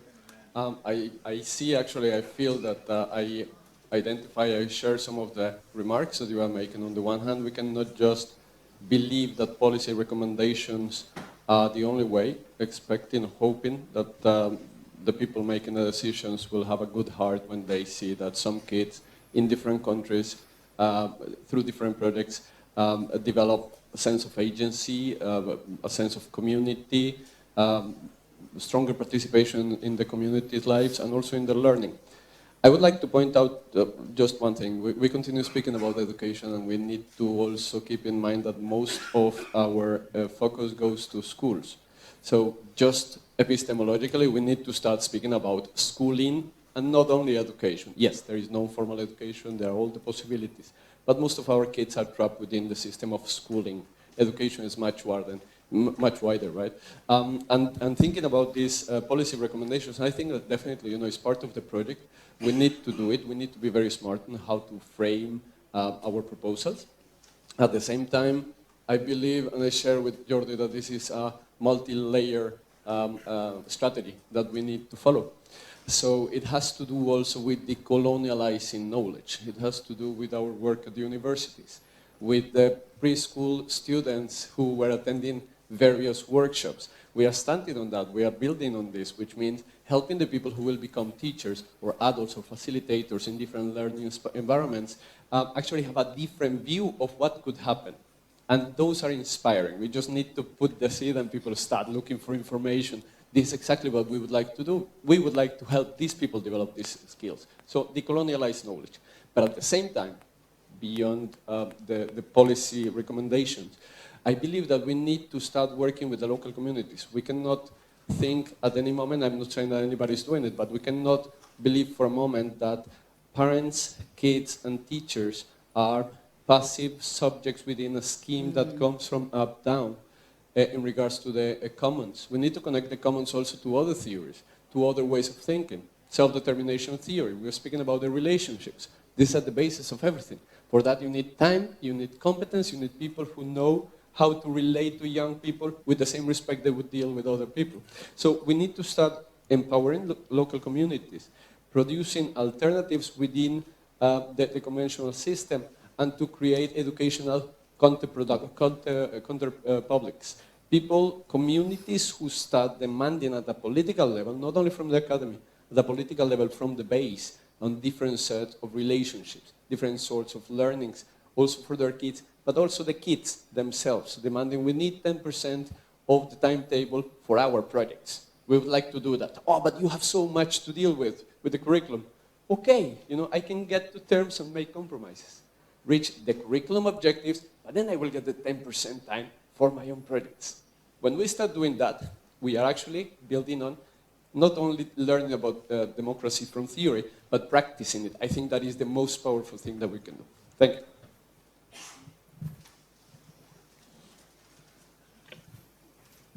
Okay, let's suppose that we wake up tomorrow morning and all European leaders decide that the system, every educational system in European Union adopt educational commons. Okay, what next? Are we prepared for this? Do we have the appropriate mind, strategies? Are parents, students, teachers are ready for a change? I mean, if we don't give some battles in the micro level and adapt and find our strategies first and later to disseminate in the society, maybe it's a more appropriate way that things works. So I think that we need time for a real radical and social change.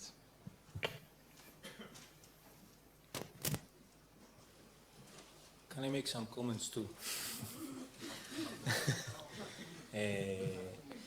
I like what Yannis Pechelidis says sometimes, that one of the nice things about educational commons is that they do not propose a very specific and strict methodology, that it is very open.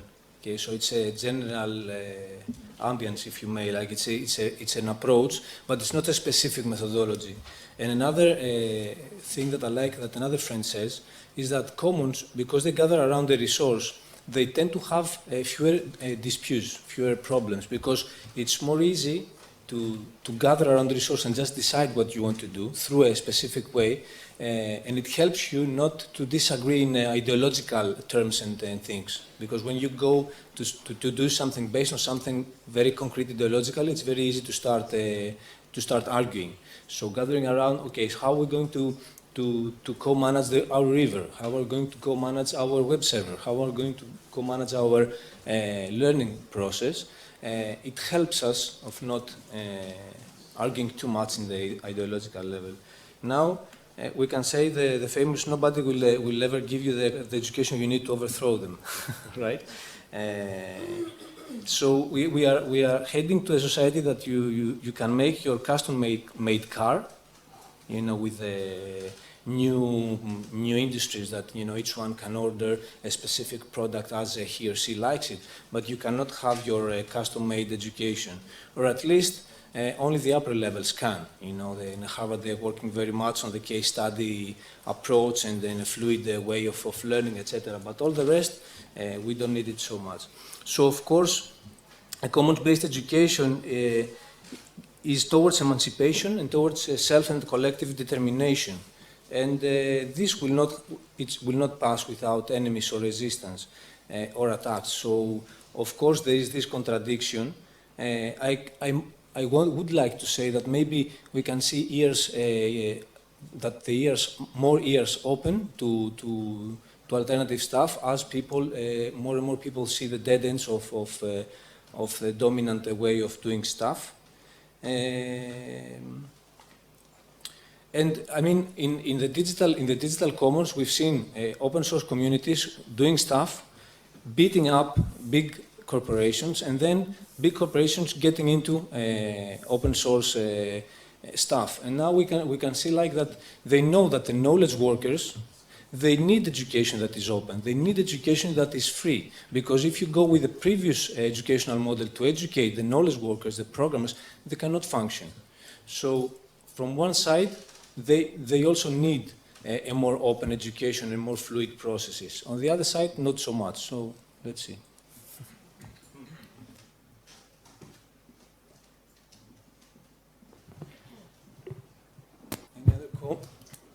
Any other comment, idea? Hi. So I will try to make a short comment because I've listened to many things and my mind is starting to exploding and all my thoughts. I would like to talk on behalf of the part of educators that we are active in schools, and also from the part of researchers and academic family. Beginning with,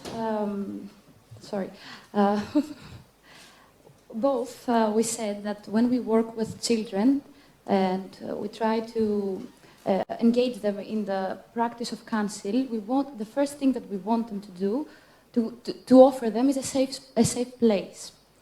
And as I can see, it's really important that we are all here together, but I can see a disproportion between the educators and the academics. And I can see that the educational actors and the teachers that are the agents and the actors of the change are absent. We are researching them outside of the action. I mean, we are observing them. And I would like to stress the need to make more participatory action research. I've done it before, and besides all the good stuff of the researcher, that you're here to counsel them, you're here to support them, they need a partner in crime, because all of the interventions that teachers gave us and offered us here in the conferences, there are many times that said, this thing is illegal. The other thing is illegal that I do, because we are always negotiating the institutional framework. And we need a partner in crime, and we need to think, I'm trying to offer how we can connect as academics and teachers. Teachers usually feel that they are evaluated by the governed, by the academics, by the researchers. So we need to be their partners, because they are the real agents. And if we want to do some change in the policy, it's a long journey, but this is, I think, the first steps. Thank you. Bravo.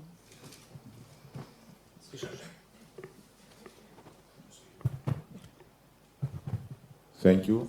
Just to say that, to clarify that, we do not just observe the teachers, we collaborate with them, we co-designed our case studies, and in general I agree that we need to bring them in the front, the teachers, the protagonists, okay, but within the Smooth project and within this conference, we gave them the opportunity to take the floor, to have a lot of presentations with teachers as presenters, and right now they have the opportunity to take the floor and express their feelings, their thoughts.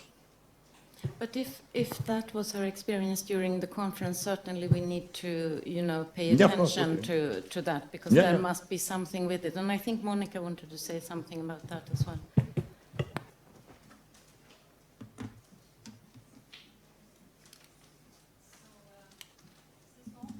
No?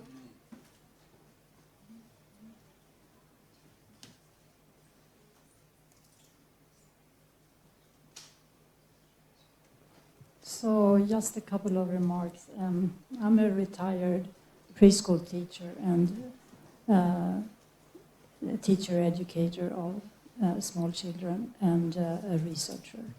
I have been working, my research has been done in the framework of activity theory.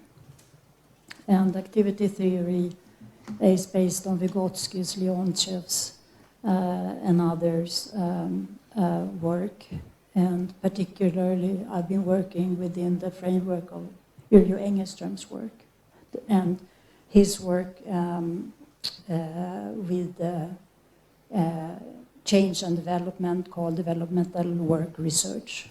And the basic idea within this framework is that exactly what the German team is talking about, tensions and contradictions.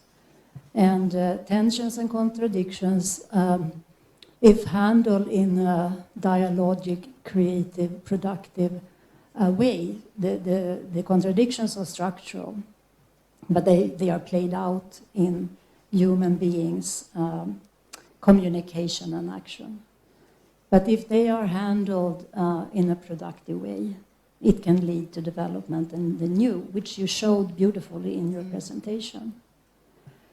So, going back to what Liselott was talking about, listening.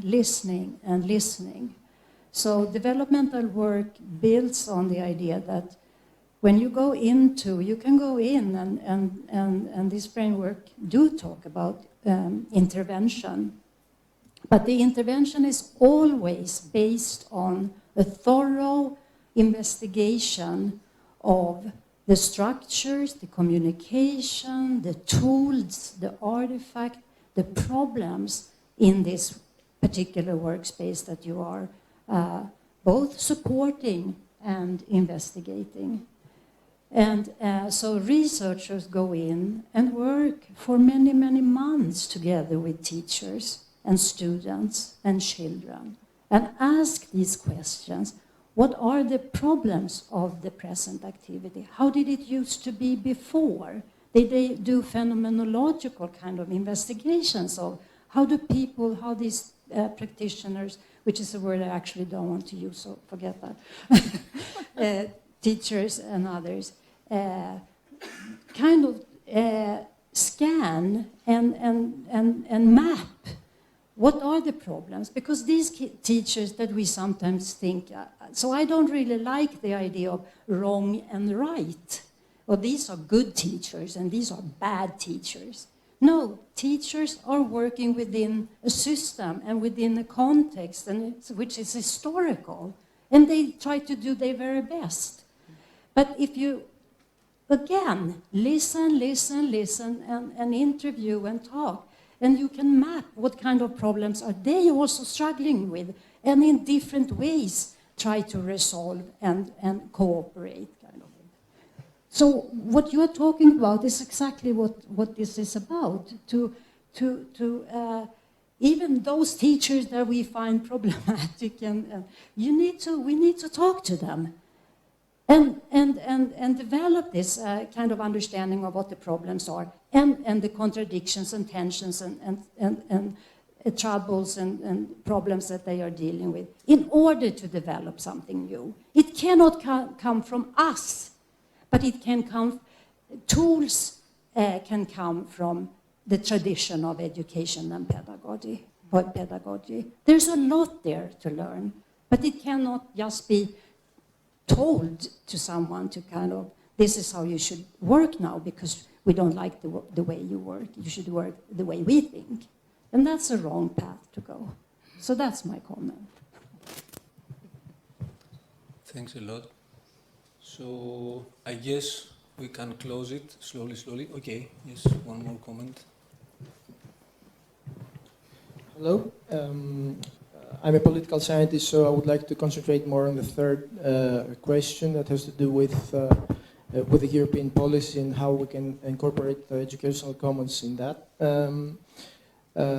Of course, it's an ideological struggle, but until we have a better world, in the meantime, we need to take certain steps. From what I understood from many presentations, there is quantified evidence that shows that educational commons help incorporate better the kids in the democratic process, in the educational process. And this is a hard data that we could use and we could promote in order to convince decision makers that not only the educational process, even the psychological process works better when we have educational commons. And this can be part of the hard data that we can use for European decision makers. Another thing is that in theory, in the EU, there are certain principles like the principle of subsidiarity, the principle of proportionality that guides the way EU institutions work. The basic concept behind this principle is that we should make the decision-making very close to the subject of the political sphere. That's another argument that we can use very well in order to convince policymakers. Third lesson from other grassroots movements or from other movements that, like the environmental one or the feminist one, that promoted their agenda in a very unfortunately neoliberal or consumerist context. Maybe there are techniques that we could borrow from them. Another fourth point that I would like to raise is there is this is an opportunity. It's a shame as well. There's no European ideological identity or conceptual identity, and maybe the commons could be part of it because this identity doesn't exist. This is an ongoing political debate that should start at some point, and maybe it's a good timing that the commons could be incorporated, like the very famous social welfare state, in my opinion. Of course, there are other ideological views. At the end, I think we should act locally and think continentally in order to achieve our goal. Thank you. May I just say thank you for that? That's very interesting, but I think it's very important to keep in mind that this is a project in education. It's a research project in education and educational practices. So I'm not so sure that an ideological struggle is a good term to use. We here are supposed to build on practical and scientific knowledge traditions and less on ideology. So, thank you. So thanks everybody for putting your commons-based good energy for this conference, and take good rest, and see you in the next phases, right? Good evening everybody.